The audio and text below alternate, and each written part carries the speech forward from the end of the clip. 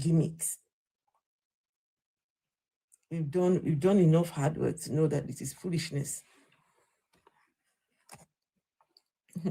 Then rapid is like Ghana must go. For Temi, they go pack her inside Ghana must go. Wait, I don't know whether they wait when she fall asleep. Then they go put her inside her head. Okay, let me bring up Kendall. Right, they'll carry the gifts put inside their head. And when they finish, they carry their gifts go. Gifts. Confess Christ, receive gift. Hello, Kendall. Yes, good afternoon. Can you hear me? I can hear you, yes. Okay, my question is, can someone use the Bible to hurt someone else? Yes. They can't.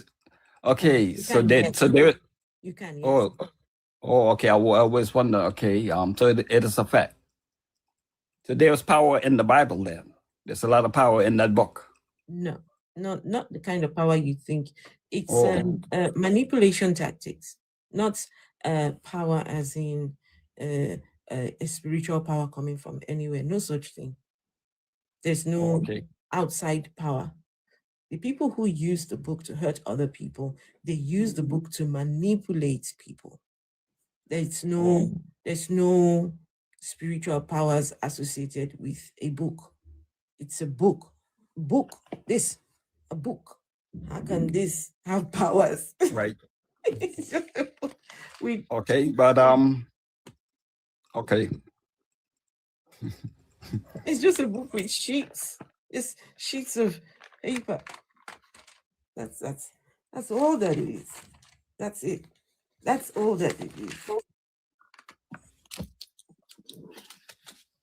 It's the same as wait.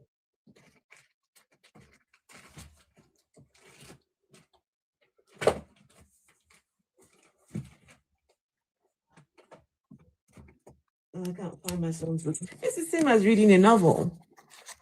It's the same as reading any other books, right? It's the same as reading. Same thing. Same difference. Same. No powers in books. No powers in books.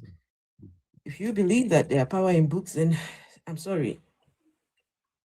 Was that your question?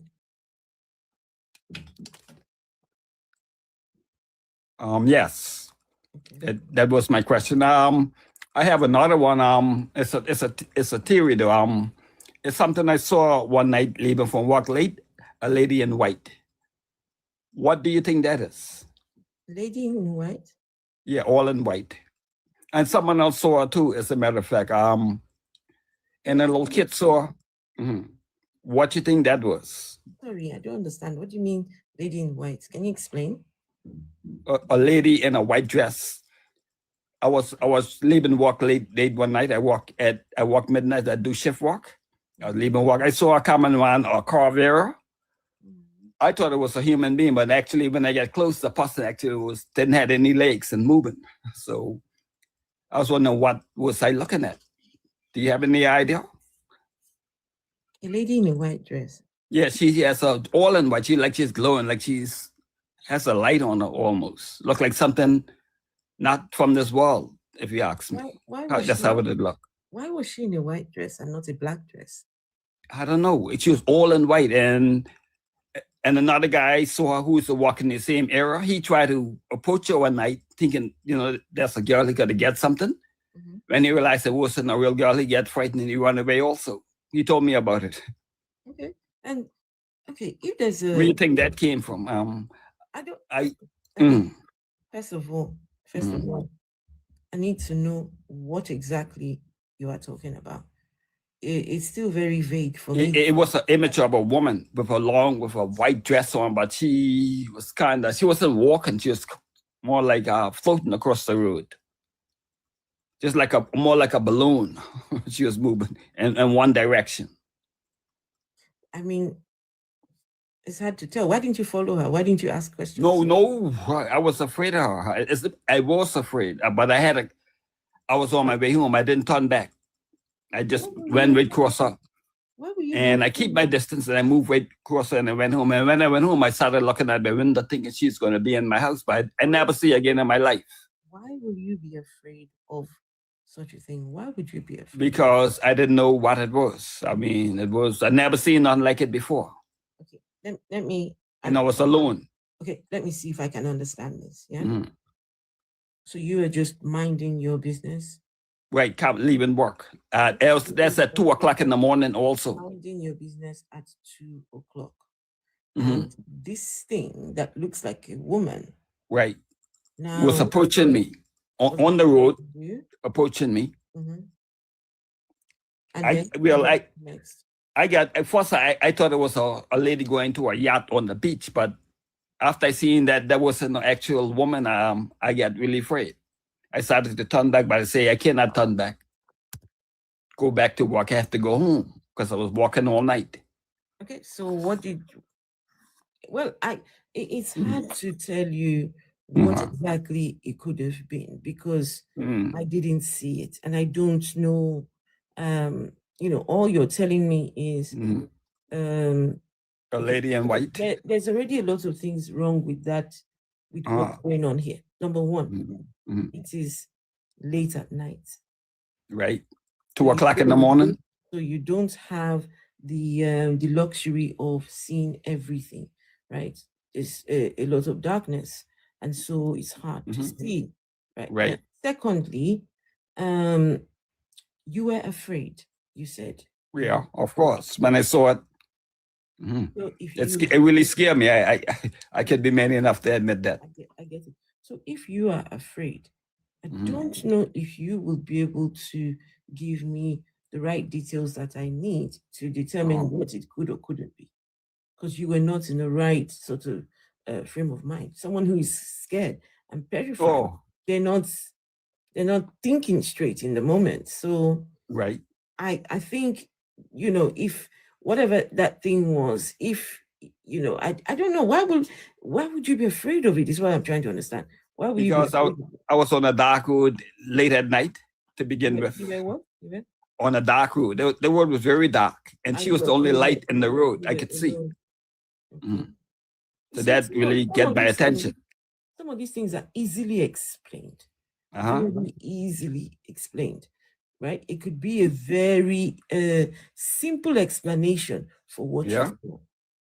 Very simple explanation. It could have been a lady just minding her business and walking, but just because it is dark, you didn't see her legs.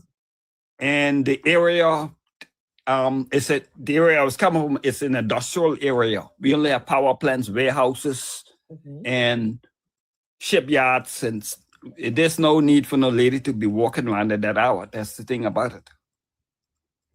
And many nights on the same road, I saw a girl, a little girl, walking that road many nights before when I was on my way to work. When I reached the work, I asked my co-worker to check on her. My co-worker asked my co-worker next day if he see her. The co-worker told me never see her. He asked me why didn't I pick her up. I said no, I have no. I saw her on 2 occasions and I never pick up. She didn't even ask me for a ride or anything. I have a conversation with her. Oh, that was whatever this thing is, talk to it. Maybe it needs your help. I don't know. Wow. I honestly don't know what this is. I don't know. I mean, I find it was very strange. That's what, I was afraid again. Okay. To be honest. Okay. Because I know we had a lot of tragedies. Did you think that you were seeing something supernatural? The lady in white, yes, I think so. The lady in white, but the little girl, I had to explain that one. Okay. I saw her on 2 occasions. So seeing spiritual things to me does not make sense. Yeah, I mean, spiritual things does not make sense because why do you get to see spiritual things and I not only me, the guys who I work with, right? I work with the utilities, the guys who work on the bucket trucks. When I call them up to do a fall to fix a line, they come up to the station like say 2 o'clock, 3 o'clock, and they saw her also. They was wondering what that girl doing on the road those hours in the bush and about. Those pancakes, heat it up and put some honey over the top, okay? All right, darling. I'm coming upstairs shortly. All right, you're welcome. Sorry about Yeah. that. Okay, and also the lady in white, a guy, right? Confirmed too, because he said he was building a house in that area. He said someone was stealing his blocks. He put a wireless camera to his house, and he actually recorded that same lady. So that's how come they could have proof that I was lying to them. My boss told me it. When I told my boss about it, he thought I was really going off my head. But after someone confirmed it with him, he saw the picture. Okay, I mean, Yeah, they have it on camera. It still doesn't make sense to me because I can't. I don't see what you saw. Right. So I cannot give you any answers what this thing was. I personally do not believe in spirits. I don't. I never believe in it. I never believe in a lot of things, but then I'm actually seeing some things on this island. I'm not saying you know, I really never believe it until I see it. I'm not saying you didn't see it. Yeah? What I'm saying is I can't make a judgment call on what that was because I don't think I've got enough to make that call. I don't know what you saw. Okay. Next time if you see it, you've got your phone. Just next time I don't think I want to see that again. I mean, it wasn't the best sight. It didn't look ugly. It just looked strange, very out of the ordinary. It didn't look like nothing belong on this planet where I live in. All right, then. I mean, I don't think I want to see that again. Hey, okay. If you don't want to see it, you don't want to see it. Right. I have been asking if there are any spirits. I really have been asking. Come and say hi. Come. Wow. Yes. If there you have never seen anything like that? No, I haven't. And you live in Africa? Wow. Okay. I don't live in Africa right now. Oh, okay. But even here where I live, right? At work, they say there's a lady that walks around here, this and that. And I say, if you're there, just come and say hi or whatever.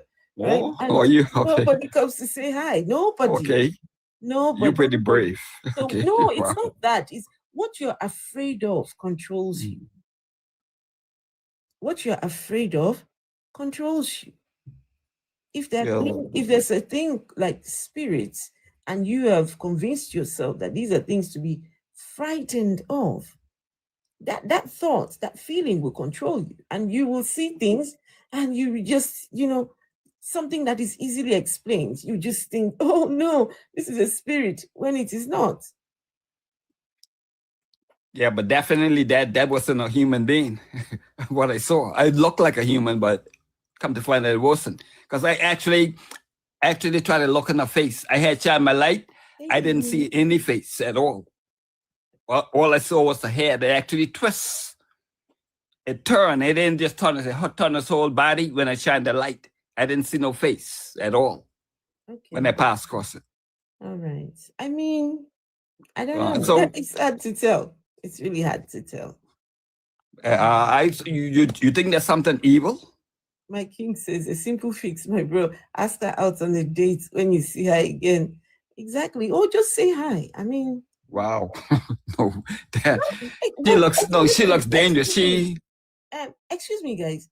Why do people think that if they're spirits that they're evil? Why? No, I just wonder. I don't know. I'm asking. This is a genuine question. If there are spirits, why do people think that spirits are evil? Why can't spirits be good? Be good.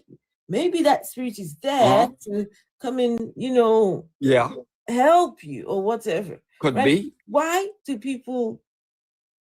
Well, I can't say she's evil. She didn't do me a thing. She didn't do me nothing. As far as I know. She wouldn't do you a thing. I nothing, mean, if that was truly a spirit, I mean, you were just minding your business. Right. So what if there are spirits? What is okay? Hello, spirit. Hi. Bye. Wow. I mean, actually, she didn't look like voltage. You know how high voltage look on the lines? If you touch her, I probably would. We really need to have. That was very scary to look at. We really need to have conversations around these spirits and supernatural things. We really need to, because if there are spirits, what makes you think that they are bad? What makes you think they're out to get you? What makes you think that they're Right. going to Because perform? yeah, you're right. Because if I see a spirit, I would think it would be black, not white. Like you say, you asked me if it was black. It wasn't black. I never seen anything black, but I seen My the white. question as well. Mm. Why is the spirit, the one you saw, why is it dressed in white?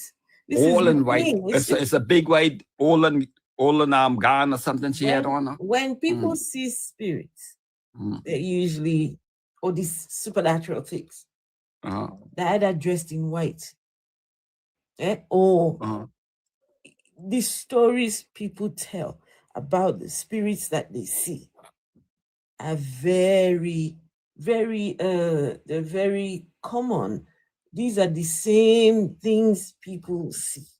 Yeah, I could recall. See a spirit that comes like a, let's see, it's hard to tell. But every time when they talk about things that are out of this world, there's always something in white, something dressed in white. Yeah, definitely. And she was glowing. She was glowing almost like a light. She was glowing. Yeah, like a light. There you go. Right. You are saying the things. You are saying the right things that, people say when they talk about spirits. Those are the right things. Oh, okay. Okay. I didn't know that because I something glowing. They see all these things. I experienced it for myself. That's why I said that. I didn't get this from anyone. So I experienced it myself when I asked people about it. What has this experience done for you now? I mean, spirits have come, they've invaded your privacy. What was the goal of them doing that? What did they do it for? I don't have a clue. I don't know. Maybe I was on the road late at night. Maybe like you said, she was protecting me from somebody. Maybe I don't know. I don't know. Something maybe could have happened to me on the way home, and probably she solved it, and I didn't even know. Maybe, huh? I don't know. That's why I asked you if I had a clue. Anyway, I'm sorry, I don't know what you saw. But please don't be afraid. I don't know what I saw either, but I know I saw a lady in white. Don't be afraid of these things. It's not. Yeah. So maybe you think, okay, maybe he was tired and hallucinating. That could actually be an explanation. That could be an explanation. You mean I was overworked? Maybe. Yeah, maybe. I don't know.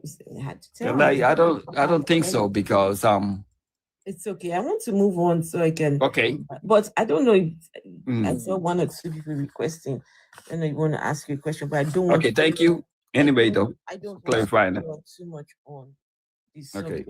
Well, let's have a look. Just hold on then. Hi, how are you? I'm good, and you? How are you, Mr. I'm good. I'm good. Very wicked man. Good to see you. Yeah. I saw your video where you were having a lot of fun. Thank you for liking. So Mr. Kendall, what's the name? Kendall. Kendall. Yes. So when you saw the person, how near were you to the person? I can't say it's a person. I don't know what I saw. I say it's a lady. You said a woman. You said a woman. Right. So she's a person. Like a woman. It is a person. Okay. If you say so, I really wouldn't know. I didn't wait around to actually find out. I get this home as fast as possible. So how near was that person to you? About 6 feet. She was on one side. I went on the other side of the road and passed across her. I keep as much distance as I can. And was she looking at you? No. She was naming like I didn't exist to her. To be honest, she didn't do me. Like I said, she didn't do me a thing. She just floated across me. So, yeah, she actually was floating. And so I where thought were she you was coming walking from? She was coming from north. She was coming from north. She was coming from north. Headed south. No, I said, where were you coming from? I was leaving work late that night. So you saw this person late at night walking, a woman in white. Right, all in white. In a pitch dark road, right? Okay. There's no lights around there because of the airport. 2 a.m. 2 a.m. Right. Okay. So where do you know 2 a.m.? Because I left work. I had my watch. I had my phone. I know what time it was. I know I left work at 2 a.m. So what work you doing done at 2 a.m.? Because I get relieved late. I do shift work, and the operator leave me late that night. And that's how And I they end up. relieve you at 2 a.m. Right, I get relieved I'm supposed to get off at midnight, It's not a problem, yeah? but I get off at 2 instead. After 2, just So you around sure there. you weren't drunk? No, not on drugs. Okay. Because I was Anyway, walking around electricity. I know it doesn't exist. You're going through some kind of psychosis at the time. Maybe I don't know what's going on in your brain, and you're just Okay, telling if you want to say so, see maybe. something. But for me, I don't. You never. I'm going to tell you the truth. I'm not going to sugarcoat anything to you. You never anything you saw was it has nothing to reality. It appears so to some extent because it didn't really acknowledge me. For reality. But when I shine the light on it, natural, whatever you exist. Right. Whatever you come up against. Yeah, whatever. But when I shine the light on it, it was the brain doing it. I don't know if other people want to speak to you, but I finished now. I don't think so. Your brain was playing on you, my brother. I don't think so. If my brain was playing tricks on me, it would have keep on doing it. It only did it that night. Sometimes our brain it can do that because it's capable of doing that. Okay. Yeah. I know it can, but in this case, I don't think it was. I think I will leave to the other people. Okay. So if they want to ask you a question.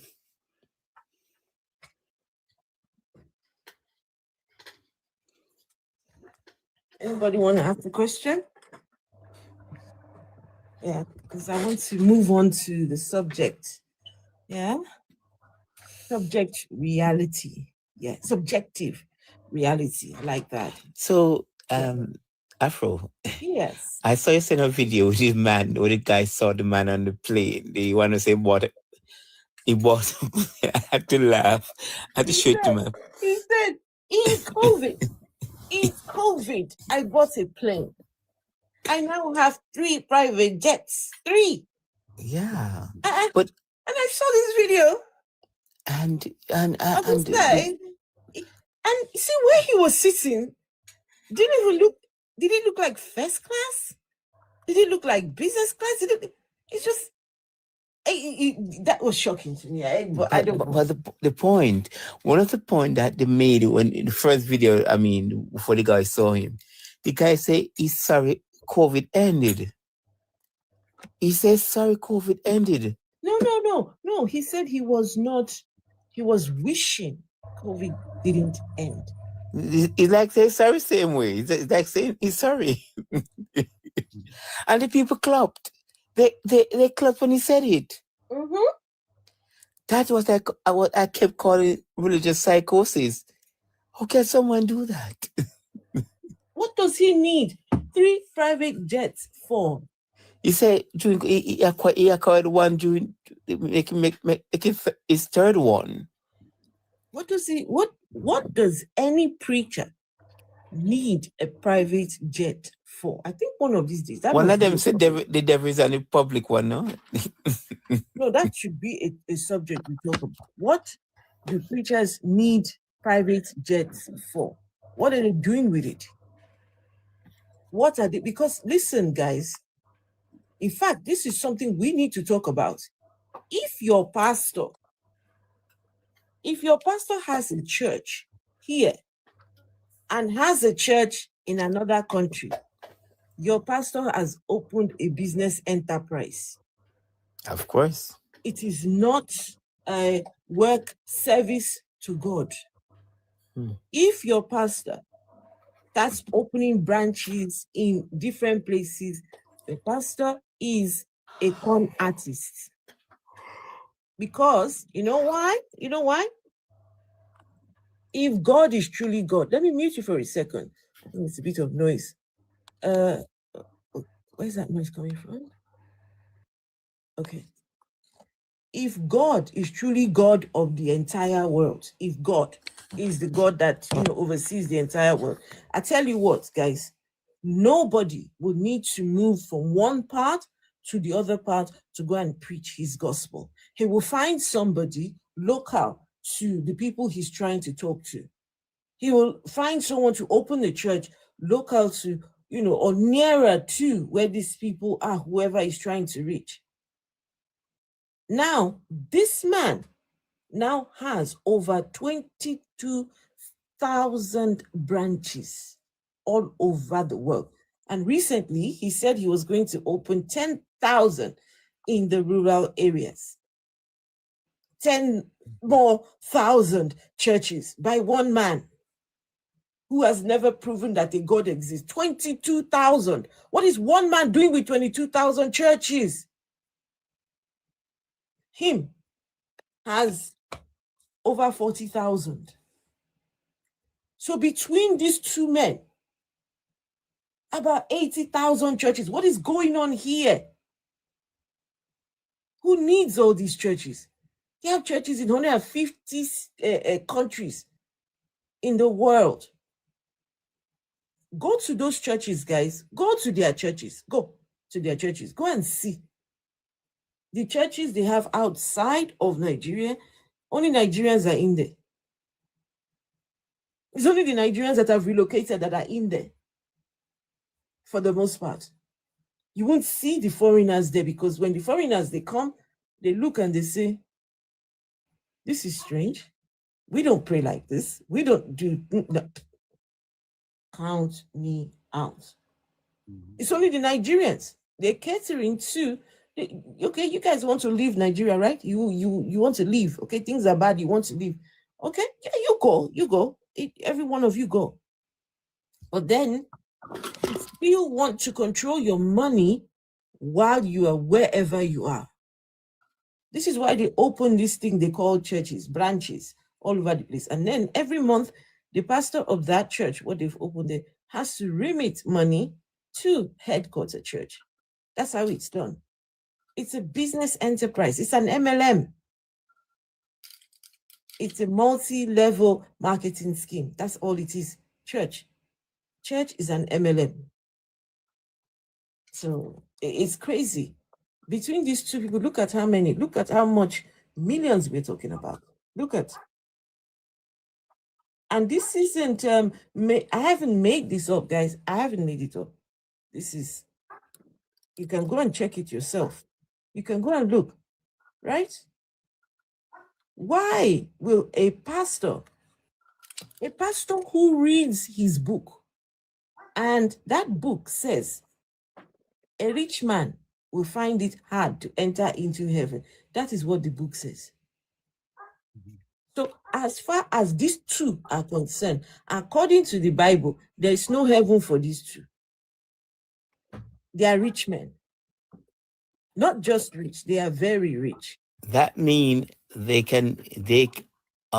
between both of them, they can eliminate Nigerian poverty, give each Nigerian $1 million US. Just each Nigerian get $1 million, and they can eliminate Nigerian poverty.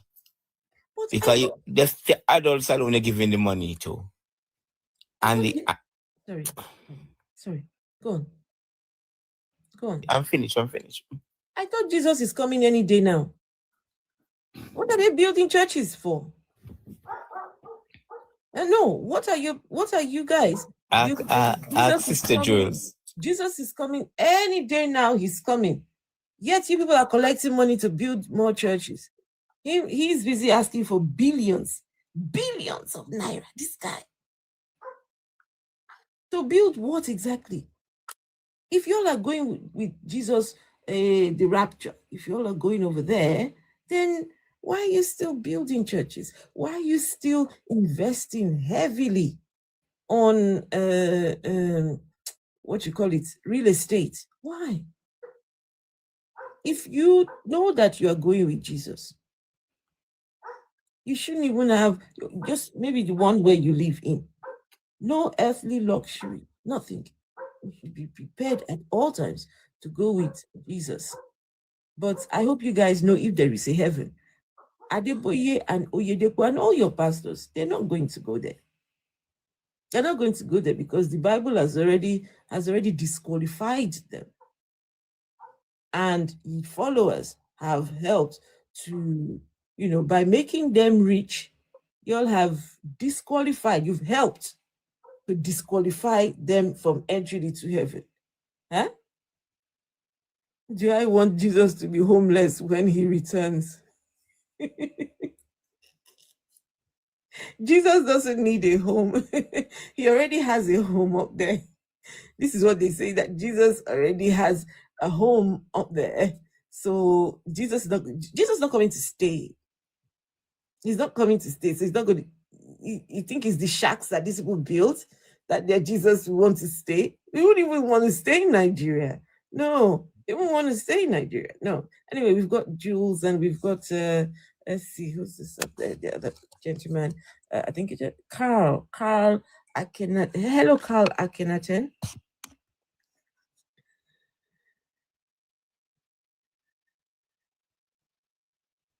Can you unmute yourself?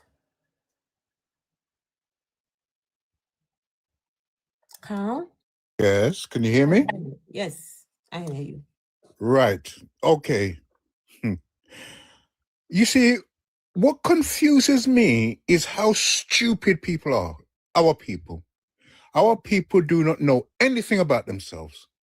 This is gonna be you hearing me? Yes, I hear you. Yeah, I can hear you. What I'm gonna say now is the first time you're gonna ever hear this from a black man. There is no God. It is a concept. It is a concept. That's all it is. And because I tell people, there are things that's happening now. I don't know how people don't know. They're stupid. I'm 66 years old, and I knew these things when I was 15 years old. They're stupid. Now challenge me, which you should do. Exactly. Challenge me. Exactly. Who do you think got? It's a concept. Who do you think created this concept? Do you have any idea who? Do you? The people who colonized us, yes. No. Who did? This religion was created by people they call Egyptians. There is no such place as Egypt and no such people as Egyptians. They are Cometians. They have never called themselves Egyptians. They are Cometians or Saisians. When Alexander, the son of Philip of Macedonia, also known as Alexander the Great, he invaded the place in 1675.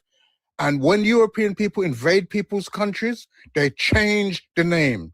He changed the name to Egypticus.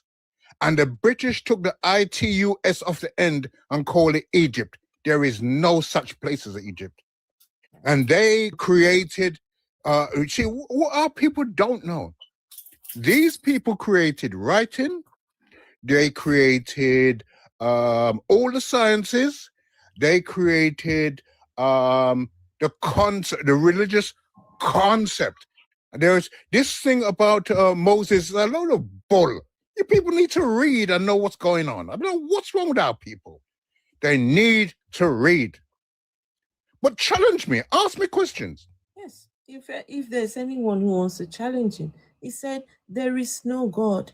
God is a concept, and I completely agree. Because the thing is, you see, the brother was speaking about spirit a little while ago. You see, people don't understand, and there are some idiots. Excuse me for saying that, but they are idiots who are telling him, "Oh, it's his mind." They do not understand spirituality. Our people do not, for some strange reason. Like I said, I knew these things when I was 15 years old. I'm 66 now. Spirituality, right? What people think spirituality is, they haven't got a clue. Have not got a clue. Spirituality is a thing Well, I'll let you know some of it. I'm not going to say all of it on air because there are Europeans listening, and I don't want them to know what. Why not? Uh, Why not? And the humans as well. We're all in this together. No, they're not. But No, we're all in this together. No, we're not. No. Let me explain. Let me explain something to you. What I mean is, we are all here. We are all here. Let me explain not, something to you. Nobody's getting out of this alive. Nobody. We are all going that way. So for a person to say, "Oh, I'm afraid of this," you're not supposed to be afraid of anything. We are all going that way. But whilst we're here, you see, me, I have. Well, I didn't go to college. You were going to tell us about spirituality. Okay, I'll tell you a certain amount. Well, but let me explain this first of all. Where do you think you think all the people that exist on Earth, they came through God or whatever, through their own rights? Rubbish. Every single people come from black people. Don't you know that? I know that. You don't know that? Let me explain. We know that. We know. No, you say that, but explain to me how. I can't explain, but I know. Listen, you use the word before believe. I'm a very odd person.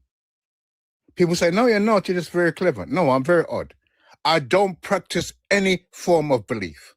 Okay. When a person says, I believe in God, the person is using the correct term.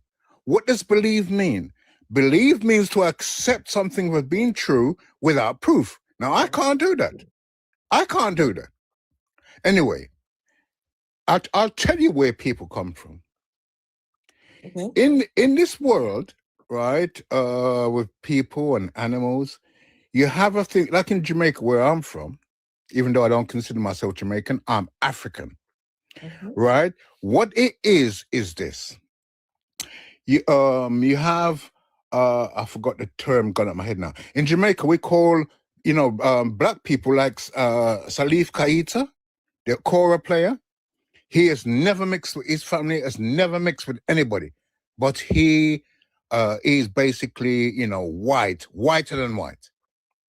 That's a deformation in genes. It happens to every creature. You have gorillas that are white. You have crocodiles that are white. And that's a deformation in the genes. Now, what happens? It happens with people. All right. So where are we going with this now? Where are we going? Well, but I have to give you a backlog to explain. And don't accept what I tell you. Go and check it. Okay. I mean, you're talking for someone like myself. I am not tied to any sort of religion or beliefs. Yeah. Well, no, that's good. You see, what it is, people say, I don't believe in God. I don't think God exists. And you say, well, I say, anyway, explain why. Oh, I just think. No, you're not born knowing everything. Right? You need to, as a friend of mine used to put it, you have to meet people where they live. In other words, if I'm going to argue about Christianity to somebody who's a person who thinks they're Christian, they are not. There is no Christian. What's been practiced today is not Christianity, and people don't even know that. The fact is, right? Oh, I read the Bible. What Bible do you read? I read the Holy Bible. It's rubbish, right? I don't think there's anybody who wants to ask the gentleman a question. Well, they can ask me. Do ask me, because you shouldn't accept what I say. I could be lying. Kendo. Hello? Kendo? Yeah, go on. May I say sorry. One second. Someone said hello. Yeah, hello. Yeah, it's me. What you're explaining about different subjective thing is, it will take so many time to listen to it. But if we go briefly as a panel, and some other can share their own panel view, and we can go on and on and on. But the philosophy where you're taking, it needs some hour for you to develop. No. I've been doing this. Hold up a second. 1 second. I've been doing these things. I'm a very spiritual person. Very spiritual. And I've been doing things. What does that mean? What does that mean? A very spiritual person? I understand life. I understand how I've been that way since I was a little boy. Always. But you don't accept that because I could be lying, right? I don't know what that means. To understand life means nothing to me. When you say I'm a very spiritual person, what does that mean? What is the purpose of people? Hold up a second, brother. What is the purpose of, people lock themselves in monasteries trying to find out the meaning of life? The meaning of life is very simple. Okay, can I ask people, just a second. Let him finish. People are to procreate and make their children's life easier than theirs was. That's the meaning of life. We don't need to go any further. But the people that can't procreate, they're not living life. Well, if they can't procreate, they can't procreate. No, you just said they procreate and make the purpose of life. Yeah, the purpose of life. So people that can't procreate, they aren't fulfilling their end of the purpose of life. You see, the sad thing is this. See, black people haven't got a clue who they are, but white people know exactly who we are. And that's why now they're capturing people, young children, black children, and taking their organs because they know that black organs, are very powerful. I don't know if we need this because, we're going what the brother said is correct. It takes a very long time. But so you don't accept what I tell you. Check. Right? Hold up. Christian, people say they're Christian. I've never spoken to a person who call themselves Christian yet who know anything about it. Which Bible do you read? King James Bible. King James. Do you know there are 3,000 Christian Bibles? And I'll tell you something now. I've been telling people this for 40, 50 years. Just one second before I let the brother go. Right? There are 3,000 Christian Bibles. And the Bible, that's King James. A lot of people don't know. King James was a black man. And he was a serious sexual deviant. I'll tell you this now, but check it. He, right, his... Okay. I don't know. I think... Go on, ask what you want to ask. I'm not asking a question. I'm just trying to cut this short because now we're starting to hear things that... I think you're going too far because you're not sticking to one point. It's a long time thing. Watch a second. It's a long time thing. King James. Yes, go ahead. Go on. Afro, when he started and he said there was no God and all that, some of us, we thought he was on the right, trajectory. Yeah, I agreed with him. You're dirty Christian. And then he veered towards. Yes, I do have a tendency to do that because there are lots of things. But go ahead. So, but when he said that he's highly spiritual, that is where that and then he deviated into things that. Because immediately you bring in spirituality, then you're telling us that you're not different from a religious person. Yeah, exactly. No, completely different. Okay. First of all, Origin. No, I'm going to disagree with you. Until we know what they mean when they say spirituality, right? We just automatically call them a religious person, right? But I don't know why. Whenever someone says that they are spiritual, ask for an explanation. All right, let me explain quickly. Hold on. For whatever reason, spiritual people never make sense to me. Okay. People who are spiritual. Yes. I don't know for whatever reason. Well, let me explain it quickly. They can't. Let me explain it quickly. They can't pin down what they mean when they say they are spiritual. Okay, I'll pin it down to you. I'll pin it down for you, right, and to anybody listening. Let me explain. Let him explain. Let him explain. He wants to explain. How many times in your life you were gonna do something or go somewhere and something inside tells you not to? How many times that happened to you? Loads of times. Do you know what that is? What is it? People will tell you Oh, it's God, it's second nature. No, that's your ancestors. Your ancestors live in you. Now, I know you're making up your face. Listen to me. Listen, and put it to one side if you want. Now, the thing is, how long you think we've been on this planet? How long? Okay. Bible, hold up a second. 1 second. The Bible that you read, the King James Bible, says my ancestors do not live inside me. If my ancestors, they have come, they have gone, they are resting now. They finished. They have done. You don't understand. Right? Can I finish, please? Oh, they have done their bit. There is no ancestor living inside me. No. So who is it what is it that's telling you don't go there or don't do this? Intuition. It's your mind. So your mind knows what's going to happen in the future. Okay, prove to us that it is ancestors. You prove it that it is ancestors. Right. Christian readers, right, who read the King James Bible. The King James Bible, right, only has 44 books in it.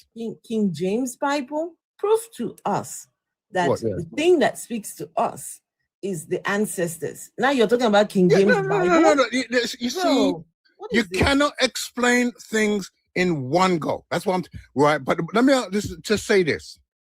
What happens is, how long Christians say you've only been on the planet 6,000 years. Do you know how long people have been on this planet? Trillions, not billions or millions, trillions of years. And you do not have an individual spirit. What the Christian try to tell you, you have an individual spirit. You do not. Your spirit is a combination of your mother and your father. Okay, how do the ancestors, how is the ancestors the ones that give the message? You're busy going off and talking about something else. Because what happens is that information gets passed along through your family. So you have connections to the origins going way, way, way back. And don't accept what I'm telling you. Don't accept it. Check it. Check right? what? How am I going to go and check the ancestors? How am I going to check that? Easy, if you know how. How am I going to check this ancestor? Let me answer you. Then go on and tell me. How am I supposed to access the ancestors? Well, let me tell you. Go on. Have you had somebody that's passed away? Yes. Right? Do you talk to them? No. Because you don't know. No. No. It's no. not possible. Listen to me. I'm telling you what you don't know. I know. Yeah. So, Carl, let me ask you a question. It is not possible. What is the relevance? What is the essence of the brain? Do you know what the function of the brain is? Goodness. If I tell you how much qualifications I have, you will be shocked. But Carl, that means nothing. The function of the brain is to control your body. Oh, no. Right? Is that all? No, it has lots of other things. But there are other things. Your mind is not part of your brain. It is separate from the brain. Our ancestors, for argument's sake, you look at the people Where does the mind come from? Where does the mind come from before you carry on? Mind? If it is separate from your brain, where does it? It comes through your family lineage. Listen, Carl. Yes, listen. The main function of the brain is to, how do you call it? Function and regulate survival instincts of the body, the organs in that body. Do you know that? What did I say? Regulate. Listen. What did I say? I chose my words very carefully. What did I regulate? say? Listen, Carl. Listen to me. To regulate survival functions of your biological system, your organs in your body. So therefore, listen to me. Listen, Carl, let me finish. Carl, let me finish. So what the mind is regulating in terms of the lipids, in terms of the hormones, in terms of the oxygen in your body, your carbon dioxide, the chemicals is balancing everything in your body too, so that you can be alive. Now, hold on How a does second. that differ from what I said? Let me finish, Carl, so you get it. So for you to think that somebody, how do we think about survival? How can somebody foretell that, hey, you know what, if I don't look left and right and cross the road, there's a likelihood that a car may hit me on the street.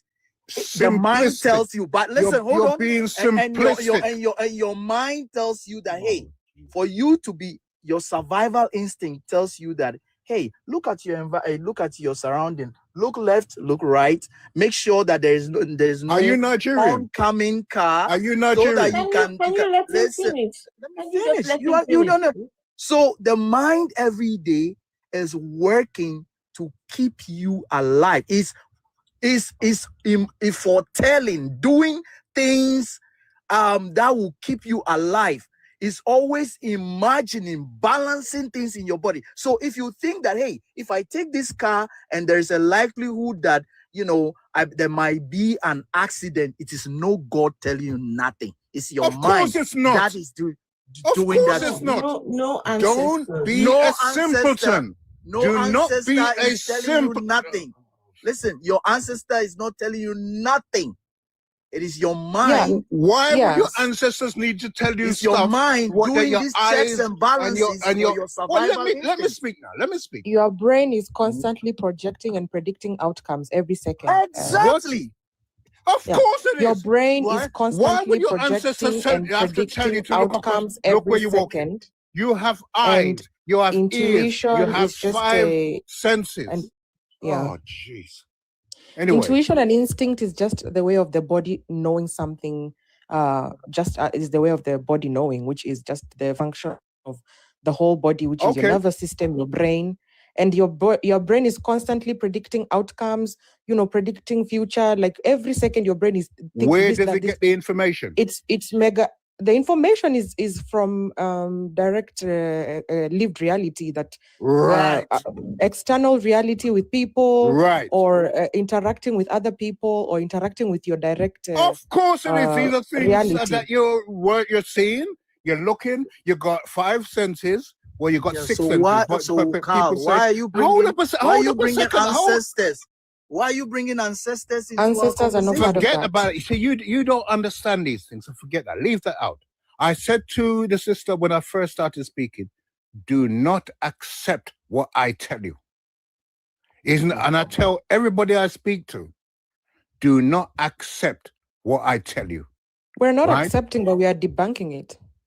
You can't. How can you debunk what you don't know? Yeah, because you don't know it either. You're assuming that. No, you don't know. No, you cannot you cannot prove ancestors. You cannot prove when ancestors. it comes to science. When we come to science, I'm telling you, you think you're more scientific than me. Oh, of course, Let me tell you what I'm qualified for. I'm definitely more scientific than you. I don't think so. Of course I am. If you don't know the basic functions of the brain, I need to ask you a question. If you don't know the basic functions of the brain, what kind of scientist are you anyway? I said to you, can we let Jews ask a question? You see, you don't think. I said to you, the purpose of the brain is controlling the body. And he's gone into more elaborate thing. What difference is it? What else does it do? It's the same so where thing. Where do the ancestors come in? Guys, can Jews ask a question, please? Say, I do have a question. Can you have a mind without a brain? Say again? Can you have a mind without the brain? According to the most sensible people that ever lived, yes. How can you have a mind without a brain? What do you know about these people they call it? Answer the question. I'm answering the question. You're answering the question with a question. No, well, you see, in order for a person to understand, I have to make sure, if I'm going to explain to you how an amplifier works, right? You must first know what an amplifier is. Right. The question is, according to the wisest people that ever lived, right? Yeah, who you call Egyptians, See, what you people don't know is they created writing, they created architecture. We're not Egyptian now, bro. We're not. You're not answering my question. I don't know where Yes, you're it going. does. I just told you, yes, it does. Sir, please. You told us you are old. You are an old man. Please. No, I never said that. Growing I up, are you never said that. We were I told said that when I am people 6. agree, No. Hold they up a are second. wiser. So can you go straight to the point and answer the question, sir? You're gonna let me speak? The wisest people that ever. Two people cannot speak at the same time. You're doing all the speaking. You are the one who's interrupting, please. I asked you a simple question. And I gave you an answer. So answer, please. You have not answered the question. Yes. Yes, what? I mean, so answer, say we are listening. Yes, your mind, right, can exist. Let me ask you a question. When a ship is sinking, think. You don't think. When a ship is sinking, what did I say? What did they send out? What's the message they send out? Like the Titanic. Are you okay? Eh? Are you okay? Okay, in what sense? Are you okay? In what sense? Are you okay? In what sense? Are you okay, sir? Oh, jeez. Okay, I could be better. Is everything okay with you? No. Okay. That is a very open question. What you're meaning to ask is, am I mad? That's what. That's what, yeah. No, yeah. that is what you meant. Yeah. I'm glad you what can you get meant, that. Yeah. right? Because I'm saying things that doesn't make sense to you, right? Not but not only that, you're not listening and you're not responding. I am to what listening. you've been I asked. answered the sister's question. She asked me if your spirit or your mind can exist without your body. Yes, it can. You see, you people who say you're Christian. Your body. That it shows that you were not listening.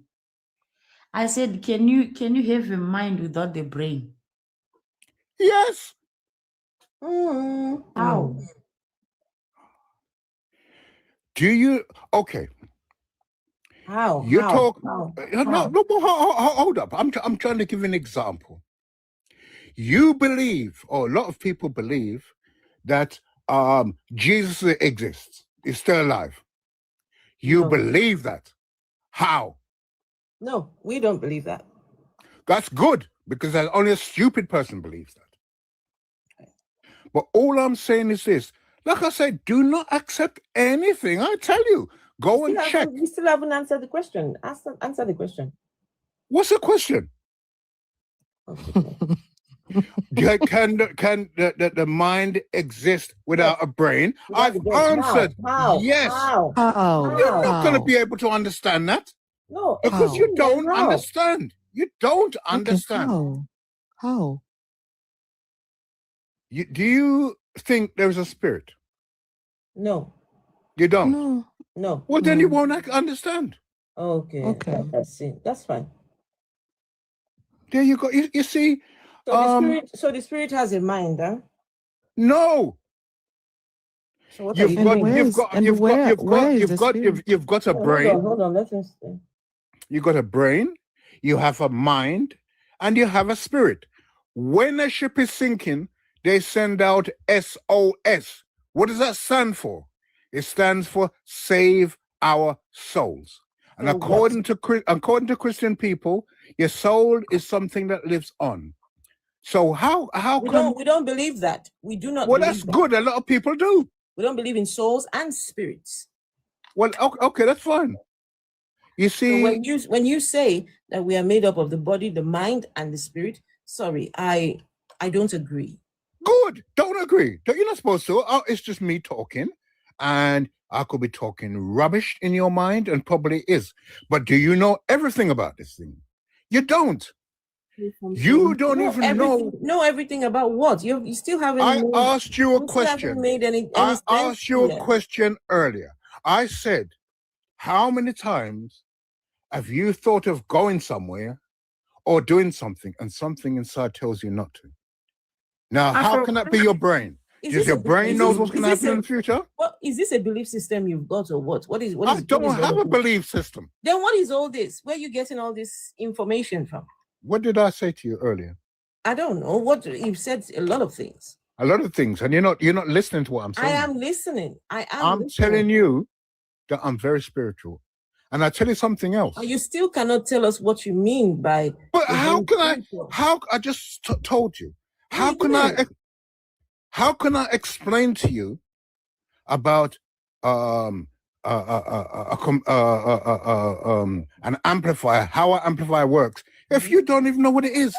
Okay, sorry, so can I that question that question that was asked to you earlier on, I think is actually very valid. Is What everything question? okay? Are you okay? I know I'm mad. Because when people start talking about spirituality, when they start talking about things that we cannot prove, then you have to tread very carefully with such. I have proven it. And let me tell you, let me tell you this. I'm still speaking, please. You have to tread carefully with people like that, because they can pull out anything from that head of theirs. How many? Pull out anything. Do you know Jamaican history? You have to be careful. Do you know Jamaican history? We have to be really careful. Do you know Jamaican history? It has nothing to do with Jamaican history, unfortunately. I'm asking you a question. It doesn't have anything to do with Jamaican history. See, you're answering that way, and you haven't got a clue what I'm going to say. So, what has a Jamaican history got to do with you being spiritual? Huh? You just answered the question for yourself. There's no point in talking about it. Do you know Ghanaian history? I'm sorry, I'm Ghanaian. Yes, I know Ghanaian history. Oh, you know about Okomfo Anokye? Of course, I know Okomfo Anokye is a folktale. Good. That's good. Now there are things that it is claimed. All right. You know Akropong? It's just no. Hang on. Do you know Akropong? Just calling names. No. There's a reason I'm asking her this. No, she's Ghanaian. She's Ghanaian, and she knows. You know Akropong, yes? I know Akropong. Tell me the story. There are two Akropongs, yes? No. There are know two. I live in Ghana. Say what you need to say. How did Akropong start? Do you know it was started by two twins? Oh Lord. Did you know sorry, that? That is not Akropong. That is Kumasi and Kumewu. But continue. No. It is not in Kumasi. What has this got to do with spirituality? The sister and I are speaking. You are Nigerian, so you don't know. The story, Carl, the story you're about to tell is not the story about Akropong. It's a story about Kumasi and Kumewu and how they split. That is one. Two. My sister. What has Akropong got to do with My sister. My teacher, he didn't teach me what I'm telling you about now. His family was one of the twins. Okay, Carl, I'm going to need you to mute for one second. There was me thinking I should follow the guy when he started. There is no God. Me, I was happy. I know I'm going all over the place. I was happy in my mind. Hey, this is one of us. Carl, hold on. Carl, hold on. No, I need to debunk some things, right? Okomfo Anokye is a folk tale, is a myth, right? Every country has their myths. So he never existed. He never existed. Please let her speak. I'm going to mute you. I'm going to mute you so she can speak. Okomfo Anokye as a man existed. The miracles he performed were mythology, right? It is an old folk tale. It's just like La Lorna, Baba Yaga, the boogeyman. Okay, that is one. Two. Okomfo Anokye has nothing to do with Akropong, and I'm telling you as a Ghanaian that lived in Ghana, grew up in Ghana, and actually studied my history.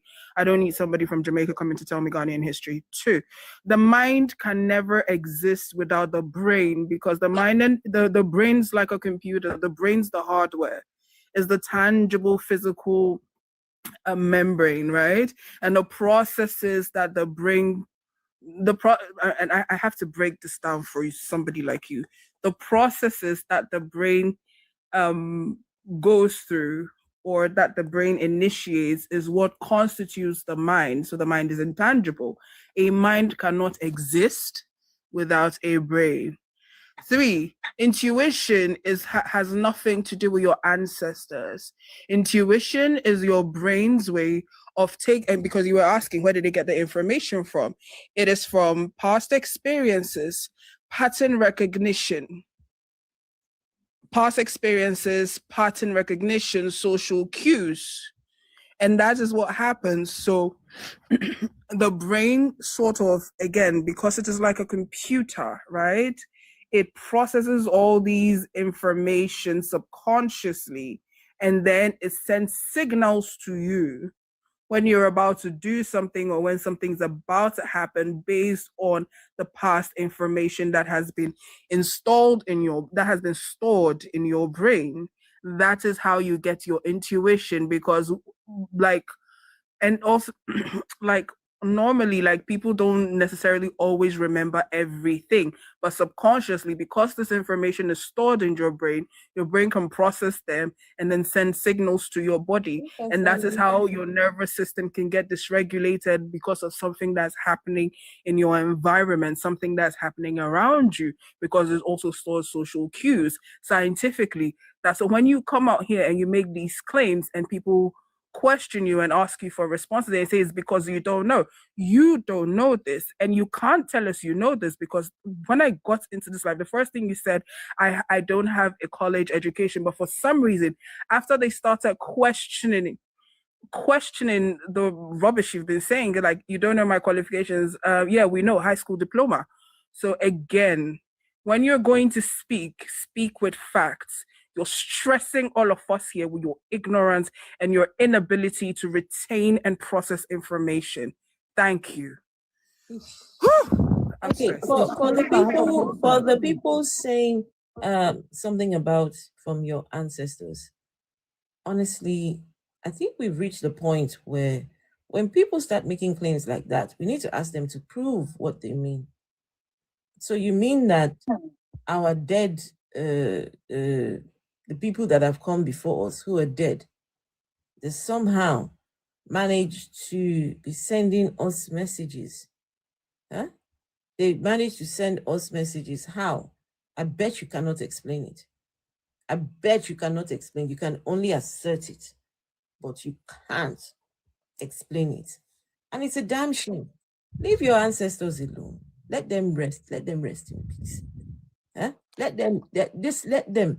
You're here now, right? You're taking over from them. Very soon you will be an ancestor too. Yeah, I wanted to say that. Let your ancestors be. I don't know if people forget that there will also be ancestors. I don't know what you people think ancestors are. You think they're supernatural something or anything like that? You yourself, you're going to be an ancestor one day. And what do you even know right now that you can tell anybody in the future? You don't know anything. So yourself, you're going to be an ancestor as well. An ancestor is nothing supernatural or anything that is, out body experience. It's just people that came before us and have died. There's nothing special there. Some of them didn't even have an education. Some of them were illiterate. What are you talking about? Ruler Baba, you said no Nigerian can say there is no spirituality. I don't know what you mean by that. Are you saying when you're born in Nigeria or you're born as a Nigerian, spirituality comes as part of the package of your birth? Does spirituality come as a package with your birth because you are Nigerian? But if you are French, I mean, how does this spirituality thing work? Please, I have a question, please. To who? Okay, to Heart's mother, Heart's mother, yeah. There was a question Carl asked. He said, Carl asked a question, and he said that how do your mind know that something is going to happen to you? Like, how do you just know when something is going to happen to you? How do your mind gives you the information? That was what he was trying to describe for us. And you said something. You said from past experiences and all that. But I don't think past experiences could tell you or foretell you what will happen in the nearest future. I don't when know. you're in a hold on, my daughter. With people, active listening and comprehension is very, very important. We can't hear you. I can't hear you now. I don't know what's up with your mic. Sorry, I was saying when you're in a conversation with people, active listening and comprehension is very important for a conversation to progress, right? 1 second. So that entire process that you're trying and failing to explain is what we call intuition or instinct, right? Now, I did not say you remember your past experiences. I said the way the brain works, it takes a lot of things into consideration to predict the outcomes of certain things. That is why sometimes when you want to go somewhere, you have multiple outcomes.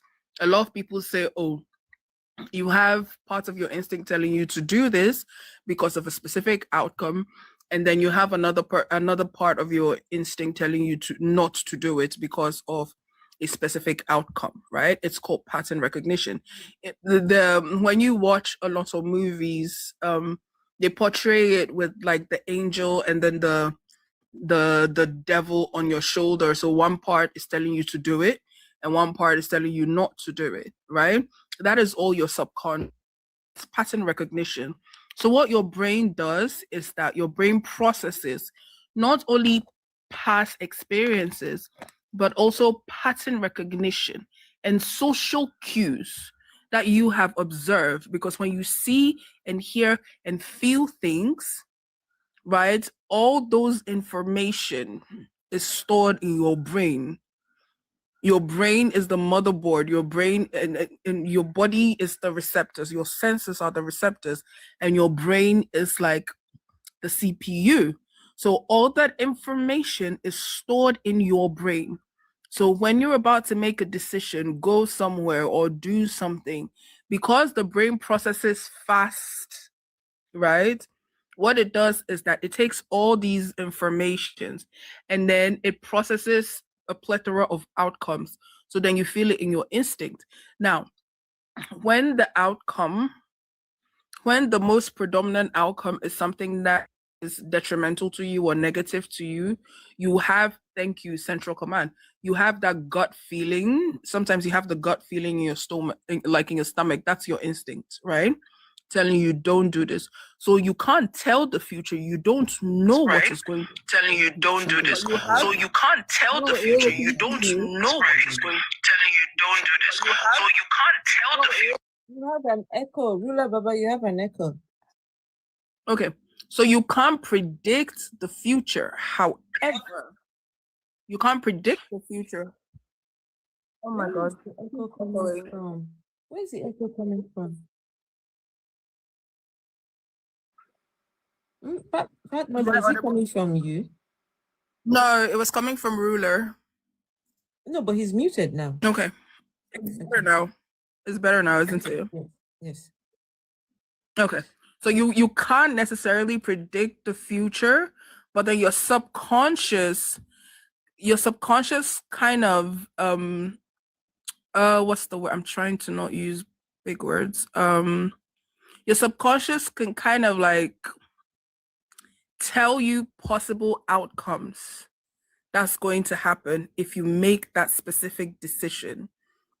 Sometimes you don't even recognize it in your brain, but then it happens with a dysregulation of your nervous system. So then you feel it, then you feel anxiety, you feel a pit in your stomach, to the point where sometimes you can actually have a runny tummy. It's all your brain signaling to your body that what you're about to do might be problematic. And it's not only like in a negative. Sometimes when something is happening or you're about to do something or about to make a decision that has predominantly positive outcomes, you start feeling excitement. It comes to a certain level of anxiety, but anxiety is not always negative. You start feeling anxious, but then the anxiety comes with excitement because the outcome of what's going to happen is going to be positive. It is all your brain. I think that for the most part, people need to actually read about their bodies and how their brains work, so we won't be having these mundane conversations. Thank you very much. Yeah, and also to add on that, like in evolution, this increased the chances of survival in a species.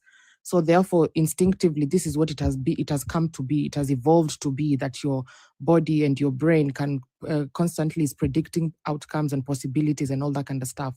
So it's not rocket science. It is not a supernatural. It's not God. It's in the body. Okay, sorry. I think I don't have to agree with you because I think it's not something. Okay, I know you just say something has to do with pattern and all that. What I want to say. Sorry, 1 second. There's someone who was asking to come up. Golden, I tried to bring you up a few times. Golden, you said you wanted to explain something that happened with your husband or something like that. Your late husband. Sorry.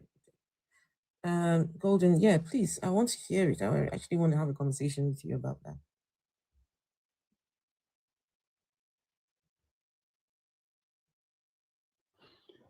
Okay. Hello. Can you all hear me, please? Yes, I can hear you.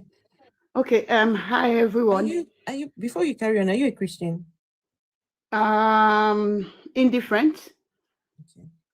Totally indifferent. So I just want clarity, please, and it's related to the comment where someone mentioned that I'm from Nigeria, where someone mentioned that those in Nigeria can't deny spirituality.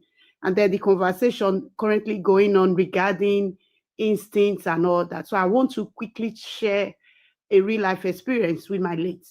I'm currently remarried anyway. So this is what really happened. He was sick, not really. So before you carry on, is this story to try and prove to us that there is spirits? No, like I said, it's for clarity. Okay, maybe the lady speaking on instinct probably would give me some clarity on an aspect I'm still not certain about. So it's not really about spirituality. Yeah, G. All right. And I go on, please. You're trying to seek for clarity about what happened to you. Yes, probably maybe she would really explain if this was really his instinct. Okay. All right. Or probably she has a better explanation for that. So like I said, he was sick briefly, not something to worry about. And then a few days before all this started, he did confide in me a dream he had where he saw some persons fighting him and giving him water to force him to drink water. Then a day two and all that, the illness started. And just before I could say anything, he died. So I'm just trying to summarize. So he died. And now I remember the day he was to go for his test. He took his mom to the room and he told his mom that he's not going to make it. Mind you, I said he was not seriously sick. He's somebody that can talk, somebody that can walk. He told his mom he's not going to make it. And then remember, he also mentioned the dream where someone gave him water to drink. So when we eventually did the test, what it showed was that there was water in his lungs, right? Before this test, he had told me he had a dream where someone forced him to drink water. And then when we did the test, what the test revealed there was that there were fluids in his lung. And then, like I said, he eventually died. Mind you, we were married for 4 months. So because of the whole circumstances surrounding his death, I just needed closure. And then I was recommended to this lady who they said can communicate with the dead, in quotes. And when I got there, nobody took me there. I don't know that lady from anywhere. All she just did was make the payment, which I did. And then she started describing not just my late, described everything that had happened, described certain things that he had confided in just me. Because when the lady mentioned these things, the mom who was also there with me didn't know about it. I had to confirm that, yes, he did say all this. So my question is this. This lady saying all this about my late, which I confirmed did not know her from anywhere. That was the first time of me meeting her. What actually was going on there? Was she really seeing the dead now in quote? How was she able to know all these things, the circumstances surrounding the dead, the fluid, the dream, everything? So that's just what I want to see clarity on. Could that also be the instinct or something? Fast mother, can I just say something? before you Okay. Go ahead. You had to pay for this information, yeah? Yes. I have a problem with that. Anything you have to pay for. I mean, when it comes to all these spiritual things, right? Because when it involves money, it's now the person that introduced you to this person, had they been there themselves? Okay, this I got to know. I overheard people I don't even know mentioning that lady, mentioning that this lady does things like that. They don't know. Let's just say I was in a box, and then this conversation was going on that there's a place where if you want closure on issues like this, you can go. The people discussing it do not know me. I do not know them. So I only overheard them. And when I got to the particular area they mentioned, I started asking, being that she's a popular person, so they were able to just tell me this is where she lives. Okay, so it looks like this is their line of work, yeah? So anybody that comes to them, automatically they know that you want to get information from people that have passed, yeah? Yeah, it will be what you people call a seer in your site. A seer, right? Now, yeah, go on and ask the question first. So when you went to the lady, can you tell me how many questions she asked you? Okay, now, it's so shocking that when I went there, remember I went there, I was there, my ex-mother-in-law was there, the brothers were there. Now, first thing this woman did was to mention the names of everybody that was present. And when she had done that, she was not speaking. The way she spoke was my ex or my late speaking through her. So she had called my name, called the best friend, my late best friend who was also there. And then he just started speaking, like I said, regarding his death, everything that had happened. So she wasn't even, it was not a case of she would ask me what's his name, no. So she even gave me the description of how my late looked, his height, his skin complexion, everything.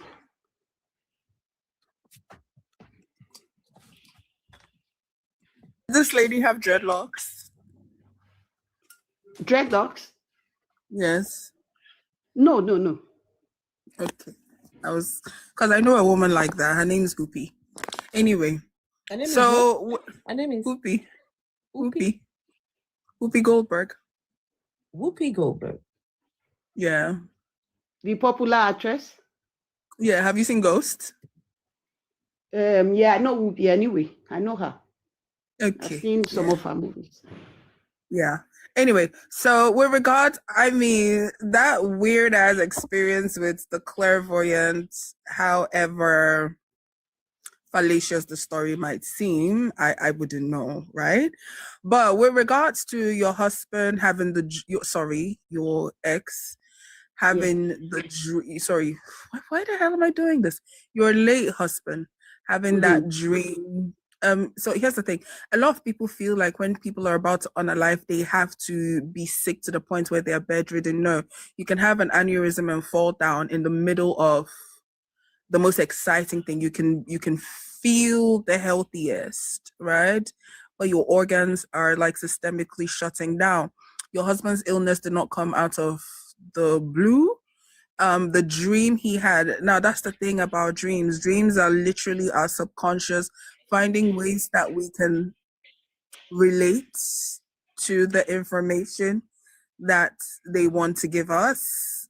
And then it's just like a representation of what our subconscious is thinking. So if you're thinking about a certain type of thing before you go to sleep, yeah, I used to dream about my dad after he unalived. That was because he was on my mind all the time, right? So that water entire thing is literally his brain warning him about what is happening in his body. It's just a dream. That's not it. But for that clairvoyant woman, there are lots of questions I have, right? Because it's kind of very, very, I mean, for this specific conversation, it's very interesting that you heard about her from absolutely Nobody, nobody gave her that information. And then you found where she was. In the conversation they were having, did they also state her address?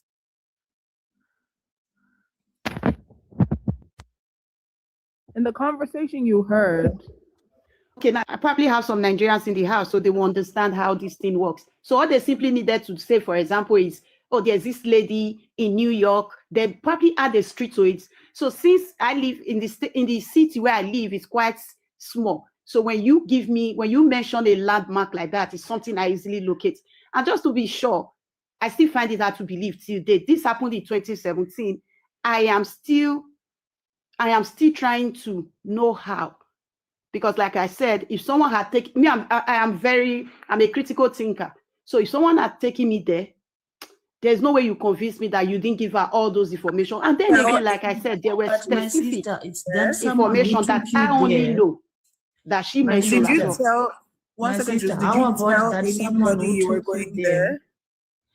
How about that someone who took you there gave the information already to the lady? No, she said nobody took her. Nobody, she said nobody took her there. Nobody. No, it was just a conversation between some passengers. Nobody took me there. In fact, I didn't know that. One second.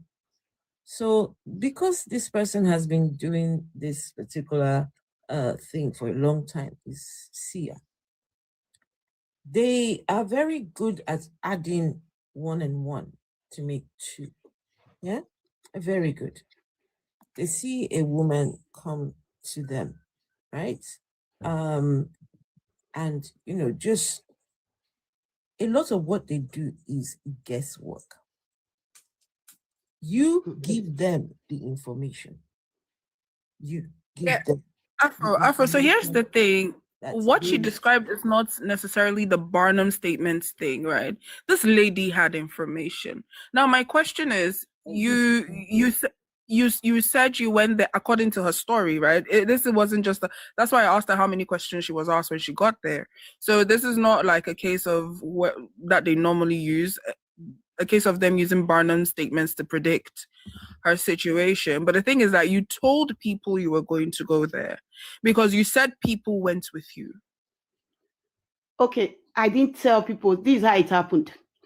In fact, the reason we went is, like I said, it was for closure. His death was highly suspicious. There are some parts I just want to skip for personal reason. The people I went there with did not know that place. I gave them the address. I had to stay at the road and pick them, take them to the place. They do not know that place. And if you would also want to know, as at then I was pregnant and nobody knew apart from my husband. And the lady mentioned it. I was a few weeks gone. And the lady mentioned there are a lot of people that can tell a pregnant woman. And sometimes they can look at the space between your 2 clavicles, just your breathing. They can touch your hand. Like, let's say if they hold your wrist, right? They can tell from your pulse that you're pregnant. Sometimes even your eyes, sometimes your skin. Is very easy. Our grandmothers and great grandmothers used to do it. Like, I don't know, haven't you ever had that situation where there's one old woman in your family that can tell a person is pregnant even before the person goes and tests and find out they're pregnant? That is not this hocus pocus. Trust me when I tell you that lady had. I do have a question. In the beginning, she said somebody took her there. Who took you to that place? I said I overheard people talking about that. I don't know. It's only when it's. I wish I had some Nigerians in the house. They will easily understand this. It's a common practice in my place anyway. Wait, hold on. I'm half Nigerian, so. Okay. So this person I met is a common thing. Like when someone died, it's a common practice for people to want to reach out to persons like this, and they claim they speak with the dead.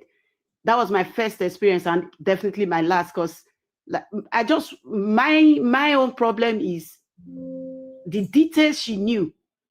Most of them were details that I only know. Not even like I said, when she would mention some details, my ex-mother-in-law would ask me for confirmation because nobody knew.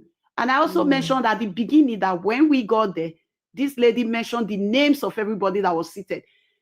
The names, not gender, the names of everybody that was seated. My lady, let me tell you something, right? And this is something I've been pondering on recently. If there are people that can either speak to God, to speak to spirits, speak to dead people, I strongly believe in confidentiality, right? Confidentiality is a good thing. Now, why will a spirit, a God, or whatever thing divulge my private information to anyone else? I find that it's problematic. That I'm just saying, if there are any spirits that are in the business of doing this, especially the ones that say that they're hearing from God, we need to protect our spaces more. We need to protect our privacy more. Because somebody comes to you and tells you this about yourself, instead of just believing them, you need to, first, think about it. If that spirit really wanted to speak to you, really wanted to get information to you, they knew your address now. They knew where you were. Why then go and gossip? Because I feel that is gossiping. How can spirits go and be gossiping about you, your private information? You don't know what she will do with your information, right? I think that we shouldn't accept things about yourself from a third party, right? Because that person knows all this about you. Listen, these things are very easy. These things are very easy to figure out. She might have spoken to somebody who knows you. But if there are any spirits that are in the business of talking about you to somebody else, then you should not tolerate that. If someone comes to you and tells you, God said I should tell you, or this person said I should tell the person, whatever told you can easily come and tell me themselves. I'm sorry. I want to say something before Chooks, hold on. I want to say something, Golden. Now, you don't know me. This is your first time meeting me, so I might come off as a little abrasive. I need you to understand there's nothing personal. I like to be very blunt in the way I think, and I don't do respectability politics. Yes. However, yes, Carl. So this is not me invalidating your experience. Your experience can be true. I'm just telling you how I feel and how I see this interaction. I don't believe your story. Here is why. Okay. I'm going to explain to you why I don't believe your story, and here is why. We've been having these conversations. A lot of time when we have conversations like this, you have people that always want to come and prove a point, right? And I know the reason why I'm saying this is because you directed your thing to me, right? And here's the thing, right? I think that in telling your story, because there have been ways in which your story has shifted, right? In telling your story, you decided to come and prove a point, prove me wrong. And it happens a lot of times with people who believe in spirituality and these things. So you covered your bases, because that is why, I just heard people speaking. You couldn't say specifically, because if that part was true, it could have been like, I was walking downtown, right? And then I heard these two ladies talking, and then they mentioned this, or I was in a car and I was sitting behind them, right? There are certain specifics that would come if you were being honest in your submission. But you waffled a few times when you were asked who directed you to this person, and that is why I don't believe the story. Again, now this is my brain and my intuition working, like work with me, right? There are specific inconsistencies, right, in the logic of the story that you're telling, that has made my brain send signals to me and my intuition to let me know that you just came up here to prove a point, that we can't explain everything with science. And unfortunately, now this is where pattern recognition comes in.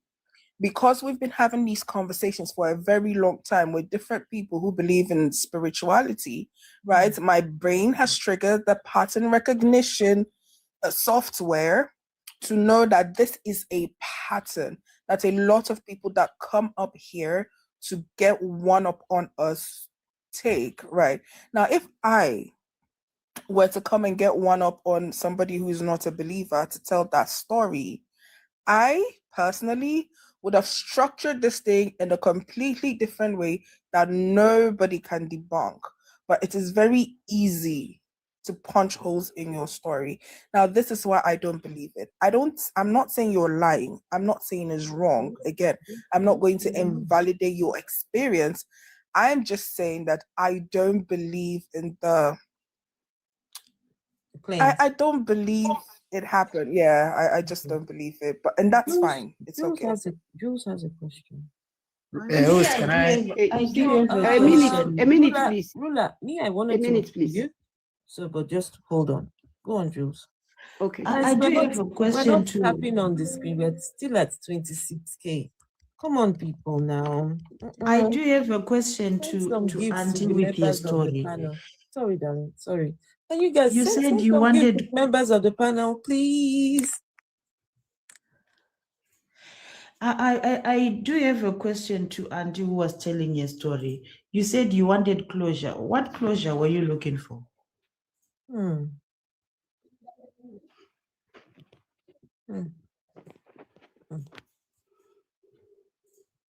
don't know if I want us to carry on questioning this because my sister, if when you go to the Sangoma or Babalawo or whoever, there's always a witch. Right now I'm taking my ARVs, right? And I stopped taking my ARVs. If I passed on, you will be my witch, my sister. Because you are my sister, they say you are a witch. Sorry, right? You said you've stopped taking your ARV. Yeah. So everybody dies. And when anybody dies, when you go to these prophets, sangomas, there's always a witch. So I'm not buying these stories. We all have expiry date. Can we stop blaming people? Oh, this and that. Oh, he had a dream or this and that. Probably the doctor told him that he's got water in the lungs. So that's what was in his brains. And then he had a dream. Obviously, you do have dreams of the things you are exposed to. So I think we should move on from this story. For me, I'm not buying this story. I'm sorry. I'm not buying it. And, just as what Fat Mother said, not to invalidate what is your story, what is your experience, but in order to get to a good conclusion, we will need to know a whole lot more. A whole lot more. And I don't want us to do that because it's a very sensitive thing for yourself. And, I don't want you putting all your business on Front Street. But I hope I hope you are settled in yourself about the loss of your ex. Oh, okay. Thanks for your consign. Like I mentioned, it happened in 2017. And if I'm being honest, till date, I still do not believe anything that lady said. As long as I have as to how she got those details, I do not believe. So that is to let I'm sorry, I really do not get the names. And that's to let you know that I am not, I'm not in any way invalidating the discussion of this group, which I totally enjoy and I look forward to. I was only seeking clarity. And you see, when I shared my story, I kept saying something. I said, I wish Nigerians were in the house because this is a common practice here. I am if people would want to comment, there are people that have had even a more direct experience than what I just shared. And I try to keep some certain details like the moderator said. I really do not want some businesses out there. I don't know who's listening. So yes, I'm in a better place. but I have no reason whatsoever to come up with a story that never. It still troubles me to date. However, I have the way I have made peace with myself is not to believe what that lady said. That is how I have chosen to make peace with myself, because what she said wasn't good. So that's how I think I'll leave it there. But I have no reason to just come up. And there are even more critical details I did not share. Quickly, what if I had shared that before my wedding, I was told my husband was going to die 4 months into it? Okay. I mentioned that he died 4 months into it, and I was told. Here's the thing, Goldie. I would appreciate it if you stop divulging these informations again, right? Like I said, I'm not saying you're lying. I'm just telling you based on the information that you have given us, I am not inclined to believe it. So can we just end it, please? Because the more you try to prove that you're not a liar, you just end up saying more things. Again, I didn't call you a liar. I just said I don't believe. Like, and I don't believe in how. And just like you, I equally do not believe that lady, and I have stated why. As long as I do not know how she got those details, I do not believe her. Was everything she said correct? I have no reason to not say, oh, because I don't believe I would like. They were 100% correct. But I don't know where she got those details from. It's okay. And so why? There are questions that we have. Maybe there's an explanation. There are questions that we have that we cannot answer. Yes. It's about just so it is not. I'm sorry, please. It's not to invalidate. It's not really. I enjoy this platform, and okay, thank you, my lady. And I stand all the belief that you hold, and I'm even looking forward to bringing more Nigerians here, so they learn. Yeah, we understand you. Wait, Golden, please hold on. Yes, please. We've got somebody who thinks that Nigerians are spiritual. Nigerians know spirituality. So, Rula Baba, let's hear you. Okay, thank you very much, the host. I really appreciate you for this opportunity. Thank you. I want you to understand that we Africans don't play with spirituality, and because it is highly like something that is part of their life. And I will give you some scenarios. Please, before you carry on, please explain what you mean by spirituality, just so that now the basis. Let's have the basis for this conversation. Thank you very much. Spirituality has to do with what we call spirit. From the word spirit is called spirituality. That means they believe everything in this world has spirit. The stones, the rock, the trees. What is a spirit, sir? A spirit is a divine entity living inside a particular body. A what? Say that again? An entity. It's an entity. Yes. Living inside a particular body, which cannot be seen. It cannot be seen, but it works and it moves. How? Okay, if it cannot be seen, how do we know that this divine entity lives inside people? Okay, thank you very much. This is what I will give a scenario. It's like not a scenario. And that is what I can use to explain to you. The scenario will not answer my question. And that is what I can use to explain to you. No, but I want to know what a spirit is. Spirit. That's what I'm saying. If it's not existing, the white people will not give it spirit because they know it exists. That's why they put it spirit. Nobody can define that there's no spirit. Wait, hold on. So because the white people said it means it exists. Wait, when you look at the definition, okay, hold on. Let's see. Definition. Let us check it in Google so that I can explain to us. Thank you very much. Check it, Google. What is spirit? I'm sorry, you know that there was a time when white people said you were subhuman. I don't have details about that, but I just believe these are something that is globally. Even in US, in UK, China, everywhere, Africa, they believe the spirit, whether we like it or not. Listen to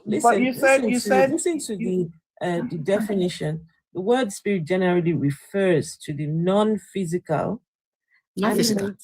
animating essence of a person, such as a mind, a soul, or character. It derives from the Latin word spiritus, meaning breath or soul. Its exact definition depends on the context in which it is being used. So to say thank you very much. That if there was no such thing as a spirit, they wouldn't have a word for it. It depends on the context.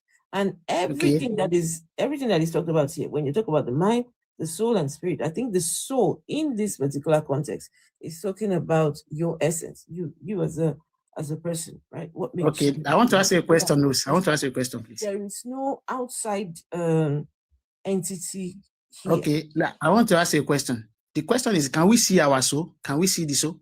We can't see it. What do you mean soul? What do you mean? That's what I'm saying. That's what I'm saying. It lives inside the body. Nobody can communicate. Nobody objects. Olga, what is a soul? A soul is what is in the body. You can Google it as well. It is inside the body. Where? That's what function. That's what make people to function. That's what make people to move around. That's not true. I'm sorry. Science that is not true. biology. Okay, you are Mr. Mrs. Fat. Hello, Mr. Have you done biology? Did you study biology? Of course, study biology. Yeah, sure. Okay, if you studied biology, you are talking about science. Wait, you're talking about science. Hold on. Did you see spirit and soul as part of your biology class? You study what we call metaphysics. No. You study what we call metaphysics. That's why I study metaphysics. I study metaphysics. You study metaphysics? Yes, metaphysics. That's what I said. That's what physics. Wait, hold on. Where did you study metaphysics at? I studied in Adeboye University at Mbakoko from Ondo State. Where? Which university? From Ondo State, Adeboye University at Mbakoko. Adeboye University, AAUA. So when you studied metaphysics, what did you come out with? What was your? Yeah, there are some things that cannot be proven or explained by faster science. That's what you call metaphysics. What was your qualification when you finished studying metaphysics? I acquired BSc. You acquired a BSc in metaphysics. In what? I studied physics electronics. That's what I studied. And I studied part of metaphysics. You studied? Physics electronics. What electronics? Physics electronics. Physics electronics. Physics electronics. Yes. And as part of that course, you studied. We are expected to be exposed to what we call metaphysics. Okay, if you don't mind, how many months did you study this metaphysics? How many, I spent 4 years. I spent 4 years studying physics electronics. That is a 4 years course in education. I'm part of it. Within that, how long did you study this metaphysics? Metaphysics. Let's say for is a course on let me say for 6 months. Okay. And did you have what were the sources that you used that they used for teaching this? What were now that's good. This will happen. What I want you to understand is this: there's something that it is beyond just ordinary science. It is complex, and that is what it transfers to metaphysics. Okay. That is number one. Let me now try to proceed. What happens is this: in Africa, I want you to give me time. Let me explain to you. I want to use a scenario as a Nigerian now, because Nigeria and Africa don't do with spirituality. It is possible for them to communicate someone in US and be coming home without picking any of his goods. That's a lie. That's a big fat lie. I know you tell me that is a lie, no problem. Let me just continue. No. This is the reason why I wanted to talk to you, because I am going to challenge everything that you are saying. Okay, now, if you said that one is a lie, do you agree it's a lie, right? Can you Google, can you check what is called Ayilala? Ayilala. Yes. Ayilala is a god from the Can I please debunk one thing before you continue with Ayilala? I'm sorry. So in studying your physics electronics, did you study philosophy? It's part of the course you must study in early level. That is general course in early level. Ask anybody in Nigeria. You must study philosophy. So yes. Okay. So then where? But it's just elementary philosophy. It's not a context philosophy. I'm not. Bro, calm down. You're talking at 2 times speed. In university, when you were doing your physics electronics course, did you study philosophy in the university? I study philosophy. That is a mandatory course for every 100-level student. Is a mandatory course. Okay. So in what level did you study metaphysics? We study it in that is 200 level, 300 level. In level 2 and 300, did you study philosophy? Yes. No. I studied in 100 level. I've answered you. It was studied in 100 level. So here's the thing. That's where you're lying, because metaphysics is kind of you can't study metaphysics without studying philosophy. Like, it is part of philosophy. So if you studied, hold on. if you studied metaphysics, right? Because a lot when ignorant people, Jeffrey, you're snoring. Can you please mute Jeff? When ignorant people, right, want to lie about the shit that they're doing, again, I'm very blunt, so pardon my Spanglish, and because they don't understand what they're talking about. Metaphysics has got nothing to do with physics. It's got nothing to do with electronics. If you're studying metaphysics, you have to be studying kind of around philosophy. Is a branch of philosophy. It's one of the subtopics of philosophy. So there's no way in hell that you'll be studying metaphysics in level 2 and 300 after you have finished studying philosophy in level 100. It don't make no sense. Sometimes you people forget that when you come on TikTok, you speak to actual educated people. No problem. Whatever you say, I agree with you. I'm not arguing with you. What I want you to know is this. Wait, I'm not arguing with you. What I want you to know is this. Whether you said it is a lie, that is what the woman said. If he says it's a lie, this and that, no problem. You only know what you know. I know what I know. And I believe there's something we call metaphysics. And I told you host to Google what we call Ilala. Then let me tell you how I've done it. Okay. And you studied. Let me tell you what Ayelala is. Ayelala is a powerful, revered water goddess and female deity of justice, truth, and retribution in Yoruba and Ijo mythology. Shonadi here. Okay, thank you very much. Okay, thank you very much. Can I finish? Do you understand what mythology is? Mythology. Okay, let me carry. So it's primarily originating from the southwestern Nigeria. She's widely feared for inflicting instant punishments, such as bodily swelling, on those who commit crimes like armed robbery, theft, and kidnapping. Ayelala is believed to have originally been a slave from the Ilaje subgroup who was wrongfully executed for a crime she did not commit. After her innocence was discovered, she was deified as a powerful Orisha, right? Though originating in the coastal, anyway, yeah, they're just saying that it spread from the Ondo area to the Edo people and Benin people, yeah? So already, Ayelala, it's nothing but a myth. Please, can he define what a myth is? Because sometimes we need to. And also, I don't know why. Every time you all come with this concept of a spirit being, whether it is a water goddess, whether it is a marine, whether it is whatever it is, it's always something evil. It's always something looking for, who stole my bread? We're going to the Ayelala to go and find who stole. Why can't your Ayelala fix your roads? Why can't the Ayelala do things to benefit? Look at its example, bodily swelling. Ayelala, they cause bodily swelling. My people. See how the Nigeria economy be. If you go and see the people that worship this Ayelala, go and see where they worship this. Even you yourself be like, what the fuck is this? It's time for people to come on now, people. You go and meet a shrine to go and tell you who stole your bread or who stole your. You have two people fighting over land. The fight over land. This is what you got the court system for. There are better ways for you to, have your settle your differences, right? It may not be 100%, but I mean, we need to move away from these things.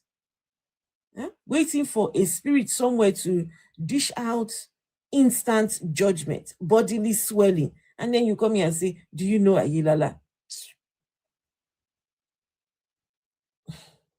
The other thing I even want to say is that, did he just tell us that he studied metaphysics as a course? I'm looking at it sideways. For 6 months.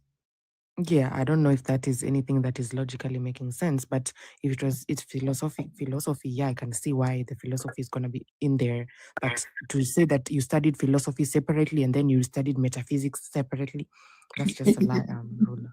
And also, metaphysics is only taught. I just went to check it, right? Because I said I was going to check something. Apparently, metaphysics is only taught to students who are pursuing a philosophy degree. Yeah. But okay. And also, philosophy is not facts. Philosophy is just things to question, like it's why the something mindset. is. It's like science explains the how, and somehow philosophy is trying to explain the why, but it's right, exactly. And that is why you can have like 3 philosophical ideologies that contradict each other on the same topic, where you have different people who believe in all of them because for some reason they all make sense. It's just somebody trying to give you an idea as to why, but like what science does is explain how. So when we're having a conversation on how and you bring the why and then you come and lie to us that it is metaphysics, bro. Yeah, and why and the why is heavily based on interpretation, like the way you interpret things. Exactly. Afro, we can't hear you, Afro. Sorry. Carl, who are you calling an ignorant woman on this panel? No, it's me. It's calling an ignorant woman. So this is like, can I give me 2 minutes to explain why Carl is angry? So Carl came here and he came to overtalk everybody and came to talk like he was the authority on everything intelligent, right? And then when people were questioning him, he started going like, "Do you know my qualifications?" So when I came up and then I gave him scientific. That wasn't Carl. It was Carl. No, was it Carl? It was Carl. I specifically came up to debunk everything that is Carl and that it said, right? The one who was talking about the hotel. The one who was talking about the mind and the soul. Was it Carl? Yeah, Carl was the hotel. Okay, so when I said all that, it couldn't say anything, and then I reminded him, sorry, because when you insult me, I'll give you energy. I reminded it that it had told us that it didn't go to college. So the only qualification it has is a degree. So it is butt hurts. It is a high school diploma. It is butt hurts. And that is why it is crying in the comments. So can we just ignore it and let it cry? Thank you. Just ignore it. Yeah. We just ignore it. I have a question. Before you ask the question, Rula Baba, let me tell you. Yeah, thank you very much, ma. Rula Baba, to make the claim that Africans are spiritual. Africans don't joke with their spirituality. Africans this, Nigerians this, Nigerians that. I'm sorry, that is just very myopic. Very myopic, because there are people that don't even engage in anything spiritual. They don't, it's not even something that's in their purview at all. So to group all Africans, and this is why I get people coming to come and tell me that as an African, I cannot be an atheist. They tell me, oh, but no, as an African, your ancestors, I don't believe in those things, right? So, but please don't band all of us together and say, oh, Nigerians, if you are Nigerian, then you believe in spirituality. When the spirituality starts helping Nigerians, the 141 million Nigerians out of poverty, then come and speak to me. Otherwise, somebody said, Amadioha, god of thunder, no fit hold electricity for 24 hours. Rula, I have a question for you. Because when Afro was asking, before your question, I have a question for you. Sorry, before your question, can I say something? What I want to say is this: I appreciate and I respect your contributions and your ideology. This has to do with your ideology and your belief, like you said earlier. I'm not here to debunk your belief, but I just want you to know that in part of Africa or Nigeria, they operate spiritual, while some people don't believe in spiritual. But I just have some testimony about it. That's why I came up to share. But I believe your own. You know what? Rula Baba, share one testimony with us. Let me ask my question. Okay, thank you very much. There's a particular incident that happened. There's another incident that happened where a particular young guy went to steal something and was taken to Ayala. They're always stealing something. Hey, that's what I'm saying. Now you say you are doing a request for his testimony. Yes, I so do. he went to steal. They took them to Ayala, and he has the woman and said, "What did he steal? I think his phone. It's just a Nokia phone. He stole a phone. A Nokia phone. It's even this torchlight phone. It's not even Android. Yeah. Which torchlight so phone? Can I proceed? All these we call it torchlight phone. This Nokia that is not one that doesn't have internet in it. No. Yes, of course. You're right. You're right. Okay, go on.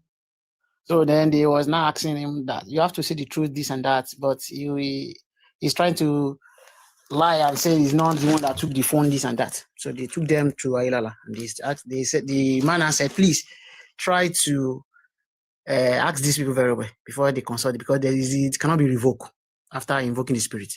So the guy said, no, I'm not understood this something, and they invoked the spirit. Before you know, after 3 days, the guy swelled up. His tummy was so very big that there's something they can do about it again. So he died, and they took his dead body. Yes, now they took his dead body to the place to bury, and that is this thing. You cannot bury them in your vicinity. You must take the dead body to that place to bury. You cannot send anybody; they will tell you about it. That's reality. So wait, let me ask you now. Okay. Do you agree with that punishment? Do you agree with it? I know it's not about even that of agree. No. There's a reason why I'm asking this question, right? This is me now, trying to find out, whether your morals are, Okay. So, do you agree with that punishment? No, I don't agree. I don't agree with the punishment. Yes, of course, I don't agree with punishment. Now, if that person was taken to the court system, the person will still be alive. Of course, you're right. It will still, because theft, maybe they might get, if they find them guilty, I don't know how many years theft in Nigeria, right? Here in the UK, it's about 7 years. But it's, if it's your first offense, they might give you a slap on the wrist. Yeah. They would consider the circumstances, lots of things that they would consider before they give the judgment. Yeah. And so, but here in this case with Ayelala, unfortunately, that is not a good, good judgment system, because someone stole a phone. Now they're swelling up and then die. That is, for me, is problematic, because they died, therefore they're guilty. Because they died equals guilt. Nah. No. This is what happened. No, ruler, please stop telling us what happened. I just have a question. I have 2 questions for you, but this one is with regards to the story you told. Please, where is this Ayilala when so what is Ayilala doing about the kidnappings, the unalivings, the politicians that are stealing money? Because people are stealing billions of naira, and if Ayilala can unalive somebody for a phone, like, where is Ayilala when all these atrocities are happening in Nigeria? Ayilala is even in the Yoruba land where those children were kidnapped. Thank you very much. Why this is what happened. Yoruba land. Where is Ayilala? Thank you very much. Thank you very much. Let me, like what our host read about Ayilala. Ayilala, thank you very much. Yes, now I have to appreciate them. You have to respect women. I respect them a lot, because what they believe is what they believe. And that's why I like them. They always stand with what they know. This will happen, like what our host said. Our host said he read about Ayilala, and Ayilala is only when they steal something and they take, like what you said, like what you read. It has to do with something when they steal something. So the politicians have been stealing from the citizens. Okay, that's what I want to say. I'm still going back there. Let me go back there. Before you go, I will let you go on. But this practice of going to shrines, to go and find justice, it's time for us to really start evaluating these things, because Just recently I was reading about is it Okija Shrine? I think it's Okija Shrine. I may not be 100%, but you see pictures of the shrine and you wonder, what on earth is a human being looking for in a place like this? You see the thing, the shack, the small, they put that, the blood dripping here and there. This, it doesn't look like a place that anyone would want to go. But that is where you go to go and do this, your so-called drink. Then they give you something to drink. It's a concoction. They give you concoction to drink. You don't know what's inside it. You don't know whether people have worked together to, you just have no idea at all.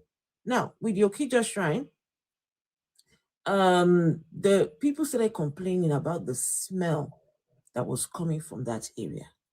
That whole area, they were complaining, right? And so the police came and raided the shrine, only to find dead bodies littered all around the shrine, just littered.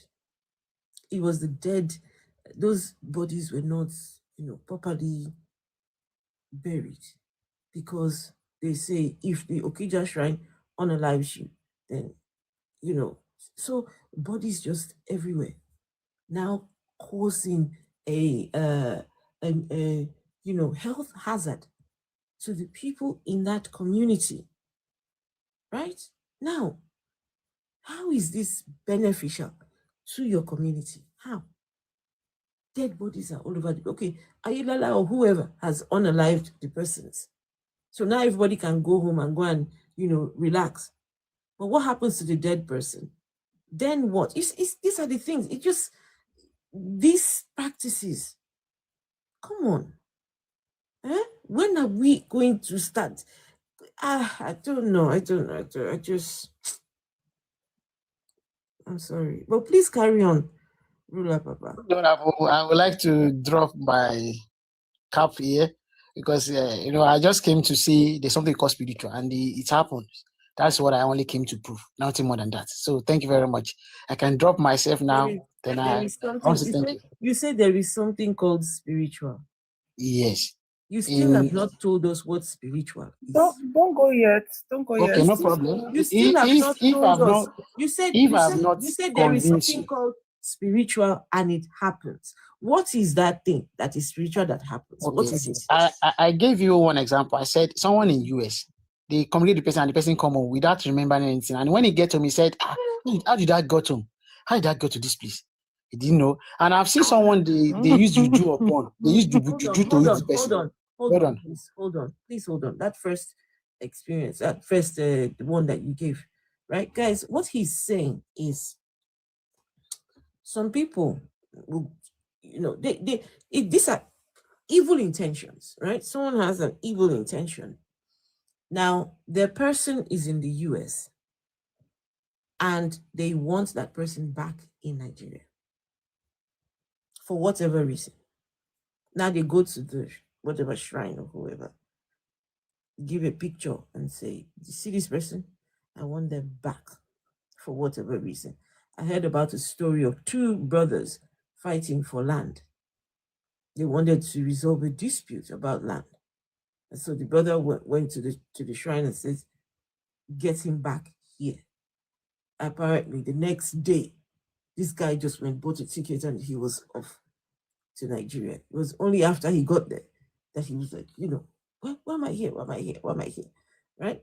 Now, when he got to where he was supposed to be going, they did the concoction drinking. You drink this, to determine who stole the land, who, whatever.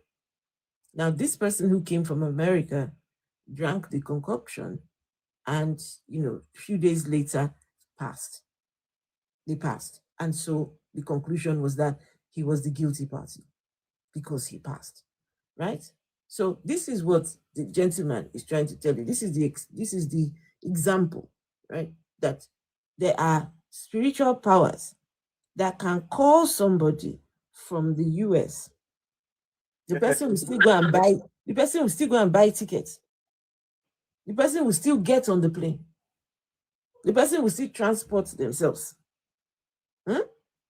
If that power gets power, why can't they magic the person there to come there? It's called Bluetooth hypnosis. Still need to go and buy a ticket, enter into a vehicle, find their way now to that place. What sort of wickedness? What sort of wickedness do people have like this, that whatever it is, because the person is in America, you have to bring them back to Nigeria? I'm just saying, if it's such a thing like that, that is pure evil. That you even give it as an example. It makes me just wonder. You're about to tell us now about they hit somebody with something, right? You're about to give another example, right, Rula Baba? You're about to give another example, right? Yes, I want to give. This is what happened. Give it, because I want the people to hear it. I'm not giving an example anymore. Okay. No, I've agreed with you. I'm not starting. You already started telling us that I can't even remember. I can imagine, guys. I can imagine the next thing is about to say, oh, somebody did something, somebody somewhere, and they took something like a drink or something. They hit the person and. Let's do you know something, please? I wanted to let me.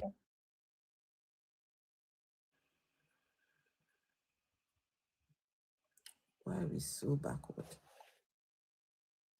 I've agreed with you. There's nothing like spiritual. Okay. No time. Please don't agree with me. Please don't agree with me. That there's no time. No time. This juju they ever go hit NEPA people make them not take light. No time. This juju this juju never go hit Tinubu. He never hit nobody. But I get juju. This juju no go fix their road. This juju no go help them fight bandits. No, this juju, the thing go just sit down there, just the vex. Like somebody swell somebody's stomach. One day we had a live here, right? And this gentleman came to come and tell us about. He said the thing works. You people, this is, African people. How can you not believe? Don't go. Oh my God! I wanted to say something to Rula. I was waiting. Listen, Fat, he knows that. Rula, if we are not the people. Yeah, we're not his target audience. No, we are not. I just want to say something here. Like outside of the hocus pocus, there are two things that he said that kind of struck me. As a Nigerian man, you came up on this panel to open your mouth wide and say that if it does not exist, the white people didn't give it name. And then I asked you, right? Because anti-blackness is something that pisses me off. And I asked you, do you know that there was a time where white people thought that you were subhuman? You say you don't know about that. That's one. Two, you said that you open your mouth to say that if it doesn't exist, it won't be in the dictionary. Honey, there's a word in the dictionary. The word is supercalifragilisticexpialidocious. It is a word in the Oxford Dictionary that was put there in the 90s, I think 94, 95. The word is supercalifragilisticexpialidocious. It means absolutely nothing. The most thing, something that is good. The dictionary even says that is a nonsensical word. It is in the dictionary. I was you are talking like I was telling you guys like yourself a little. I was telling you guys about somebody who came on the panel here to come and tell us about speech, just the same way Rula Baba came, and he told us about the evil forest in his place. There is an evil forest in his place that nobody can enter into that forest. If you go into that forest, the forest will unalive you. Right? You will unalive just for going in there. And I asked, why? Why would you? He said the gods are angry. The gods controlling that particular place, that they're angry. Angry about what? That they have given up the practices of said God and followed the white man's God. Yeah?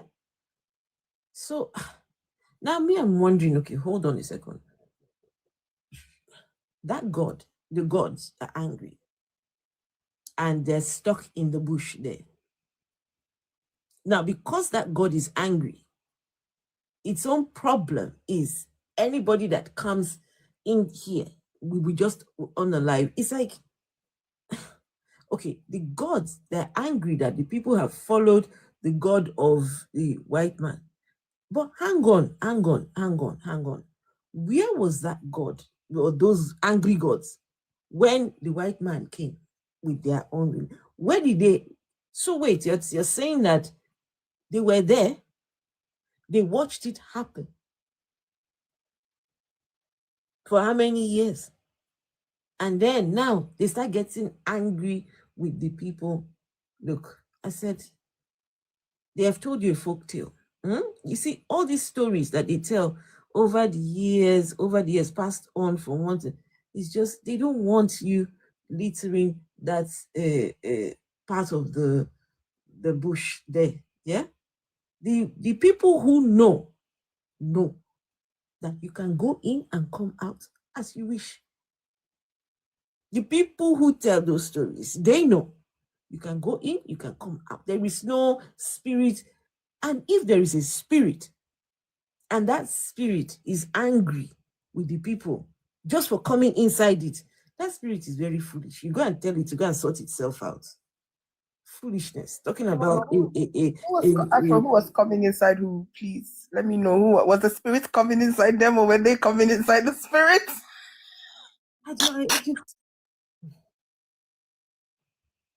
Okay, please, can I ask my question now? Please ask a sensible question, Chooks. That's gonna be hard, but go ahead. Please. Sorry. I was glad when Golden was sharing her story, because I also shared similar story here as well. You understand? So Heart Mother was kind of asking a question that she doesn't believe on the story. Actually, I don't expect people to believe people's story. I don't expect it, because that's their truth. You understand? But I have a simple question. It's just very simple. Please, are you guys saying that there are no gifted persons here on earth? What does that mean, gifted person? There are gifted. Hold on, Fats, please hold on. Let him tell us what's a gifted person. What does that mean, gifted person? Like, I mean, gift. There are people who can see things, and there are people who, whenever they get close to you, something might happen. There are different kind of gifts. 1 second. That's what I'm Okay. saying. Wait 1 second. I want to do something. 1 second.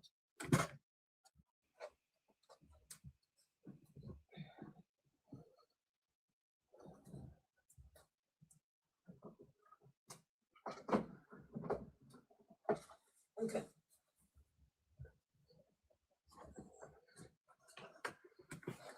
So, I was given this as a gift. Am I a gifted person now? No, I'm talking about those born with gifts. That's what I'm saying. Those born with gifts.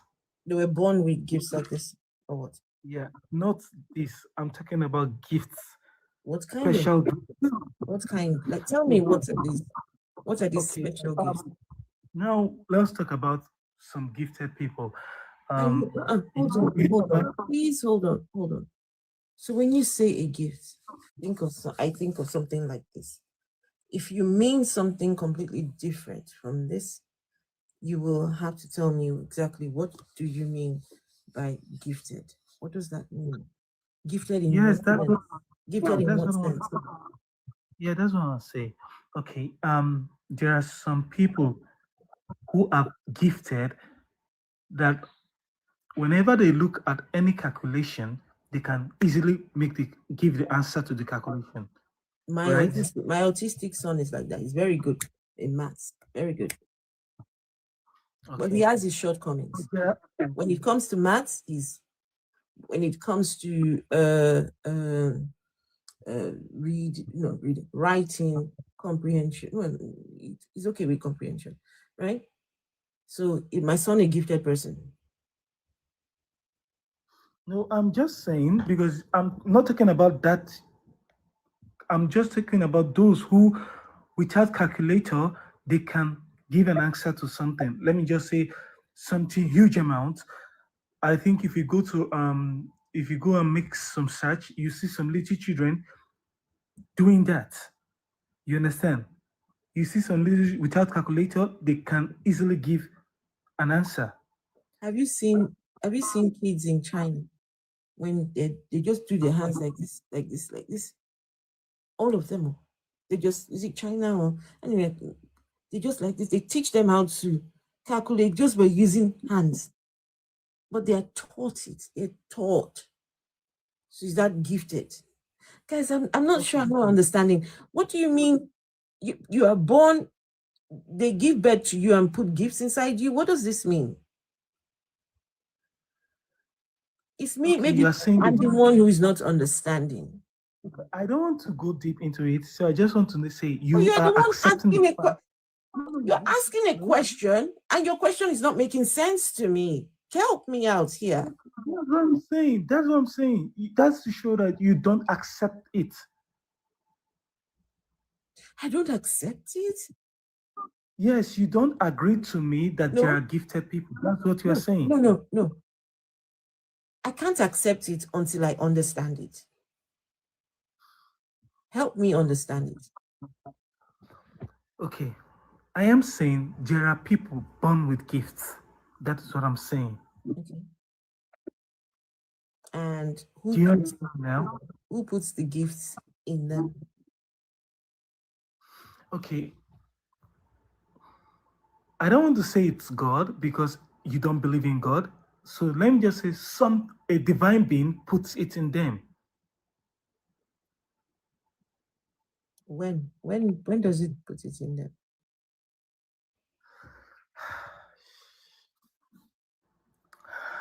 Okay. I don't want to, because let me tell you what I'm hearing. Right? Let me tell you what I'm hearing. When you say there's a divine being, this divine being looks at everyone as before they are born. This one, make a give her mathematics. You take your own gift. You know biology. Take your gift. This one, now you gift. Okay, okay. You mean that? Wait, hold on, just 1 second. I find that problematic that you think that there is a deity somewhere out there who just looks at people and says, you take that gift, you take this gift, you take the, do you understand? The people that they don't give gifts and go, what did they do to this deity of yours? Hold on. I am not talking about, because now you are talking about something spiritual. Now I'm talking about generally, there are people born with different kind of gifts. You understand? Just like Lionel Messi. I believe he's gifted. You understand? I'm just giving football gifted. Obviously, yes. So when he was born, the deity put football. You know what, guys? It's okay. It's okay. It's okay. May I quickly respond, ma'am, as a classroom teacher? Okay. Talking about he is talking about the gifted learners is saying. If you permit me, I would want to respond. He won't put into consideration Lionel Messi. What did he call him? Lionel, all the training that he has had to do to get to where he is. Now he's a gifted. Okay. Let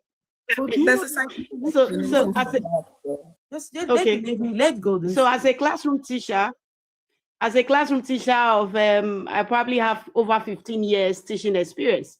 There's nothing like someone being born with a gift of mathematics, English, what have you. And there's no learner that God gives mathematics skills or English, it doesn't happen. What you see in children that we in the educational field called gifted learners is purely shaped by their environment, by practice and all that. I'll use myself as an example. I was exposed to reading and writing at a very tender age. That made me to write primary 6 exam when I was in primary 1. Madam, we can't hear you. Madam, we can't hear you. Golden. You're there. When I tell you, there's a lot of things that we need to unpack, a lot of things we need to deconstruct. Yeah. So I'm sorry, that gifted thing. Golden, please fix your network, right? So here's the thing. So Chooks, there's an explanation for that. There are a few explanations for that. One, there's neurodivergence. A lot of times when a child is neurodivergent, then the way the brain functions with regards to certain things is heightened. So then the brain can process faster. That is why you find that a lot of the most intelligent children and adults are children that have one form of neurodivergence or another. Maybe they're on some parts of the autism spectrum, or like they have ADHD or ADD. They're children that can't focus. They are the most intelligent because then they absorb more if you can only find a better way to teach them. There are children with dyslexia that are very good in mathematics. There are children with dyscalculia that are very good with spelling and writing, right? And then there's the IQ, because every child gets the IQ. Every child's IQ has some genetic factors. If you have very intelligent brains, there's a probability that the parents are going to pass that high intelligence to you. That is also one. Usually it's from the mother, right? Then there's also fostering good learning habits that builds the plasticity of your brain. That makes it very easy for you to absorb knowledge and be able to think fast. And then yes, thank you. IQ is mostly genetics. Then there's also a lot of social factors. There are also brain stimulating exercises that a lot of parents give to their children from infancy that builds their brains and the way they are able to retain and process information. That makes them seem smarter. So a lot of these children that you see on TV that are gifted is because of one, their parents' genetics, two, the environmental factors, and maybe their parents have cracked the code on how their child is able to absorb and process information. Okay, like me personally, right? When I was a kid, they called me a genius in words. It's not any miracle. I'm a logophile. So do you know what my dad used to do? Yes, what is a logophile? I like words. Okay. Yeah, I like. Gotcha. So you can call me a logophile, you can call me a logomaniac. I like words, right? But it wasn't some magic thing. It was from my dad. I was reading Shakespeare at 6 when everybody was getting the regular Cambridge and Oxford dictionary. He was buying me the Grandiloquent dictionary. I fostered these things from when I was young. I grew up before I started to learn how to speak like regular folk. Also, I'm neurodivergent, right? There are lots of people I have a nephew that's he if you give him an exam, he will fail. That guy is he's a tech whiz.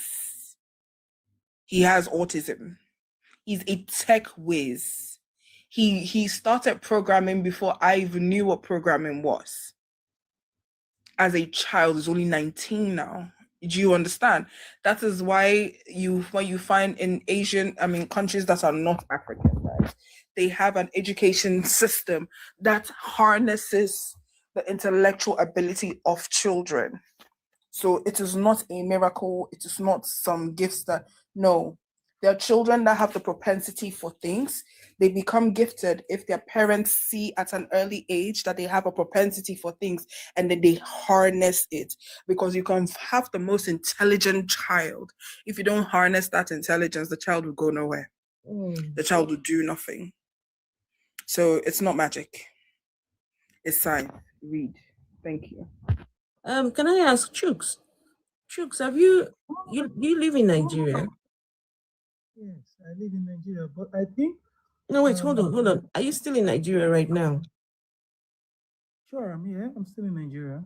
Can I make a very tiny suggestion? Okay. Hmm? If you can find yourself, if you can travel, I think you should travel a bit more. Okay. It doesn't have to be anywhere special. Yeah. I feel that that's something that might benefit you. Just go and see how things are done in other parts. You can go to Ghana, you can go to, just other parts. Just go and see. And what that will do for you, it will open up your mind, right, to seeing, because I find that we tend to live in a bubble, right? For a lot of people when they travel abroad from Nigeria, then you hear them saying, hey, so all those prayers that we have been praying for NEPA, all those prayers that we have been praying for rain, or no, the prayers that they pray for, the things that you don't even have to pray about, your perspective just completely changes. So it's just my thoughts anyway. Okay, sorry, Ma, I just want to say something. Firstly, I don't necessarily need to travel to learn things. Okay. True. You can read. You're not doing a lot of that. Secondly, I have traveled. We can't hear you. I can't hear you, sir. I can't hear you. Okay. Are you under the mattress? Okay. Yes, I just brought it up. Under okay, secondly, I've traveled. Why are you laughing now? No, I just no. I've So traveled to different countries. So the reason why people say travel, right?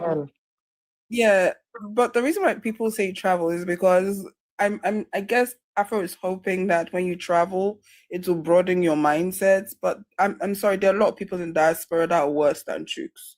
So it's not a matter of traveling. You need to learn. Okay. You need to read. I agree. You need to read beyond yourself. Do you understand? Like one, there was one Nigerian man recently. Yeah, I don't know if you guys would have seen it. He came to the UK on a student visa. Came with his family. The silly idiot went on a dating app and was busy chatting little girls there. Yeah? Then next thing he was, I don't know, you of course, you know how these people, they baited him, right? He thought he was talking to a 13-year-old, 12-year-old. He's a man with his wife and kids at home. But now, don't come UK, they misbehave. They went knocking on his door to go and catch him. And this is where you see the video of this guy when he was let me bust your brain. When he was busy crying, no, I didn't know. Hey. Oh my goodness, it was so embarrassing. So embarrassing. Babe, I said let me be your fuddle, right? Let me befuddle you. In the Lord's year 2025, on this Beyonce's internet, on Olusegun Obasanjo's TikTok, a practicing nurse in the diaspora, opened her mouth 360 degrees and said that feminism is the reason why women have fibroids and PCOS. Feminism is the reason why women have cancer. No.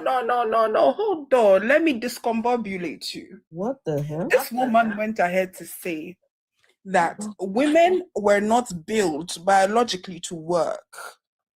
Now, because feminists have given women fought for women's rights to work, our bodies are doing things that is not built for, as in we're working and earning money. So now our bodies are becoming manly And that is why we're having PCOS and cancer and fibroid. Because she is a practicing nurse in one of those Scandinavian countries. I don't know if it's Europe or it's not Denmark. I think it's Europe or Belgium, one of those. 2025, a nurse. Okay, so again, like I said, traveling is not the problem. The problem is reading comprehension and actually allowing yourself to unlearn the rubbish that you know and absorb the new information and process it and do process of elimination. That's how I learn. I learn every day. So anyway, yeah. Oh, so it was even a woman, not even a man. Hi. You world. I said in one of these European Scandinavian countries, I don't know if it's Germany or Belgium. I know definitely it's not this thing. If you can't listen, don't listen. Rubbish. Don't even waste your time. Who said they can't listen? Yeah, he can't listen. Who said? Huh? When I said she's in Europe, one of the European countries, whether it was Germany or Denmark, he said I say Europe or Belgium. It's okay.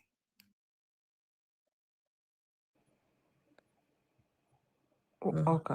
Anyway, so Chooks, I beg you read, though. When I say read, I don't say go and read your Bible. Actually read. And that's the beautiful thing. That's the beautiful thing about reading is that if you want to read about nose hairs, you have a plethora of articles or like resources or information on nose hairs. So what you do is that you apply, and this is where logic comes in. You read all of them, see the ones that align, see the ones that don't align, look for the ones that are peer reviewed, look for the ones that have certain credibility. It's not that you just pick something you read and you believe it. Like, do research, then apply logic. Does this make sense? Logical sense. And in every explanation, there's an explanation. More read. Can I just also say? Can I also say, please read the Bible. Read it. Now, if you can read the Bible, Genesis, Exodus, Leviticus, Numbers, right? If you can read it with a logical mind, right? You comprehend the content of that book and you can come away and think that your God is good, then I don't know what to say to you. Just take off that your religious bias. Read it for what it is. When you see the movement, how your God was moving in that book, anyway. So this is why people, a lot of them do not read. They don't read because if they did, they read that Bible. Me, I tell you, I went back when I started questioning things. I started at page 1. Page 1. Chapter 1, verse 1. Seriously, chapter 1, verse 1. I could not move past chapter 1, verse 1. I could not. I dropped the Bible. Chapter 1, verse 1. I'm reading the thing. The thing is saying to me, in the beginning. Hang on. In the beginning, Ke? What do you mean in the beginning? How is this person telling me this story in the beginning? Where did he get this story from? These were the questions that I was asking. Okay, if Moses wrote this, where did he get it from? And why Moses, of all the people? My dear, the Bible fell apart at Genesis chapter 1, verse 1. So please read it. Okay, thank you. I am glad that you guys are saying this because I'm happy. At least Fat Mother also confirmed to me at most they are gifted people. But what I want to say is this. Most times when we think about something, even when we see things or when we see things or any incident that happen, our mind goes straight to what we think first. What we think about first. And with what we think, we interpret it based on how we think. You understand? So what I feel is this. I think, like I made an illustration before. I said, whenever you are putting on a glass, a dark shade, when you look, all you see is dark. You understand? And whenever you put on a light shade, and whenever you see, all you see is light. So what I'm just trying to say is this, it depends on how you think. It is how you think. No, Chooks, you're wrong. Hold on. So there's opinions and then there's facts, right? An opinion formed on lack of information, inadequate information, skewed or misinformation is a misconception. I think the reason why you're saying what you're saying is because I see this happening on Nigerian TikTok a lot. Everybody's entitled to your opinion. But the idea of growth and learning is this, regardless of how you formed that opinion that you formed. When you have new incredible information, when you have new incredible information, you're supposed to actually update your database and change your opinion based on the factual information that you have. So when I'm coming here and I'm speaking to you or I'm answering certain questions or certain things, it is not an opinion. It is actually research, scientific facts. An opinion is me saying, oh, I think this is this. I don't have proof, but I think. Or I feel this is this. Or based on this information that I have, this is the inference or this is the conclusion that I have come to. So it's not a matter of when I hear 1 + 1, I don't answer 7 based on how I feel or what I think. I answer 2 because when you give me 1 apple, then you give me another apple, I have 2 apples. So that's what we're telling you. You have built the entire narrative of how you enter conversations or how you respond to things just based on an opinion that you have, and you constantly disregard information that you're getting. And the reason why I'm saying that you're disregarding information that you're getting is because after everything that we've said, nothing prompted you to say, okay, you know what? I'm going to read up on this thing that you said and get more knowledge, or thank you for this information. I'm going to re-inform myself, or I'm going to unlearn or relearn. Or like, oh, I'm going to do more research in this. Your conclusions are, oh, you're seeing it from your perspective and I'm seeing it from my perspective. My perspective is actually facts. The perspective of what majority of people have told you is facts that you can find in a book. So you can navigate the entire world based on your perspective, no matter how warped it is. But did you know what's happening? When the rest of the people who are learning and unlearning and reinforming themselves are growing, you are not growing. You're going to be stagnant. So 3 years down the line, we will come into this conversation. You will say the exact same thing you said. People will give you more information, and you will end the conversation with, "Oh, you're seeing it from your perspective. I'm also seeing it from my perspective." Then you haven't grown. You're just stuck. I'm saying this, and I never really do this with men, but like, grow, man.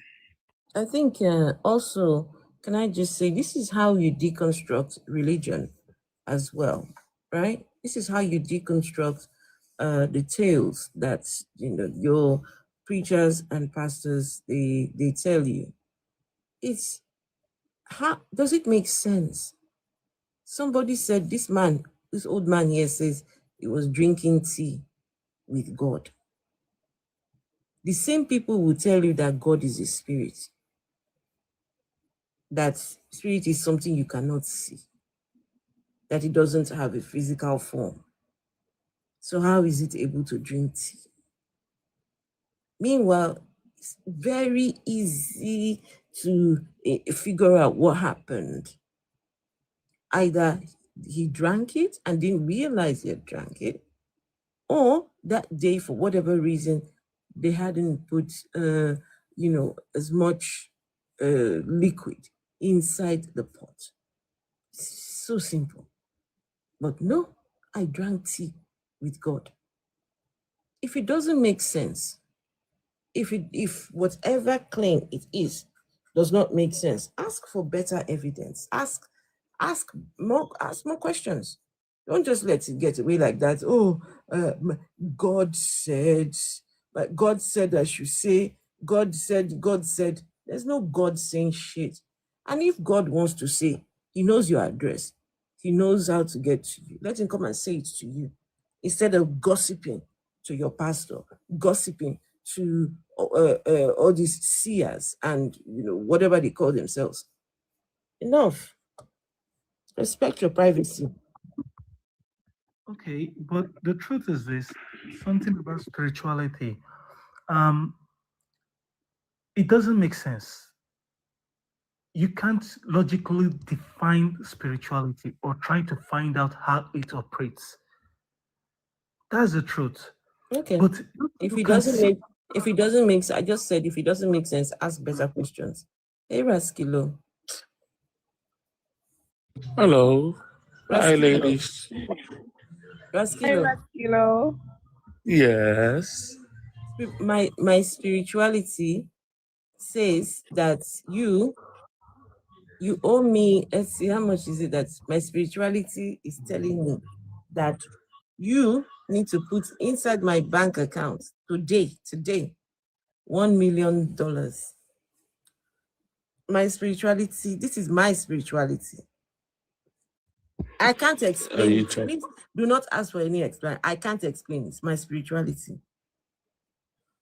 Odin appeared to her in a dream and then told her that you have to give her that. Odin has said it. It is the truth. I can't explain even self. I can't explain it. It's my spirituality.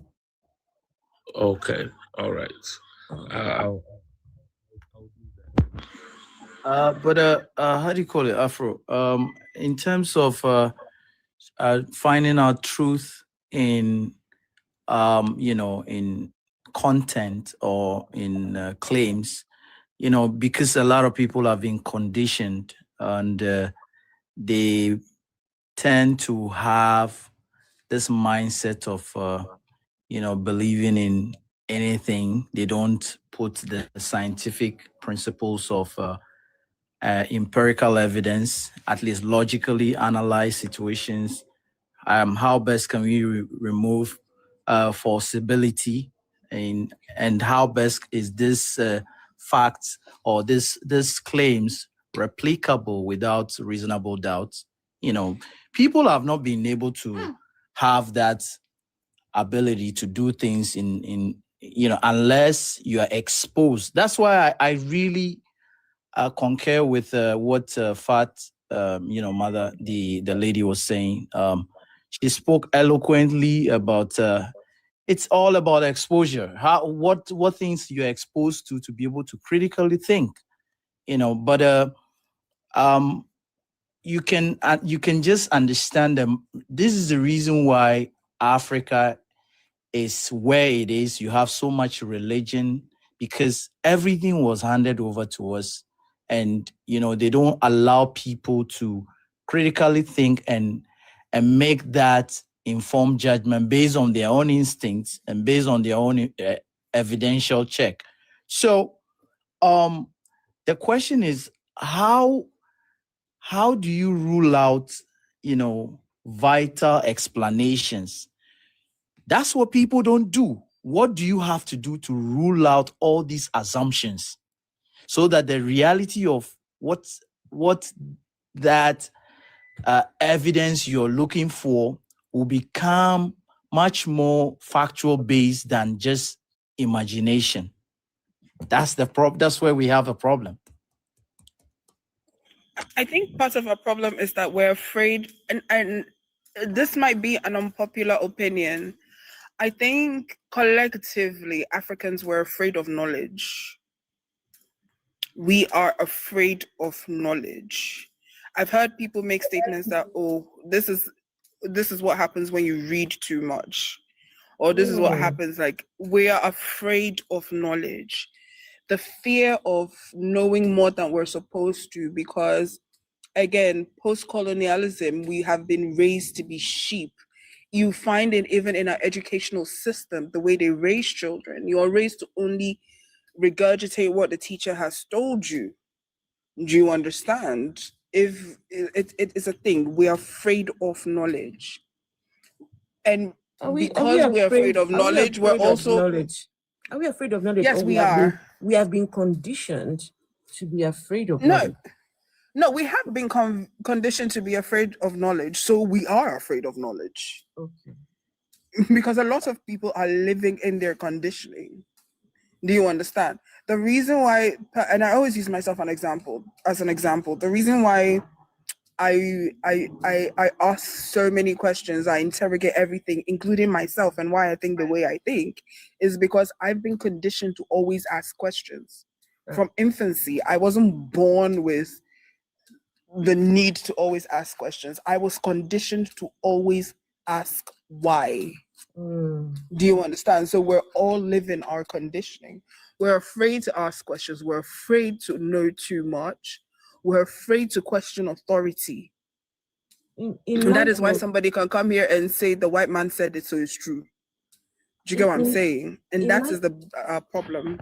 In light of what you have just said, guys, if you have young children, just please keep religion away from them, right? Keep religion away from your kids, at least until the age where they can, they know left to right or whatever. My ideal age, I would say wait till they're 18. You need to foster the habit, just as Fatma is saying, right? Let them ask questions. Let them be as inquisitive, I can never say that word, inquisitive as possible, right? You need to foster these things. My two boys don't believe in God. My two sons, they don't have a belief in God. They've never really had a belief in God. It's never happened for them. Why? Because, look, we are, critical thinkers. And so, I mean, my boys will ask you why. They'll ask you how. They will ask. So, guys, for me, one thing that gives me so much joy is that the ignorance, right? The ignorance that was placed in me because of religion, at least it stops with me. I've not passed it on to my children. It stops with me. It needs to stop with us. I've said to my boys, if they choose to be religious, like my older son is dating a Christian girl, but he came and told me. And so I said, okay, I mean, if that's what you want to do, I'm not, he said he knows that would be my response. But the young lady was worried because she has seen my videos on TikTok, right? I said, she has nothing to worry about because I don't, it's not about the person, right? Now, he went to church. This one that doesn't believe in God was in church on Sunday. But he assured me, he said, Mom, I'm just going because, just to accompany his girlfriend. Even if he chooses to be a religious person, so what? It won't change the fact that he's my child, right? But what I'm saying is, please, let's going forward, think about the children. This is the problem. We only think for the now. 50 years from now, we won't be here. But the things that we do now will, still linger on back then. So please, I just thought I should say that.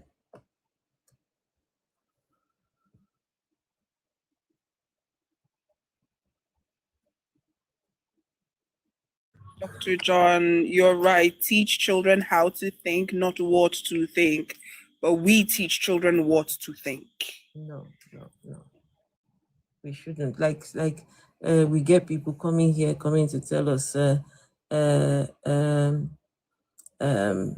yeah, I'm passing on my religion to my kids. I'm going to give my kids as if that is a good thing. As if you have chosen one religion out of the thousands of religions in the world. You have picked one. And you have convinced yourself that one is the true one. And so now you will pass it on to your innocent children. instead of making the children understand that, look, there are thousands of religions out there. Give them a basic knowledge of religion as a whole. And if they choose whatever religion, then that's on them when they reach the age, of course. So deconstruct the fear of eternal damnation, because I think that's the crux of this whole problem. That's the only reason why a lot of people are stuck in this, like, the fear of hell, the fear of eternal damnation. Bruv, after you're gone, you won't remember shit. I'm sorry. The pit of fire, you're not going to feel it. Like, decenter that rubbish. But how do you call it? Can I call you Fat? My name is Fat Mother, so call me Fat or Mother, anyone. Yeah, Fat Mother. You can. So having known this, you can quite understand why, religion is such a dangerous tool in our community, where they have to build institutions. I mean, places of, worship all over to continue deepening the conditioning on daily basis. You can understand. So because, now if you're mature, you've gone through you have exposure. So you now understand the psychological manipulation these people do to continue to maintain the status quo. Because now our people are no more in the chains, but they are in the chains in the mind. You understand what I'm saying? So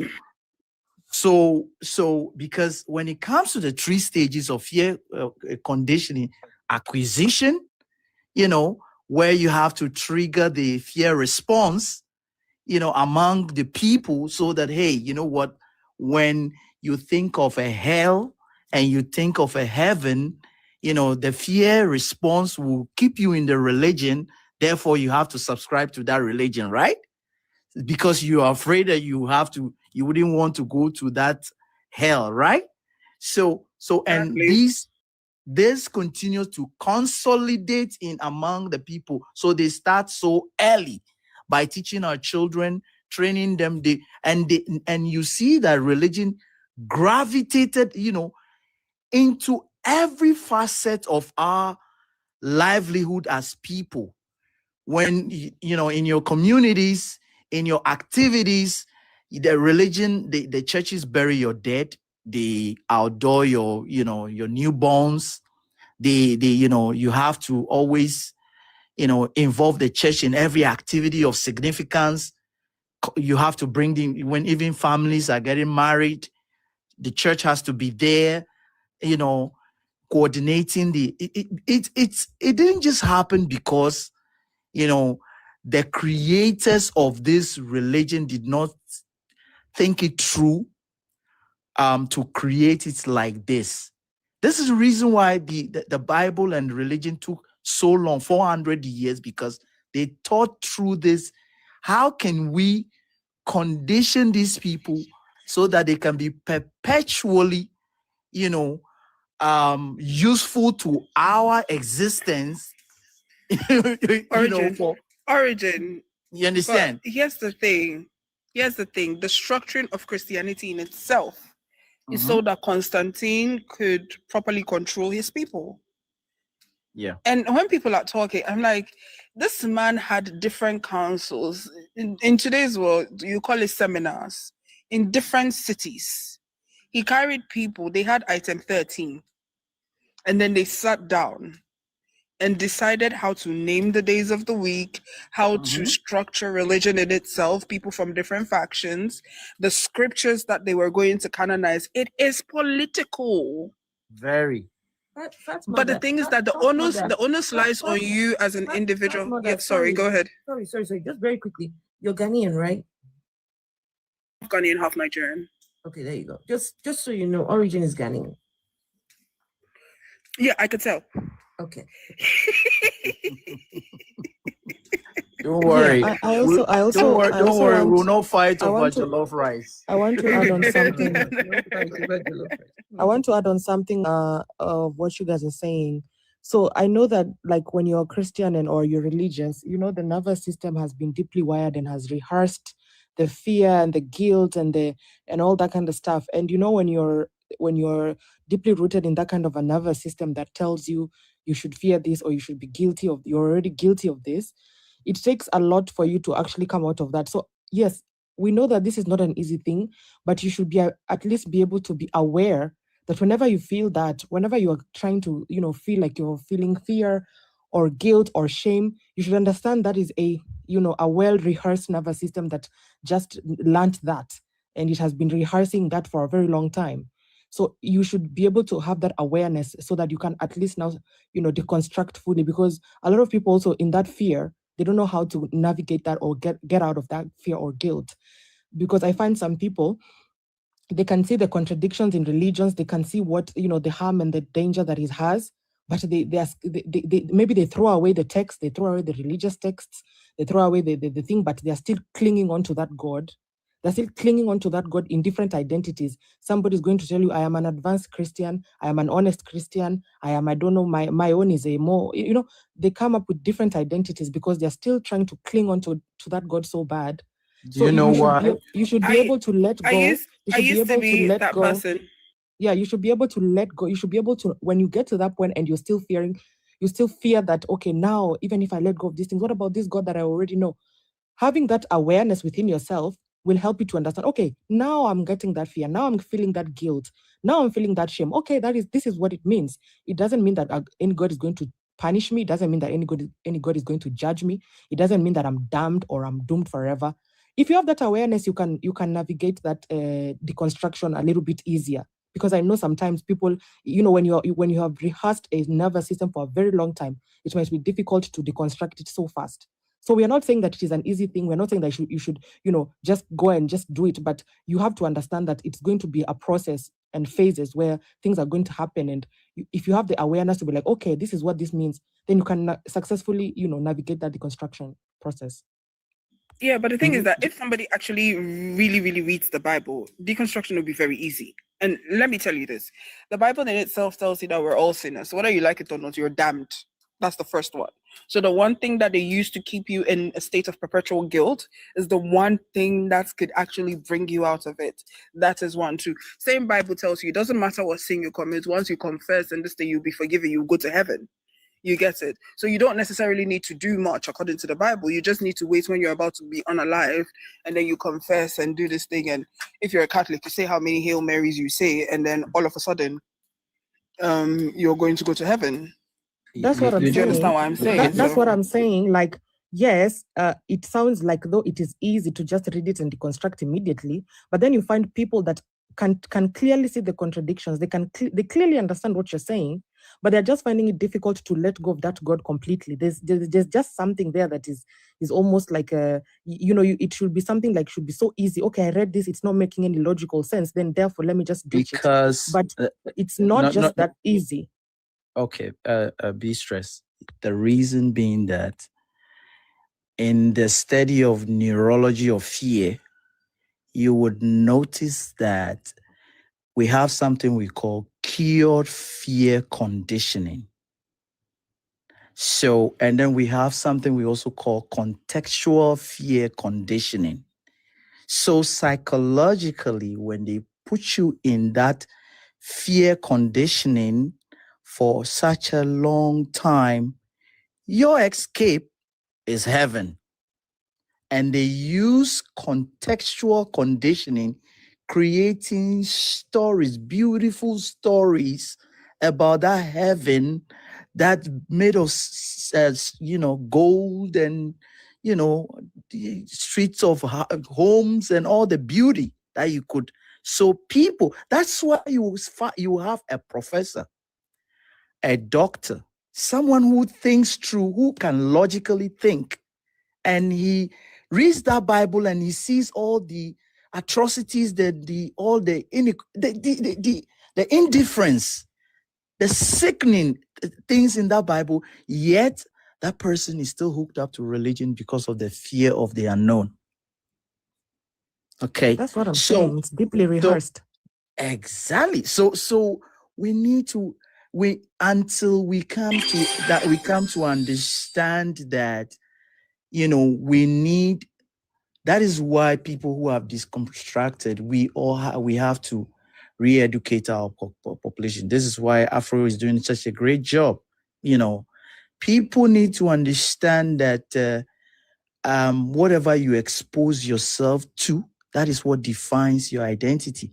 And in this era where people have been exposed to such level of psychological fear conditioning, people are so scared within themselves that, hey, you know what? If I die one day, where am I going?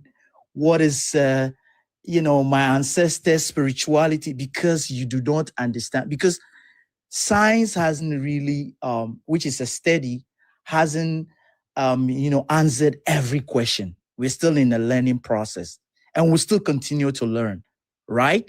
So, but religion came in just because they want of control, which Fatima spoke about.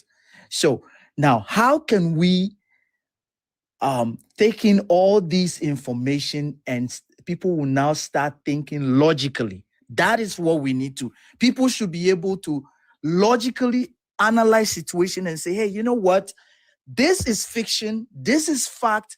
If I add, one orange to the another orange, I'll have two oranges. How can I look at this information and look at that information and get something that is close to at least logical reasoning than just assumptions? Yeah, I think that can be achieved, like forums like the Afro, questioning these believers. What can be done is exactly what is going on right now, like having a platform like this. They come here, you question, try to test their logic to make them critically think for some minutes, even though they are allergic to critically thinking. But I think that could help, just questioning, trying to make them see their own logic by themselves, because we know that everybody's willpower is their own. If you decide not to do it, you're not going to do it. But if you can be guided to see it for yourself, so you do it, then that's better. So you question them, you detangle their thoughts, try to make them see it from their own point, so that they can see that they are the ones who succeeded in finding that thing out by themselves. Because sometimes they will think that you're just trying to impose something on them, or you're trying to tell them something that is not making sense. But like if they get to see it by themselves that, oh, okay, it's not making sense, God damn it. So these kind of platforms help, like this kind of, deconstruction forums, platforms. Yeah, it helps people at least day by day try to think. I want to say something little regarding people who have deconstructed already, but still hold on to the African traditional religion, where they believe some deities in Africa have power, and that though there might not be a universal creator, but they still have the notion that there is something in this universe, even though they don't really know it or they can't really pinpoint it, but they don't want to accept the fact that this is a very physical world. But the fact that there's something spiritual behind, where it is difficult to pinpoint what it is. And most of it, from my point of view, stems from the fact that a lot of in African villages, for instance, we are involved in a lot of festivities and rituals, and the notion that somebody can go to a voodoo person and cause you harm, those things are there. And religion also came to add its own, Abrahamic religions came to add gears to it.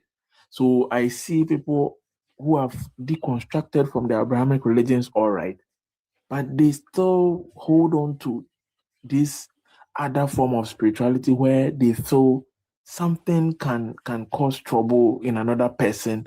spiritually? How do we tackle things like that? Because I find it fascinating that even in our learned communities, in schools, even up to the tertiary, you can find a biology teacher teaching kids about cells or teaching at the university level about cells. And this lecturer can go on and on about how God did this and God did that and God did that.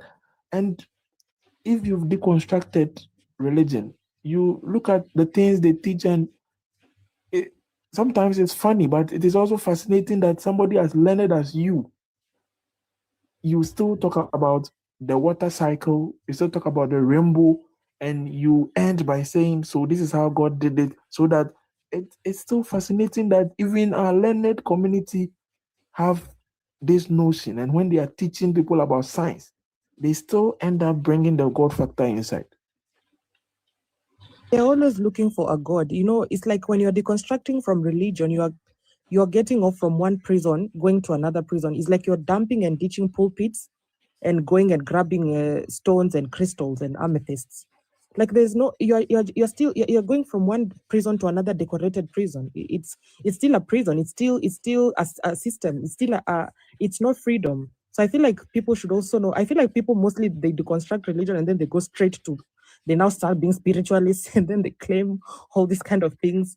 I don't know. It's like you cannot deconstruct and construct something again. The whole point of deconstruction is to leave it there, not to deconstruct this, then start constructing another thing on the parallel side. Exactly. Yeah. I think one thing we can do to help is to really propagate scientific facts on the internet, especially in Africa, because I have a lot of groups I meet. I work in the health field, so sometimes we meet, we go to workshops, you interact with people, and despite seeing a lot of learned health practitioners and interacting with them, most have not even heard before that there are fossils that are over 1 million years old.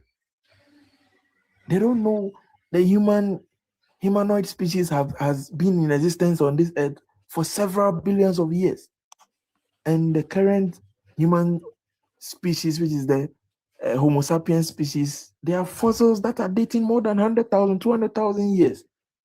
Most people don't know this. So they still, even though they will still deconstruct from religion, they still have the view and they will say God created Adam and Eve, and that is where we all came from.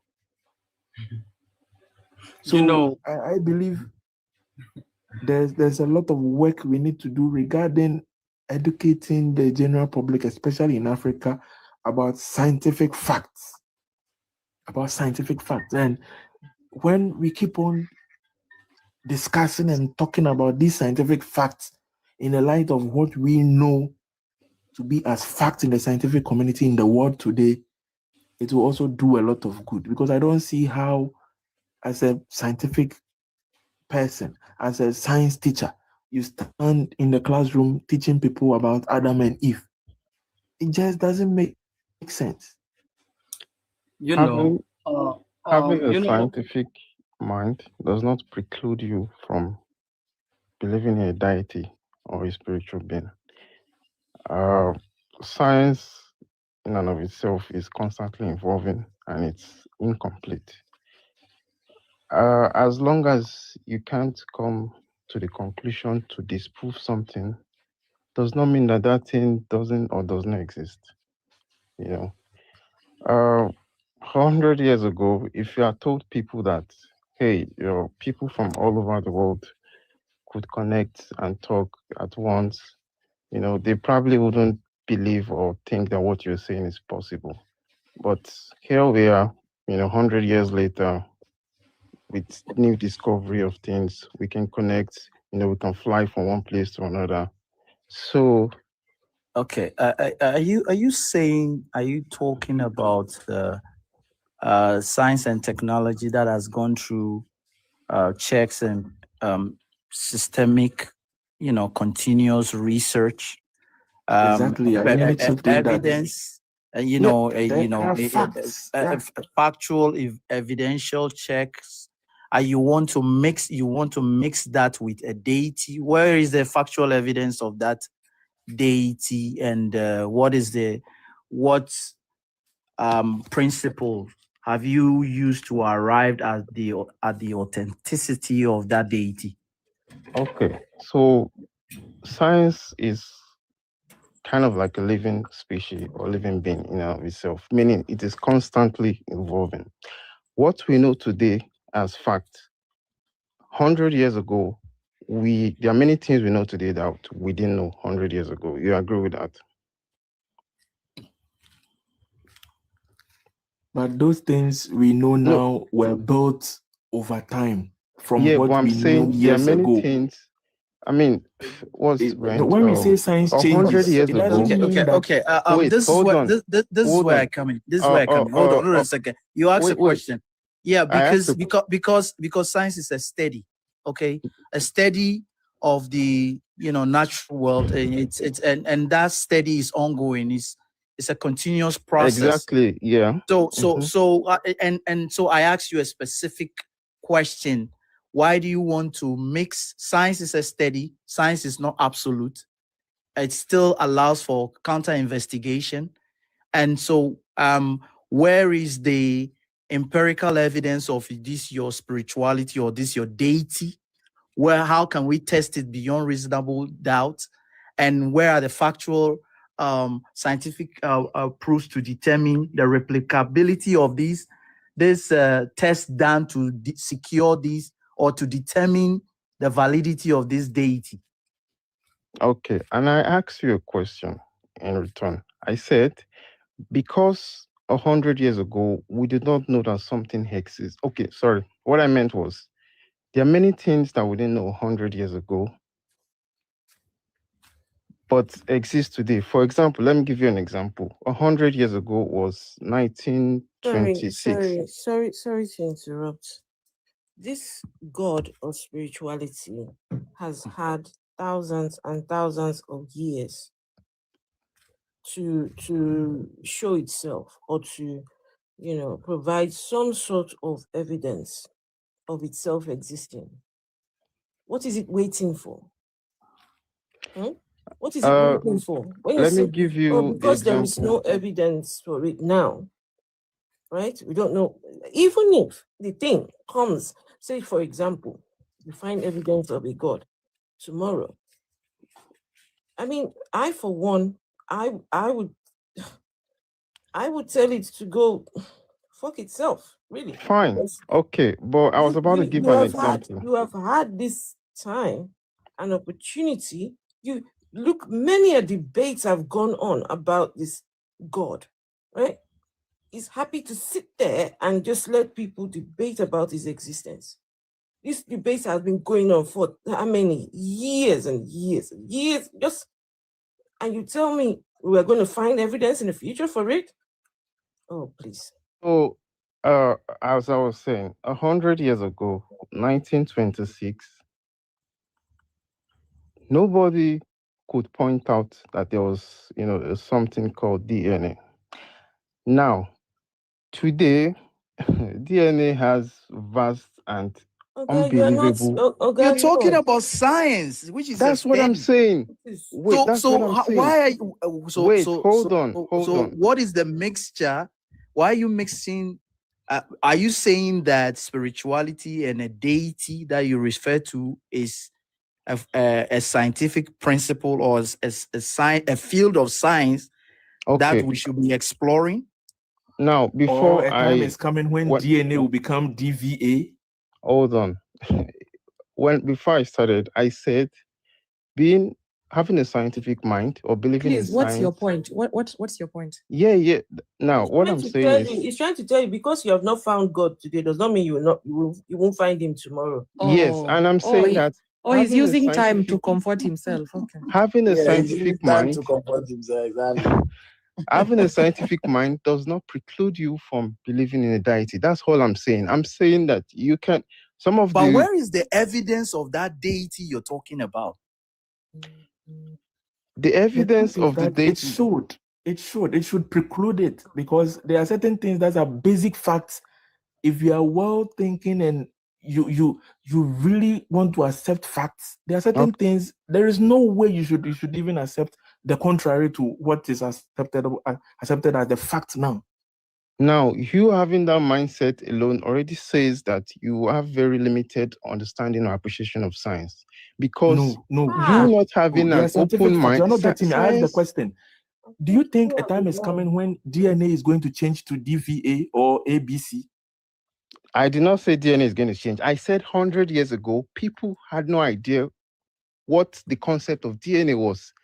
And does that mean DNA didn't exist 100 years ago? When didn't human beings have 46 chromosomes 100 years ago? I don't know. Thousands of years ago, didn't human beings We still are have the not same going to 46 find chromosomes? this, your God. We won't find No, it. I'm not asking you to There find is it. I'm no just giving evidence you, for I'm your just God. making statements, okay? And I guess concluding points.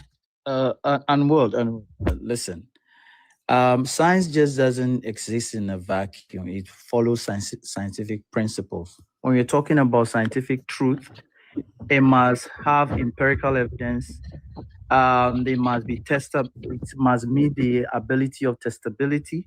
It must have replicability or reproductivity My brother, attributes. I know all these things you're Okay, talking about. it must meet peer review mechanisms. Exactly. We don't just get up. We don't just get up, and we don't just get up and just claim things. You just assume things, write things. Then dragons must be they are all claims. It must meet our reality. There should be things that we have. So then the stories of Superman and Batman and everything should be factual. If you cannot go through scientific principles to determine truth, anybody can claim anything. Come on. We are smarter than that. We are smarter than that. We are smarter than that. Is it not? Is it not? Hold on. Is it not? Intellectually, good for all of us when we can determine truth from fiction, so that we can add it up to knowledge and grow with that knowledge over time. Today we have discovered that there is Jupiter. There's a planet called Jupiter. Nobody has been able to go there, right? The telescope at least tells us that, hey, you know what? There's a planet out there. And we are making effort. That's the research. You're pursuing technology for us to get knowledge, information to that place, right? To that planet. But until we're able to get that factual evidence of what happens on that planet, everything that we'll be talking about is assumptions and fiction. You understand? So the same way that you are talking about a God, if you do not have evidence, empirical evidence to prove beyond reasonable doubt, everything else you're talking about that God is just fiction. It's just assumptions. If you're smart enough, you would understand that when it comes to scientific knowledge, He's telling me if I'm smart enough. Wow. Wait, listen now. You mentioned. Wait, Wow. let me ask you something. Do you think? Go ahead. As a human race, we have scratched the surface of everything there is to know about the world, and do you think we've scratched up to 5% of what we have to learn, of what we have to know about the universe? No. Now, I'm not telling you, but that is not the perfect opportunity to sneak in your God. You understand? No, yes, we haven't wait. it. I'm not now that coming is here not to where tell you enter the God now. Listen, I am not telling you that, when we wake up tomorrow, we're going to wake up and we see, God in physical form. I'm not telling you that. What I'm just saying is, having a scientific mind or believing in science does not preclude you from saying that you don't believe in a deity. That's all I'm saying. You can, some of the brightest minds that we I get know what today. you're saying. I get what you're Exactly. saying. So you can't come here and tell. When you find it, let's have this conversation. That's fine. Okay, now we can put that aside. When you find it, let's have this conversation. Otherwise, I don't know what is all this. I don't know what is you all also this. forget that I don't know. I don't know what is all brilliant this. scientific Hold on, please, hold on. I don't know what is all this. Oh, because we have not found. This is why. Because. This is how they make you begin to entertain this God subject. Listen, I'm not here to push you on anything. I'm speaking. A lot of people, right? They just allow that small little room for God, just in case the God exists, just in case, because we don't know, we have not scratched the surface of knowledge just yet, right? But it's crazy. If that God exists, why is he putting you in such a in such a predicament? Nobody is putting. I'm not talking to you. Please, I'm trying to. I'm ask not you talking now, to you. Do you believe that? I'm not talking to you. I'm not talking. I've to heard you. I'm just What talking I'm saying is generally. I'm just talking generally. I'm just talking generally now. Oh, right. Now, okay. Why can't we just wait when we find the God? Then we can say, okay, yes, this is the God. In the meantime, it is what it is. There is no evidence for your God. Why is this guy? Why do you think I'm talking to you? Why do you think you have to respond? Wait. Why do you think you have to respond to me? I just told you I'm not talking to you. I'm not responding to you. You said if you want to wait for evidence, and I'm saying that's fine with you. If that's what you want to do, that's okay. What I'm But just I wasn't saying talking is, to you. Why what are you I'm saying. responding? Okay, finish what you're saying. Sorry for interrupting you. Finish. There you go. Finish what you're saying. Okay. Okay. Yes, we should wait. Wait when you find the evidence. And if there is no evidence for the thing that you call God, there is no evidence. It doesn't exist. Simple as. But you can't prove that it doesn't exist. I can. You can't. I can. Oh, you can't. Okay, There's nothing. I can prove that your God does not exist. Okay. What's your proof? What's your proof? Unworld. I'll just listen to you this. would rather. You making the claim has to prove, not somebody. Unworld. Before I yield, just listen to this. Leukemia, lymphomas, brain tumor and spinal tumors, all these neuroblastoma, wild whims, tumors, and all. Hold on, let me finish so you can understand what I'm saying. I'm just talking about just simply the cancers that happen in kids, children. Okay, so if a God, first of all, I there's a feedback coming through. Sorry, that's me. Sorry. If logically, yeah, I think that you're speaking. I think you've also gone to school. So if you know that what we mean by responsibility, if a God claimed to be, all knowing and all powerful, at least logically, these two attributes alone and all loving, these three attributes should make him act in a way so we can see his relevance when it comes to humanity, right?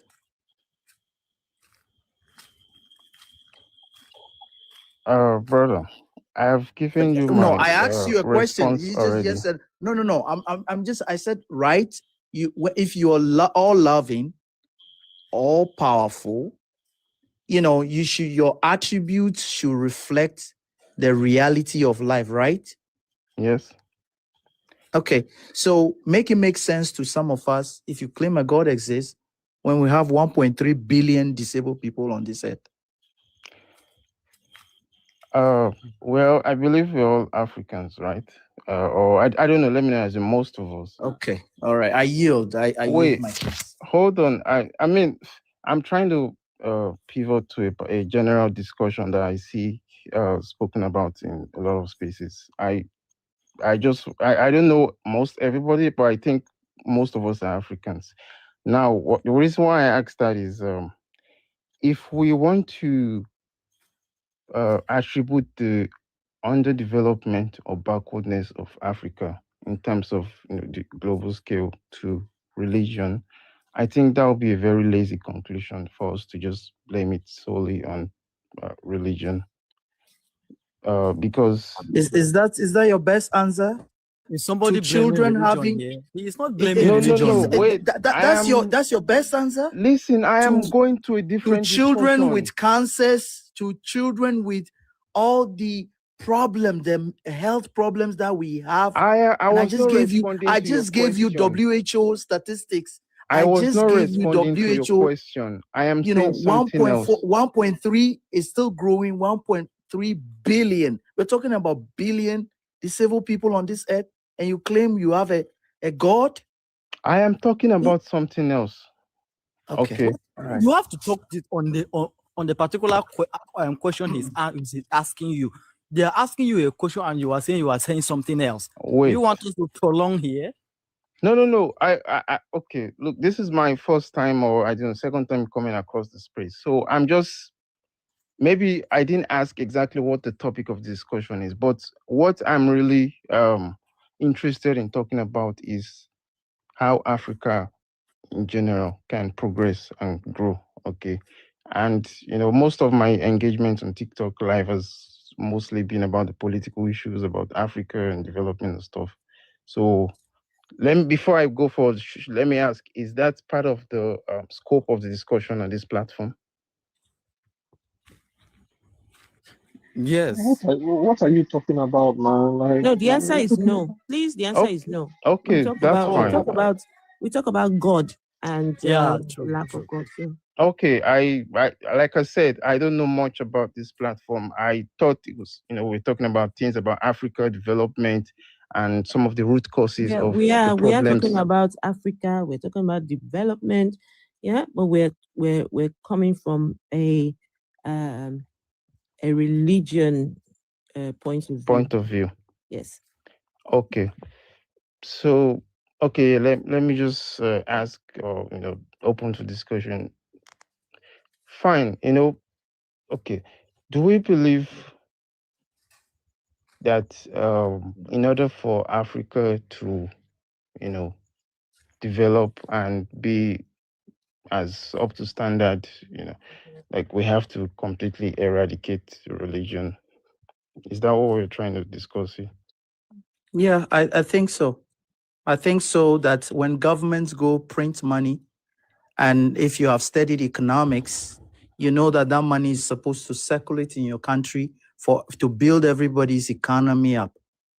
These two people you see on the screen alone, they have churches all over every corner and every nook and cranny on the African continent, looting all the liquid, which is money from our communities. That's what they're doing. And, they drain all the money out. Do you know how much? Go and look at Pew Institute study on religion.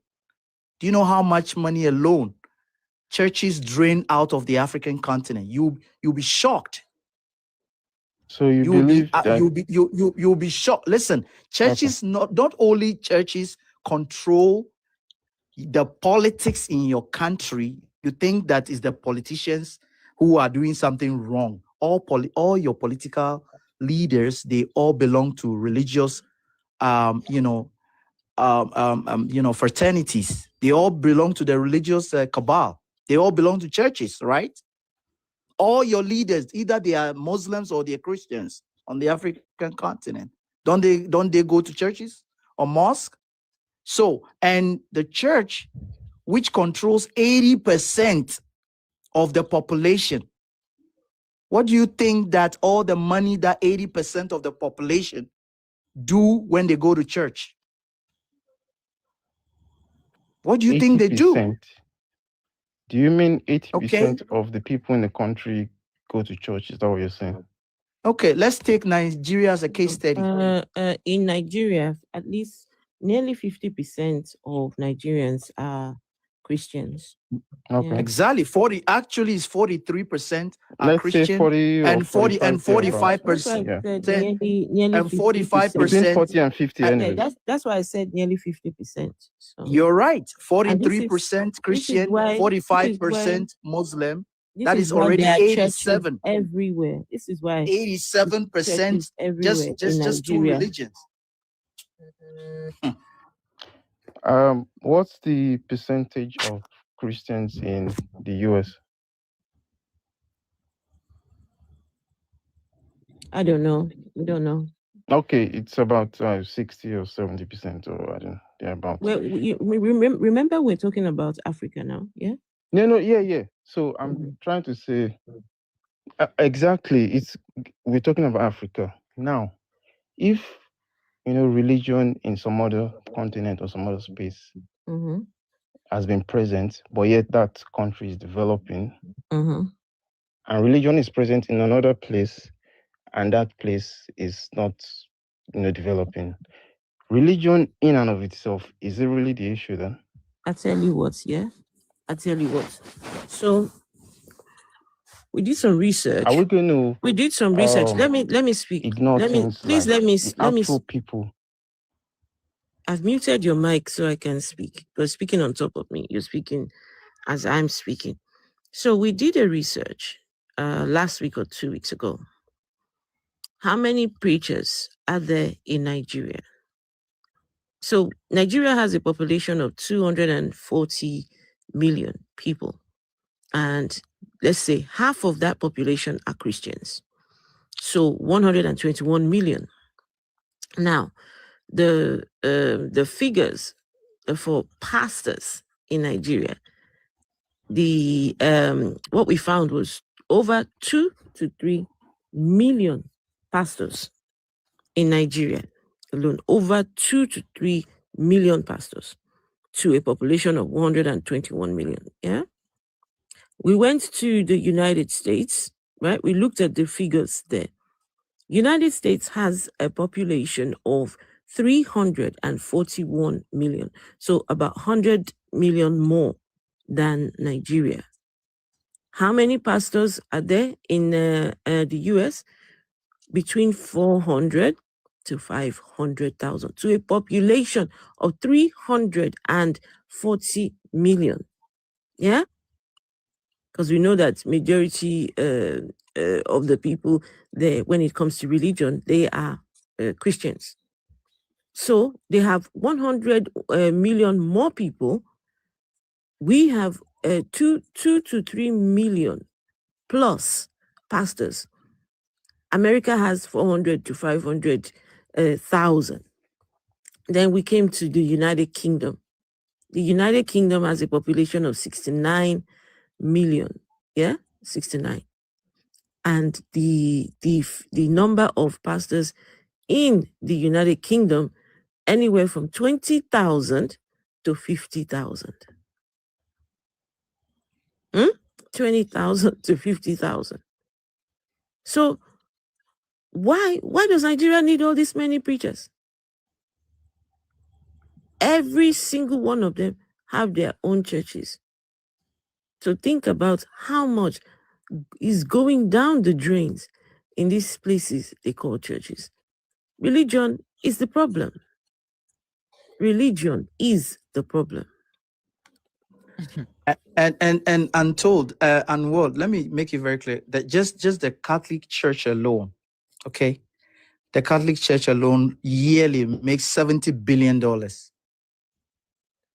And we are talking about 45,000 denominations in the Christian fraternity alone. And we are talking about only one. We are not even talking about, the charismatic church. We are talking about only one. Do you understand what is going on? So what's your point? Are you saying that the fact that the Catholic Church makes, $75 billion? I mean, how much do you think? So if Manchester United makes £2 billion, does that mean they're taking out money away from the UK economy? Or what's your now? How many you think we have a money printing press on the Vatican has a money printing press? You think that's what they have? There you go. Newell has responded in the comments. Manchester pays taxes. Newell, say something, please.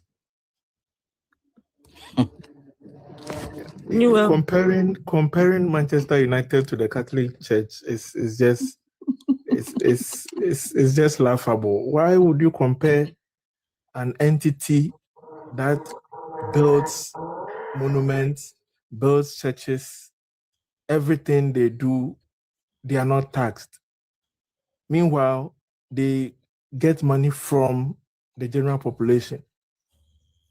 So whatever money the general population is supposed to reinvest in the economy doesn't go there. It comes to the church, and the church is able to do whatever they want to do tax-free. And you are comparing it to an entity that is a business entity that employs people, that generates income for the economy. Why are you comparing Manchester United to the Catholic Church? I Mr. don't get it. Noah, so you believe in your heart that, okay, let's give a figure, okay, as to how much churches generate in Nigeria. Let's say, I don't know, $5 billion a year or $10 billion churches generate. That $10 billion is responsible for the breakdown of the Nigerian economy. Is that what you believe in? When we know Don't that... like this thing, belief. What is the meaning of belief here again? Oh, okay, no, believe means for you to have a strong conviction in something. So I'm asking you, okay, remove the word belief. Put your economic thinking hat on, right? That's $5 billion that goes out like the church. You think that's what's responsible for the collapse of the Nigerian economy? Forgetting that Nigeria in 1980, for example, or in the early years when the oil was discovered in Nigeria, down to now, we're probably producing, I don't know, 5 million barrels of oil per day to be sold at, let's say, $80-something. Now, the majority of that money, who do you think goes to? Does that money goes to the Nigerian people? Let's talk about Saudi Arabia, for example, or UAE or Dubai or Qatar. Excuse me. In your opinion, what is the problem? What is Nigeria's problem in your opinion? Let's put our scientific thinking hat on, right? We're trying to compare two phenomena or two different scenarios. In place A, they practice this religion. Place A, we see is advancing, UAE, Saudi Arabia, Qatar, America, Sweden. Place B, that same religion is practiced, but the other place is going downwards. The religion in and of itself, is that the issue? Now, I'm not here to, I won't tell you. Tell us what you reckon is the problem. I'm going there. Religion has been abused. Fine. Nobody's disputing that. We have perverted and misused. Anything can be misused by human beings. When people donate charity online, charity is good. It's good to give. I'm saying this when people GoFundMe and stuff, but people abuse GoFundMe. There's scammers online. Does that mean giving charity in and of itself is bad? Tell us what the problem is. Now, I'm asking you to means tell us.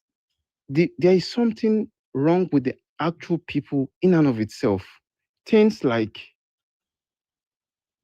illiteracy, to start with, I believe that's one of the most fundamental issues that's affecting Africa. Illiteracy, greed, corruption, inability to want to learn and improve as a people, the inquisitive mindset that is found in a lot of Asian and Western countries. We don't have it. It's not up to par. We just take things and don't want to find out and do more research. Illiteracy, corruption, greed.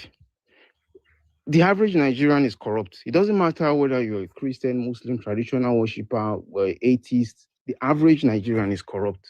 We cannot agree on that. So how are we going to ignore all those corruption and greed and just put the blame solely on religion? I will tell you, yes. I'll tell you. Am I saying example. religion is not being abused? I'm not saying that. No. One second. Okay. I'll tell you how. With religion, the focus is not on this, our reality on this earth. Religious people, their focus is on the afterlife. right? So most of them, they are religious organizations that do not encourage education, right? We have Boko Haram. We know what Boko Haram means.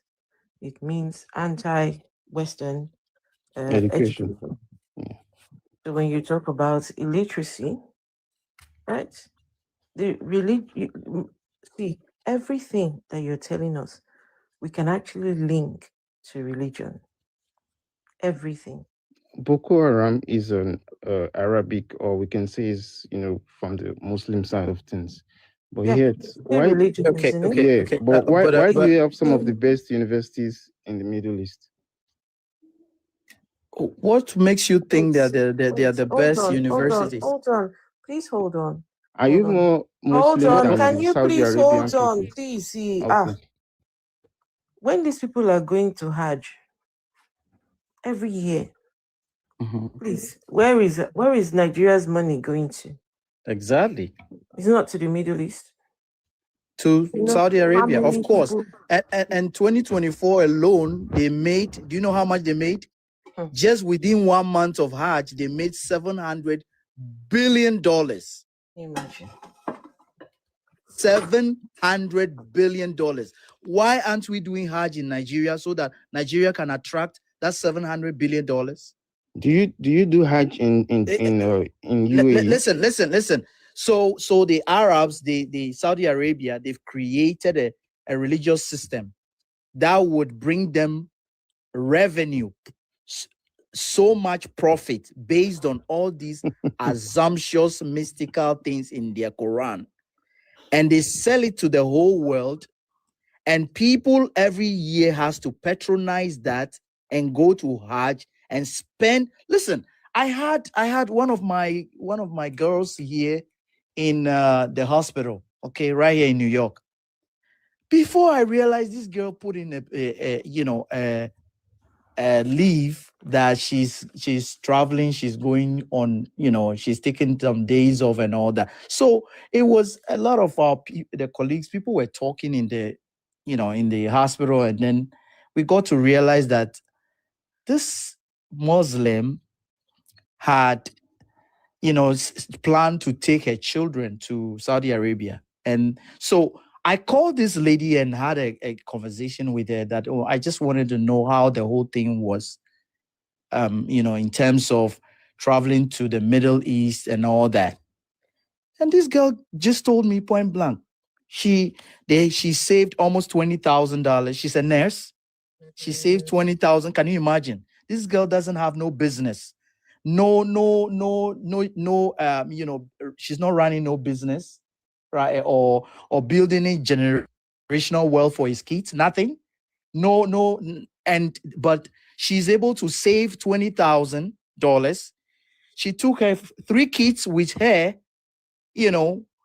the lady, the husband had left the lady because the lady, Islam promotes polygamy. And this young man, the husband of this lady lived in London while she's in America, and she has found another woman in London, another Muslim. So the man decided to, take a second wife. So, the lady is a single mother, and she saved 20,000 through her career. And now, instead of investing that money to build generational wealth for your family and for your kids, she took that money and traveled to Saudi Arabia to go and to Hajj. Can you imagine? Can I ask that we allow other people as well to speak? We've got Ivy, we've got Big Bless who still need to speak. Go on, Ivy. Thank you very much, host. I hope I'm audible. Yeah, there are 2 things I just quickly want to address. I was hoping events have passed, but I will still take us back to it. When people are talking about the reason why people are religious,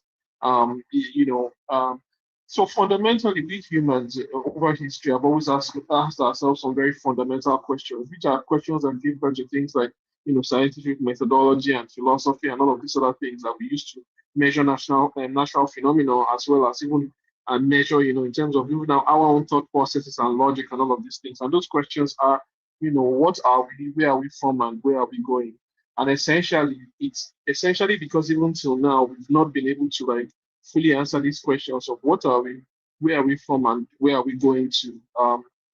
These are the reasons why, essentially, if you break it down to its brass tacks, it's essentially the reason why people are they choose to believe in something greater than themselves, or to believe in divine forces and things like that. I just wanted to skip over that very quickly because it's so important. But much more importantly is where we are. When I listen to the religious guy talking about the fact that religion has not had any impact in Nigeria, and I'm flabbergasted that anybody can make that argument, looking at the sheer impact of Boko Haram in Nigeria, looking at the sheer destructiveness of Muslims who Muslim bandits who have come all the way from the north and from outside of Nigeria and are flowing into the west. And as they do so, they are causing untold damage. And in their wake is unalivings and grapes and a complete destruction of entire communities, as well as they are now adversely affecting our economy as it stands. And you can look at the fact that Sharia law has been implemented in 7 states, and these 7 states act as if they are not part of the Nigerian Confederacy, expressly choosing 12 states. 12 states. Oh, Not is 7. it 12 now? Oh, okay, sorry. I apologize.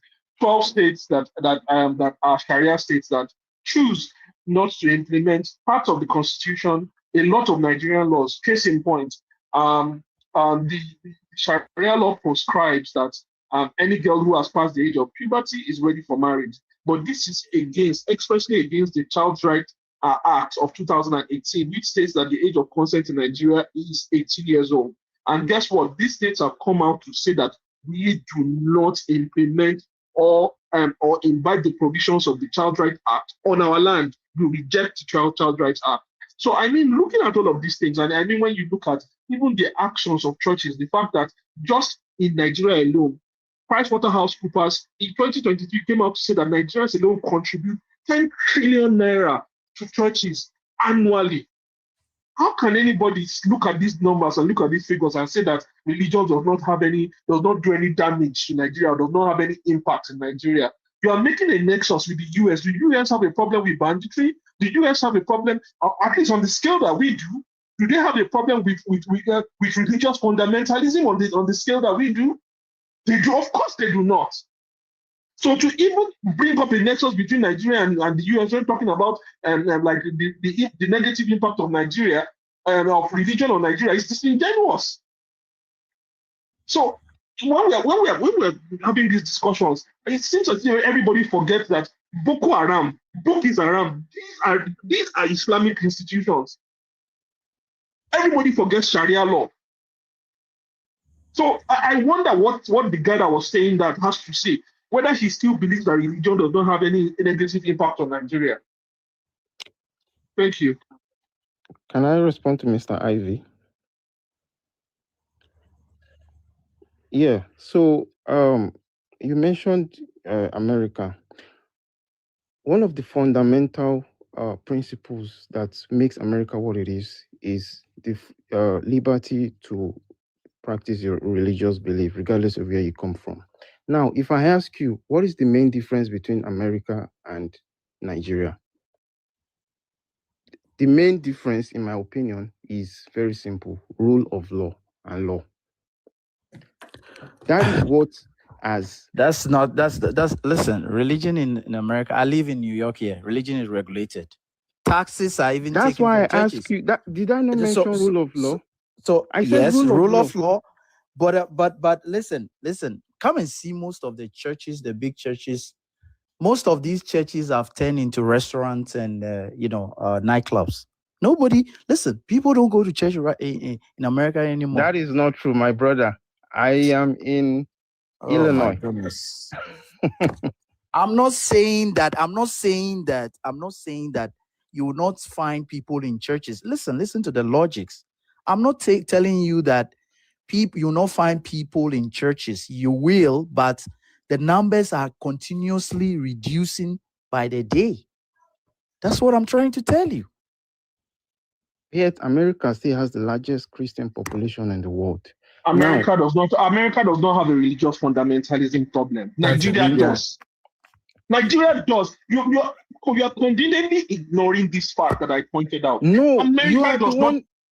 Okay, You are let me ask you ignoring what I does, said. does I'm not. America, Did does America, I clearly mentioned that wait. religion Okay, has been can I ask misused you and some simple abused to questions? some extent.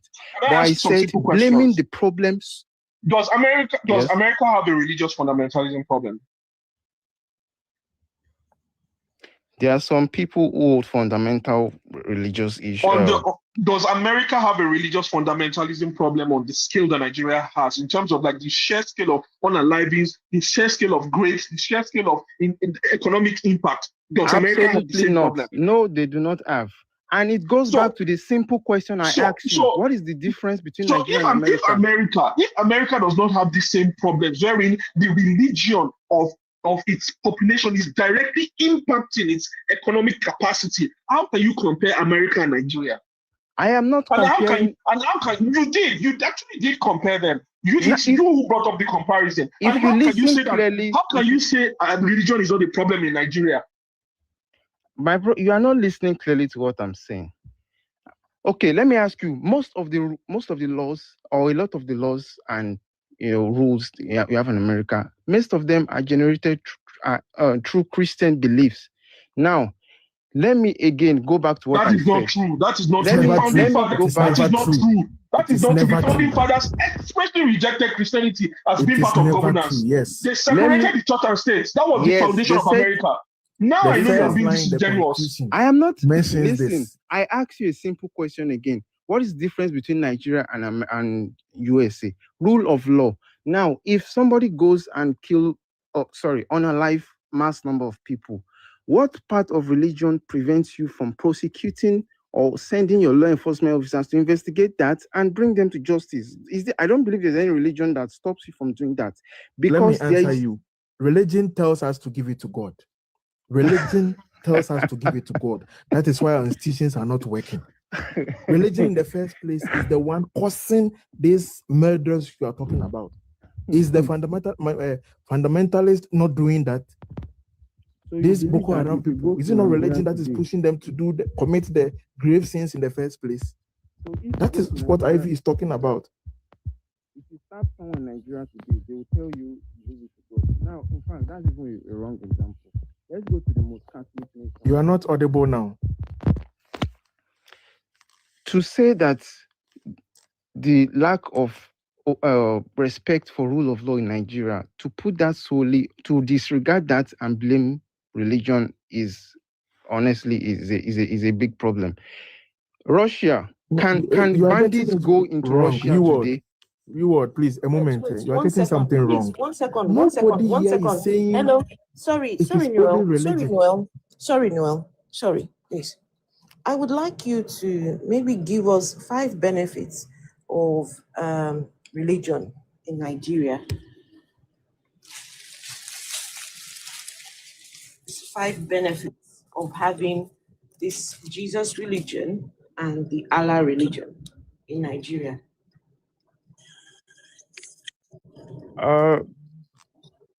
I'm not here to go deep into Allah religion or traditional religion, but I think in general, okay, not only in Africa or from the beginning of time, religion has served some role to some extent to keep the actions of people in check in terms of committing crimes like murder or just basic horrible crimes in a society. Would you agree that if there was no religion, probably crime rate will have even be way more than what we're experiencing right now? No, I disagree with that. Do you know how many wars the Catholic Church fought in the Crusades and how they murdered people all over the world? War has always been a part of human race, right? We are talking about religion now. Guys, religion is supposed to stop it. I want you to please give us five benefits of having religion in Nigeria. Please, 5.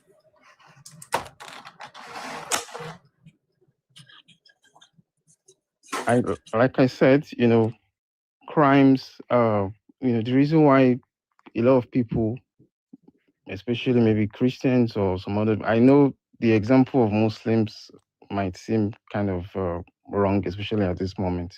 But I believe that there will be a lot more crimes when people remove that conscience that is kind of suppressing them from committing crime. You know? That's just number one. Number two. That's not what the evidence says, sir. Like someone typed in the chat. The states, the countries in the Alps, in Europe, all of those countries, Sweden, Denmark, all of those countries are largely atheist countries. Japan, they have the lowest crime rates in the entire world. Now, so what are you? There is evidence. Ivy. Sorry, don't say that is not true. No. There is Yes, evidence. please provide your evidence. There now, is evidence. Hold on. You said Scandinavian countries, right? You mentioned Japan. Let me ask you, what is the percentage of atheists in Japan? Guys. Can you just guess? For the sake of this conversation, please, for the sake of this conversation, let's accept, okay, the religion reduces crime. Okay, four other things. Please. Look, I'm not. No, not look. Give me four other. You're here if you now, want to sit here and tell me that an atheist just tell us or some, like, it's just funny, honestly. You're going to ignore corruption. Benefits of the religion, please. Benefits to Nigeria in particular. Many of those benefits might not be manifesting right now because the Nigerian people themselves need to have a change of mentality and heart. That's my own point. Religion, I mean, Christianity and teaches what has you the caused value of hard that work. mentality? Really? What caused that mentality? You know, one of the interesting things about your statements is the fact that you make an argument as if the rule of law exists in a vacuum. Like that argument is so blowing my mind. What like do you mean in a vacuum? No, just wait now. You're talking about the fact that Nigeria does not enforce its law and the US enforces its law. Case in point, like there's not even any need for us to go to and go too far. This young girl, the one that was burnt in Sokoto, Deborah, what was her name? Deborah something. I don't remember her surname. I apologize for that. There were no prosecutions, no real prosecutions on account of what happened to her. But why is it that there were no real prosecutions about what happened to her? Because guess what? Apostasy laws and what the mob did was expressly allowed by the Sharia law of Sokoto. It was allowed under the law. What they did was not a crime because she was an apostate, because she blasphemed. Let me ask you a question. And the other thing you are also failing to talk about is about how the fact that running through the thread of Nigeria, running through Nigeria both politically and economically, is the fact that religious leaders wield inordinate power. They wield inordinate power to tell people who to vote for. They wield inordinate power to tell people how to spend their economic power, to wield their economic power. They wield inordinate power to tell people what to do. You are ignoring all of this. Again, I did not ignore that. I said the misuse of religion can be blamed, but you can't placing the issue solely on religion is a very lazy conclusion. When people steal billions of dollars, religion plays a major role. It is not the only role. Listen, it plays a major role. And you mentioned Nigerians have to change their mindsets. Is religion not claiming that when you practice it, it will change you into a better person? So if Nigerians have been practicing religion for several hundreds of years now, and their attitudes are not changing, and they are still bad, then what is the use of that religion? Then it means there's something actually wrong with the Nigerian people themselves. It is wrong with not religion, right? Power it says it has to change people. It is not doing that. Why are you failing to see that? Okay, this guy is blowing my mind. This guy is blowing my mind. That is called religion is not working. It is not that working. Is called, it claims it has superpower. Okay, let me ask you a question. It's called contaminating cliche. Wait, let me just ask a question. Can I say one quick thing just to clarify something? Right? You were. Atheists in Nigeria. Should we? Sorry, please let me just finish this. No, you were talking about prison. Do you know that the percentage of people in prison in Nigeria matches the percentage of the religions? So religion is not helping people do better. Okay, now let me ask you a question. 48% of the people in prison in Nigeria are Christians. And if you told us that Christianity keeps people from committing crimes, apparently it doesn't. It doesn't. That's I exactly just what we told are you saying. they misuse. It doesn't. Again, I told you they Because now he's misuse. blaming it on the people. This guy Now is it is on the blind. people. Okay, let me This ask guy you a is question. blind. Let me ask you a question. There are atheists in Nigeria, right? Can you confidently, with all sincerity in your heart, attest that if No, we take no. Please, excuse no, me. let me ask you a question. I'm Let me just sorry. ask I'm you a sorry. question. No, no, If you no, go from the no, no, president, no. You need to listen to me. To say that there are atheists in Nigeria, then you don't know the statistics. I told you earlier on, almost 50% of the population, let's say about 48%, right, are Christians. 50-something percent, 50% Muslims. Atheists, agnostics, spiritualists, and all others. About 1%, 2%. So Madam, please. you didn't let me finish my How question. can you? No, you said there are atheists in Nigeria. Where Yes, do you you didn't see let them? me finish. Okay, do you Where believe? do you see Let the them? lady Where do you land. see? Let the lady. Where do You you anticipating where- talking too much. Let her finish her speak. Her thought. Where do you see? Damn. Where do you see these atheists? Where do you see atheists in Nigeria? I'm asking. Where do you see atheists in Nigeria? Okay, so there's When was the last 120. time? I'm asking a question now. When was the last? When did you see an atheist in Nigeria? You're speaking. I believe you're an atheist. I'm not in Nigeria. Okay, but let's say there's 120 of us on this platform. Let's assume we're in Nigeria. Do you believe there's only one? I asked a question. I How don't know many the number of atheists atheists have in you come Nigeria. across? No. In your everyday life, how many atheists have you come across in Nigeria? I'm not in Nigeria currently, but then When if you were in Nigeria, okay, if I'm to guess, not guess. I didn't come How many across did you much. come across? A few. How But many? then Like how many? I don't know. I don't go around asking people for their religion now. But are you saying that you don't have? What you're saying is that you. Let's just play with some numbers here. Let's say, are you saying that in Nigeria? How many atheists in total you reckon that you have come across in Nigeria? I don't know. Again, I don't go about asking people for their religion. But let's just make believe. Let's say in the whole of Nigeria. I'm actually talking about people who are open atheists that identify as atheists and they tell you I am an atheist. Again, I don't know, but I just you want reckon means an approximation. You mean she's saying you should just give an approximation. You don't have That's to. what I'm saying. Like, I don't know. You cannot give any give a number, but I just want to ask you a question. You know what, guys? Oh my God. Let me ask you a question. There's 260 million people. Excuse me.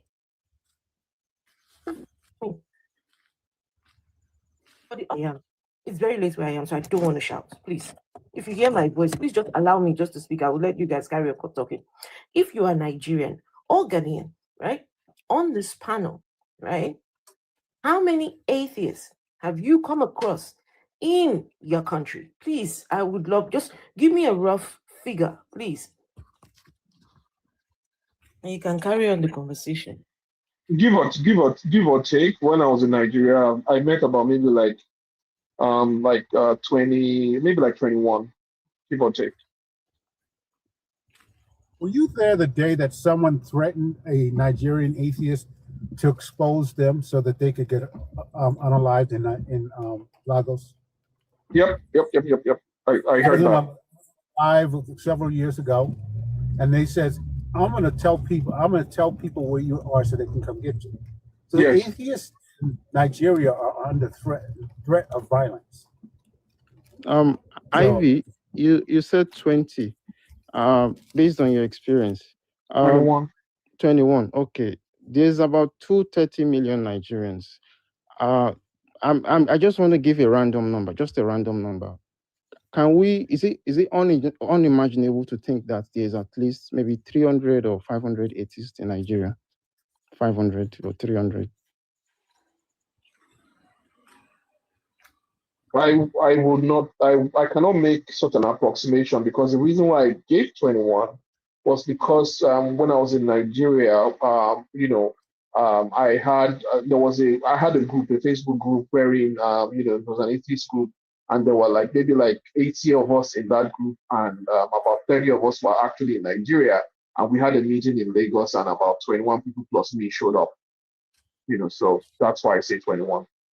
Okay, because I'm sure when you go on TikTok or you see people talking about deconstructing or whatever, but I don't think it will be beyond the wit of man to imagine that there's at least 200 or 300 atheists in the whole Nigeria. So let's say 300, just for example. So, sorry. Yeah, 300,000. No. I mean 300, not Are you 1,000. saying that you knew? I didn't say I will 1,000. not lie. I said Currently 300. now, I'm in Lagos currently now, and I won't lie to you. Where I live, I've never come across an atheist. World. Are Yeah? you saying that World? Were you in an atheist group in Nigeria? No, that's what I'm saying. I'm saying that I'm the one that said that, Richu. I'm the one who said that. Okay. No, But yeah, this honestly, with 230 million, you probably got a few thousand atheists in Nigeria. Good. Yeah, there's a few thousand. There's got to be a few thousand. Exactly. I don't have a specific number. I just gave 300, so probably a few thousand Nigerians, fully fledged Nigerians, born and raised in Nigerians. So I guess my question. So where were you going? Where were you going with this point of yours? Now we have concluded. Okay, we have come to some kind of conclusion. A few thousand in Nigeria. So where are you going with this?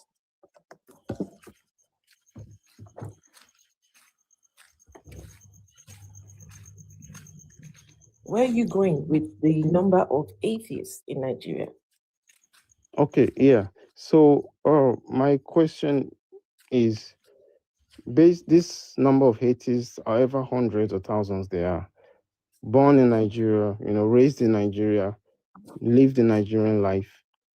If we uproot everybody in the political strata from top to bottom, from president down to local government chairman, and we replace all these people with atheists, Nigerian atheists, can we 100% beat our chest to say that the problems of Nigeria will be eradicated to some reasonable extent?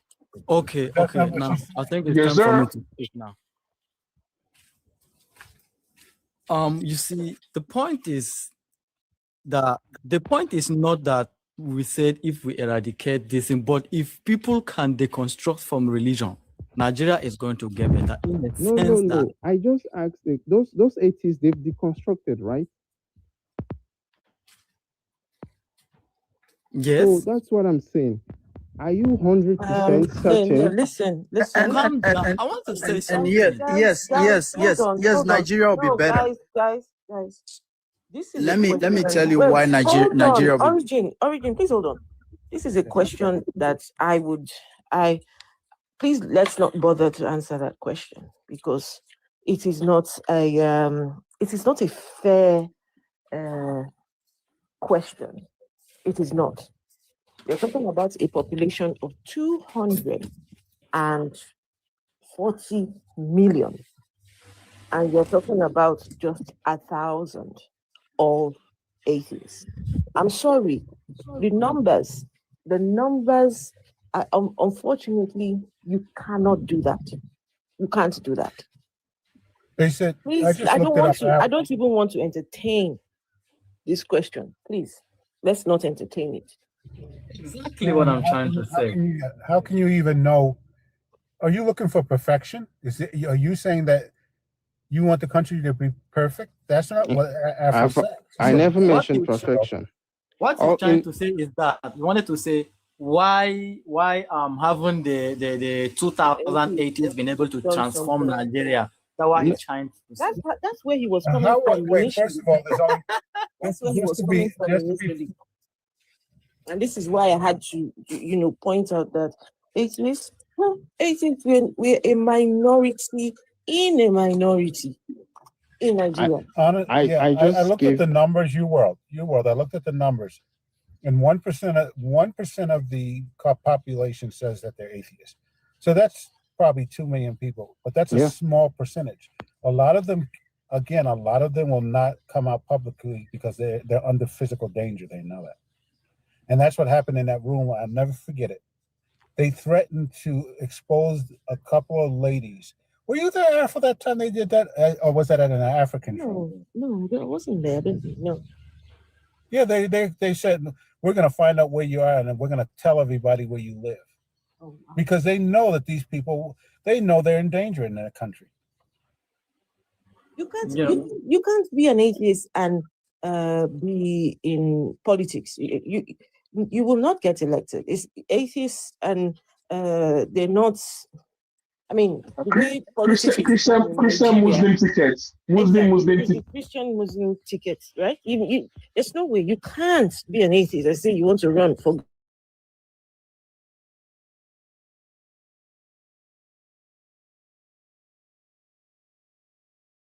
Tickets. Can you imagine? Okay. No. Hold on, please. Just so we can have a head with where we are going. It's very late. We're here, and I'm going to let you guys carry on the conversation. Okay. So you're here now in defense of religion.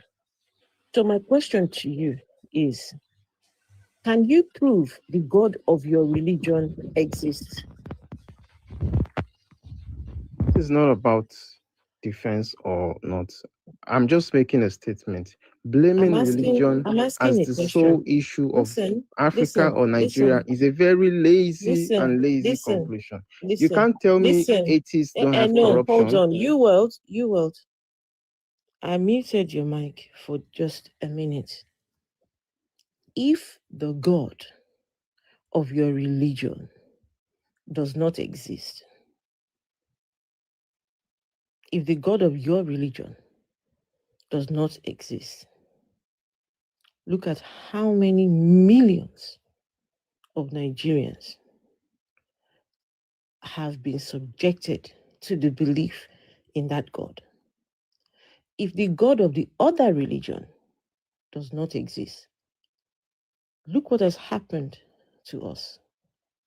So, the reason why people can boldly say that religion is the problem, if you can look at those figures, almost the whole population, maybe minus 2 million, follow the Middle Eastern gods. God from Israel and the other one from the Arabs. So we, at this point, need to start asking the question, does this God even exist? It's not a case of whether a religion is not the issue. Is it then, if the God of that religion does not exist, then it is time for the religion to be kicked out. It's not of any good if that God does not exist. So my question to you is, does the God of your religion exist? Does this God stop you from investing in proper education, healthcare, building a refinery in your country, equipping your police and your military with equipment? How can you ask for proper education where you cannot even fucking read the Bible? Doing that? Does your God exist? Can you go to Saudi Arabia today and steal $100 on the road? She asked you a simple question. You will answer it. Does your God exist? You claim to be of scientific mind and logical people. And so I am trying to relate to you on scientific and logical. Does your God exist? You can't grasp my God based on the scientific lens. And so I'm relating to you. Listen. And he's talking about science in the same way, though. He's talking about. I'm not asking. My God does not stop me from practicing science. That's what you don't know. I am not telling you to give us scientific evidence. No, whatever proves your God to be true. whatever proves your God to be true. Anything at all, anything that proves your God to be true. Let's do it, please. I told you the topic of my discussion. No, we have the topic of our discussion here. Okay, have we concluded the previous topic? No. The way we do it here, we just talk. We have conversations. There's no, this is the topic, stick to it. No. We just carry on the conversation.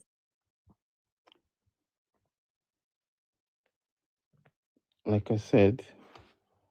Listen, how long have you been a Christian? My God, did I tell you I was a Christian or a Muslim or a Hindu or a Shintoist or Buddhist? He's probably a Muslim. He sounds like a Muslim.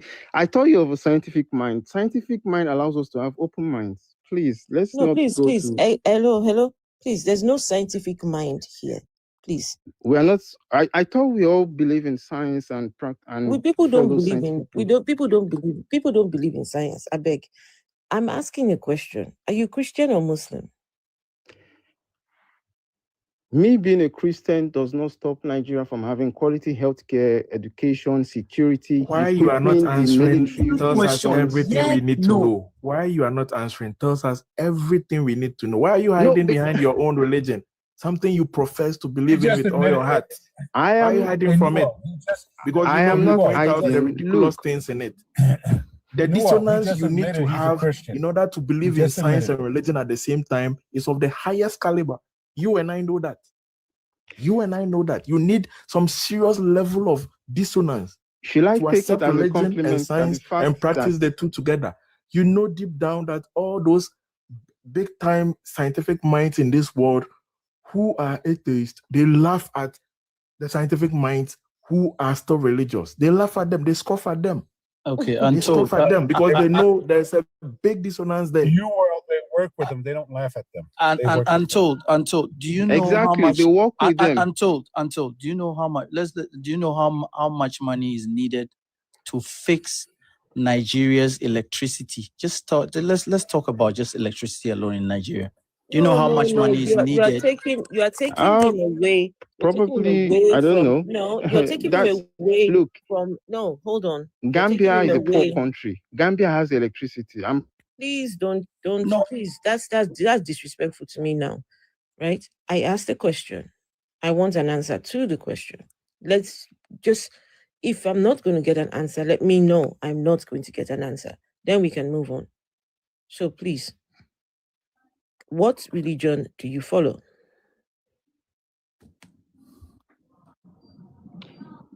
I believe in Jesus Christ. Okay, right. So, I'm a follower of Christ. Do you have? Okay, I am a follower of Christ. Okay, all right. So, do you have any evidence that Christ walked the earth?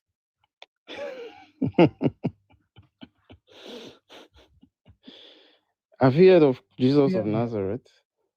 Do you have any evidence that your Christ walked the earth? Yes, there's lots of evidence. Give me some, please.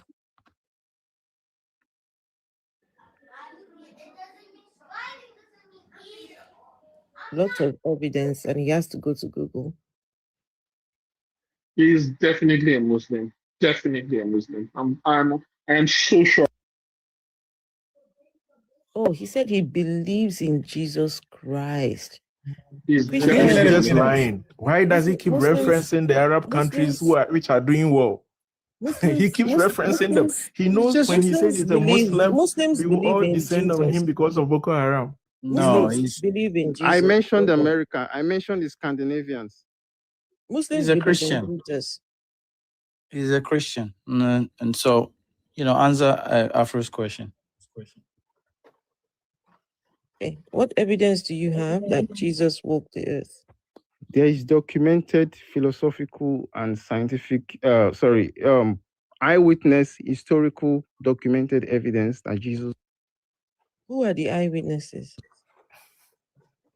Ever heard of Flavius Josephus? Who? Sorry? No, guys, let him. Ever heard of who?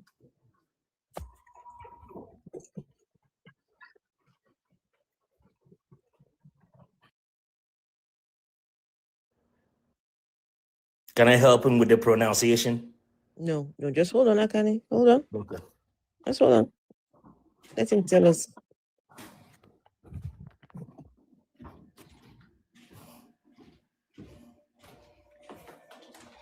Waiting be this. Waiting be this. Jesus. Eh?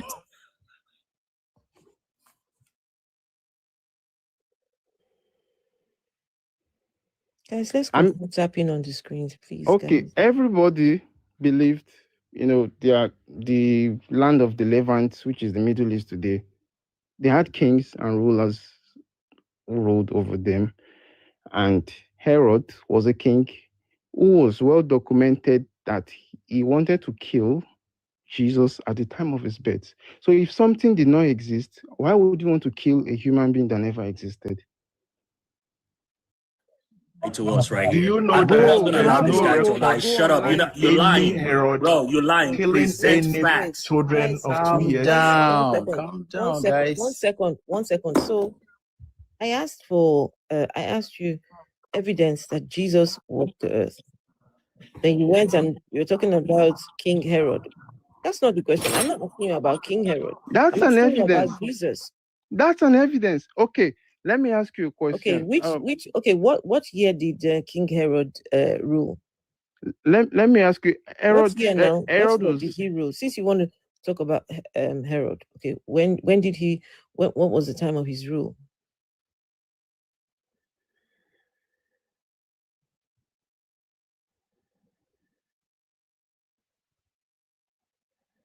So, listen, if I want to ask people maybe hundreds or 200 years from now, what is the evidence that Afro Queen walked the head? Aside maybe other things, it is eyewitness stories, people who were there, who lived with you. Give me some eyewitnesses then. Give me some eyewitnesses. I just gave you an example, King Herod. I mean, Herod clearly ruled over people down the years. And those people... Tell me what was Herod, what did Herod say about Jesus then? Herod, the moment he heard that there was somebody that was born, a Messiah called Jesus, he seek for the head. He wanted to kill Jesus. I'm asking you for Herod's own account. That's what I'm saying. Herod asked to execute Jesus. No. Someone else was writing that account. I'm asking for Herod's. You said eyewitness. Yeah? Eyewitness. I'm asking, did Herod write any account at all? I can write that a military man lived 100 years ago, right? Anybody can write that there was a Herod existing. But what was the Herod's own account? How many prisms of lens or history have been written by other people's account? Most of the biography you read today are written not by the actual people, have been written on behalf of other people. Guys, I give up. You guys carry on this conversation. Okay, hold on, please. I want to say something that I've not spoken since. Okay, now you said something earlier. I want to bring back the old conversation. You said earlier that you said because we don't know that something exists does not mean it does not exist. Okay, so now what I want to say here is, even your Bible says, "For no man has seen God." God has been for more than 200 million years ago. I don't even know when it has been, but till today, 2026, this is more than 5,000 years ago. Till death, nobody has proven God. God has never been discovered. But in the last 100 years or 200 years ago, we never knew there would be a phone. We never knew there would be TikTok. We never knew there are going to be different things. But all these things have been discovered.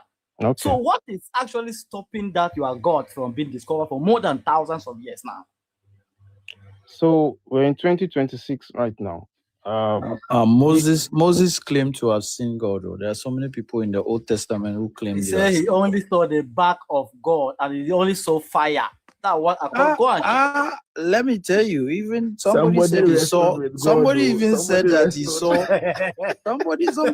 Somebody said that he has seen God even sitting on his throne in heaven. So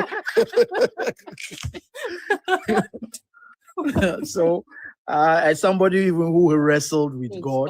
Guys, What are you guys, one talking second, about? 1 second. I think it's in the book of Exodus. Is it Exodus? I don't have the thingy. Moses, Aaron, and 72 elders. Yeah, they went up the mountain and they saw God face to face. They described what God looked like. Not only did they go up the mountain to see God, they also ate and drank with God. It's right there in the Bible. They saw God. They said his feet. He was standing something. It looked his feet were like something lazuli or something. I can't remember what it's called. Right? They ate and drank with God up there. Okay, he went to heaven and go and meet God to drink tea, or God came down here? To heaven. They went up a mountain. Okay, So the mountain is obviously on earth here. Yes, and God came down. That's where they met God. Then when they finished eating and drinking, then God said to Moses, now only you now come up further. The others, you guys stay over there. So I want him to still answer my question. I'm still waiting for him. Please answer my question. You were. So can you predict 5 things that are going to be discovered 100 years from now? In other words, can you confidently say that as a human race, we've gotten to the pinnacle of everything there is to be discovered, and there's nothing left for us to discover? That is when I am not. No. That is when you're doing, you're doing assumptions. You're projecting an assumption into the future. What exactly? It doesn't mean anything. What you're just doing is not far. Doesn't mean anything. It's not far from what you're doing. Is not far from what your Bible has done. Assuming things. Let's let Big Bless and himself have the conversation. Big Bless has now. If God can have words, if God can give people words in the Bible, if God can drink tea with people, then what is stopping God from showing himself to the public? For goodness sake. Again, I can't tell you that, tomorrow we'll wake up and, God will come out in physical form. I'm not telling you that. But again, all I'm saying is the lack of evidence for something doesn't preclude or say that this thing does not exist. I keep going back to the example of DNA. 1,000 years ago, 2,000 years ago, if you told the human beings on Earth that there was something called DNA, they will tell you you're a mad person. If you told them that we'll be able to identify you hundreds of meters and kilometers away from where you are and link it to you, they will tell you you are fucking crazy. Do you know what DNA does today? How is that related to God? If you listen to what I'm saying, you'll get my point. The fact that we do not discover 5,000 years we've not found God, so maybe we'll find him next year. I don't know. Hold on. 1 second. 1 second, everyone. 1 second. 1 second. He has given us exactly what we need. He has just told us there is no evidence for his God. Yet, yeah. He has just told us. I mean, as at now, there is no evidence. As at now, there is nothing. Yeah. So if you're asking for a physical manifestation to see God face to face, I can't promise you when you're going to see him. There is no spiritual manifestation of anything. You just mentioned. I mean, there's a reason why people call it faith. Wait, hold on. You just mentioned because there is no evidence now doesn't mean there won't be evidence later on in the future, right? Yeah. So that's it. You just told us that there is no evidence for your God. That is why I said I am a believer. I mean, look, God exists because Jesus Christ walked the earth. He died. Tell me another human being. Anybody came to die and resurrected. Tell me another human being that has died and have resurrected. And people clearly I don't know how you are. I don't know how old you are. But in this physical world we live in, you can't die and resurrect. Madam, go and read. Okay, I don't know. came There here is no saying evidence Go in the and read. Bible Go for and read this. what? Go you and need to read go what? and read. No Go You and need to read have an what? open mind. No Go and evidence. read gonna what? tell somebody Wait, to go guys, and read. no, Who no no. sabi read? Please, now, guys, let him tell me what I need to go and read for the resurrection, please. At this day and age, I need Please to tell feed you, me. spoon feed you. At this day and age, I Okay. need to spoon Please, feed you please what you tell say. me. Dirty Wait, mouth. guys, You don't know how to read. guys, hold on. Please tell me what I should go and read. Go and look for historical documents, archives, and eyewitness statements of people who saw Bro, Jesus there's Christ walk none. the earth. Bro, Give me, That's give all me, I'm give asking me, you. give me. If you can't find, if you never saw, Give there is me none. some. Give me Give us some, a please. source. Very, very cheeky human Even your telling me I scholars should. don't have a source. You have a Should source. he? Give us Should a he source. go spoon? and He's do I talking need about to? spoon This is feeding me. 2026. You Do I will. need to start telling you if I want to? If you want to read how to get a UK visa, do you need me to tell you how to find? Okay. See, You I will. just You will. checked. You will. You will. There is no Primary. source outside the Bible. Okay. Give us a source. Listen. You will. Do you know what primary source of evidence? What is the source that the Roman emperor ruled the Oh, world here we today? go. There's Here we go. evidence of This that. guy. Constantinople, you mentioned. There's evidence of that. And you think You know, that there is Alexander something the like Great. that for Jesus? Did your grandfather ever see Alexander the Great? No, but we knew Alexander the Great existed. Why are we listening to this guy again? There are eyewitnesses who have written about him. Which eyewitness wrote about Jesus? And there's a town called Alexandria. Alexandria. We can verify through archaeological evidence. Stop being Exactly. a mumu. Wake your eyes up. And there's no town called Nazareth. You never heard of the town called Nazareth? There's no town called Nazareth. There's a town called New York in Spider-Man. Listen. Hold on a second. You will. This is the reason why we ask you. You know the reason, the meaning of primary, evidence when we're talking about primary and secondary sources. Primary data or primary evidence is evidence that you get by yourself, not from other secondary sources, right? Not necessarily. Let me explain to you what primary source of evidence informs secondary source of evidence. These are archaeological evidence that factual evidence that you can easily, for instance, let me give you an example.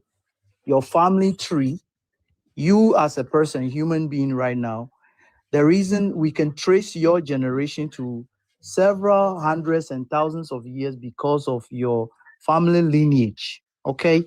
Where your parents are buried and all that, it will prove your archaeological evidence existence of your family and clan, okay? Now, where is the family of Mary? Where is the family of Jesus? Where is the family of Joseph? Where are all the archaeological evidence? Where are their burial sites? Where are their families till today? You see, this is what I'm saying. Your primary evidence informs your secondary source of evidence. So now you have secondary source of evidence. Where are the secondary source of evidence before you have tertiary source of evidence, which is your Bible? Your Bible is just a written book. Anybody can write it. Do you understand? My brother, you have a phone, right? Please, can you read to every one of us here? And go on your Google. Oh my goodness. Go. Do you know my problem? The first gospel was written about 60 years after Jesus died. So there's no actual primary evidence for Jesus Christ. Is that what your Google tells you? Yes. Not even Google. That is what the scholarly consensus is regarding the existence of Jesus. What are the components of that scholarly consensus? Who are the different people? You must be crazy. Seriously, you must be crazy. No, I'm asking you, go to let's be respectful to each other. We don't need to insult each other. Hello, everyone. Can How you guys doing? Can you give us a source? Young You man, were telling me I should go and read. Yeah, you told me that you don't want to spoon feed me, right? You were taking jabs at me. Now it is give me absolutely a disrespectful. Yes, you were being disrespectful. We don't have to disrespect anybody here. I'm speaking. Please, I am speaking. I am speaking. Please give me a source to read for the resurrection. This is the question that I asked. For the resurrection of Jesus, I need a source, please. I don't know why you're taking us. You told other people to go and read, and I'm telling you the same thing to go and read. Carry your phone. Read what? Read what? Type. You have a Google, right? No, type I on don't. your phone. I don't have Google. No. You don't have Google. No, I don't. Okay. Let me tell him what Google says. Tell me Google what says that tell me what you want me the to Jesus read. in the Bible you believe in did not exist. That is what Google says. The Jesus in the Bible that you have, he lived on this earth, he did miracles, he died, he resurrected. That Jesus did not exist. That Where is what did you Google search says. that from? Google, I'm telling you, Google. Okay, go on Google right now and type archaeology. There is no archaeological evidence of Jesus Christ. Evidence for the existence of Jesus Christ. Oh, there is none. Put it in your Google, screenshot what I you have see done it and several send times. it. Who do you Can you send a screenshot? No archaeological evidence, no anthropological I was a evidence Christian for Jesus. 25 years, for God's sake. And Jay, Alpha, I know.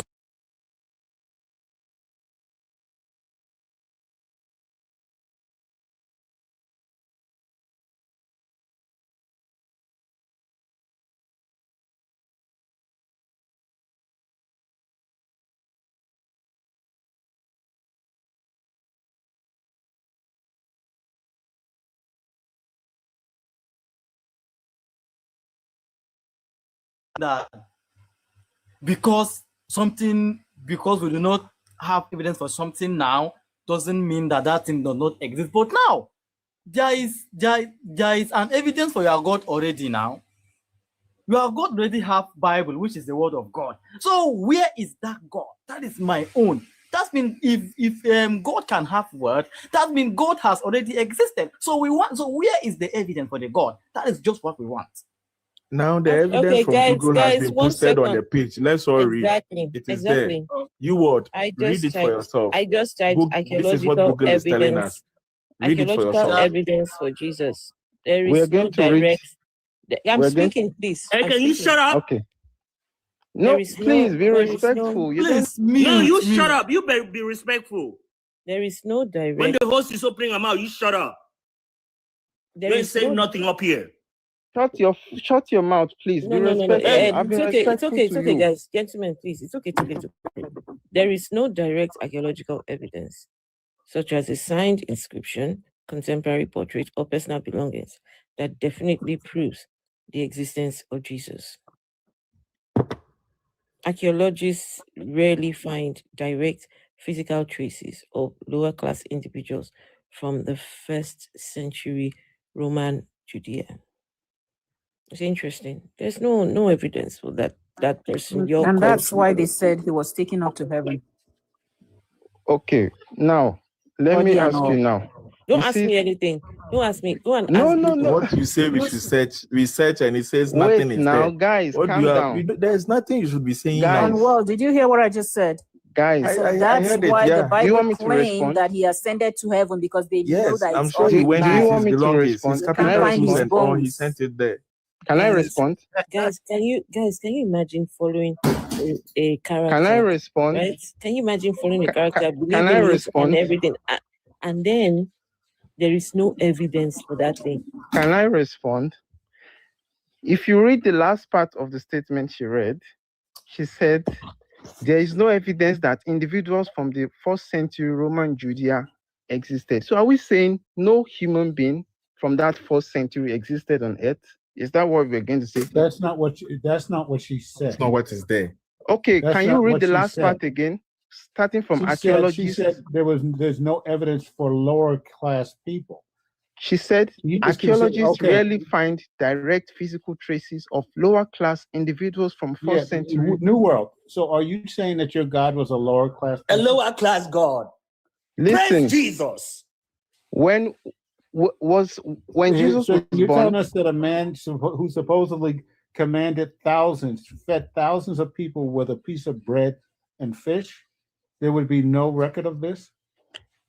I have two responses to that. I asked you a question. Yeah, that's what I'm There would saying. be no record of this? Wait, let me explain that part to Unworld. I have Unworld, two please- responses Unworld, to that. hold on, Unworld, please listen He to asked me. me a question. Unworld, please listen to me. The reason why they use that word lower class individuals from 1st century Roman Judea is because the writers of the Bible were very crafty. They will take actual people, kings, who ruled around that time and put it in the Bible to support what they wanted to write about Jesus. Like they wrote about Moses and used an actual Pharaoh. They wrote about Jesus and used an actual King Herod. So that's what they meant by lower class individuals. King Herod, yes, existed, and there are about 5 Herods in the Bible around that time.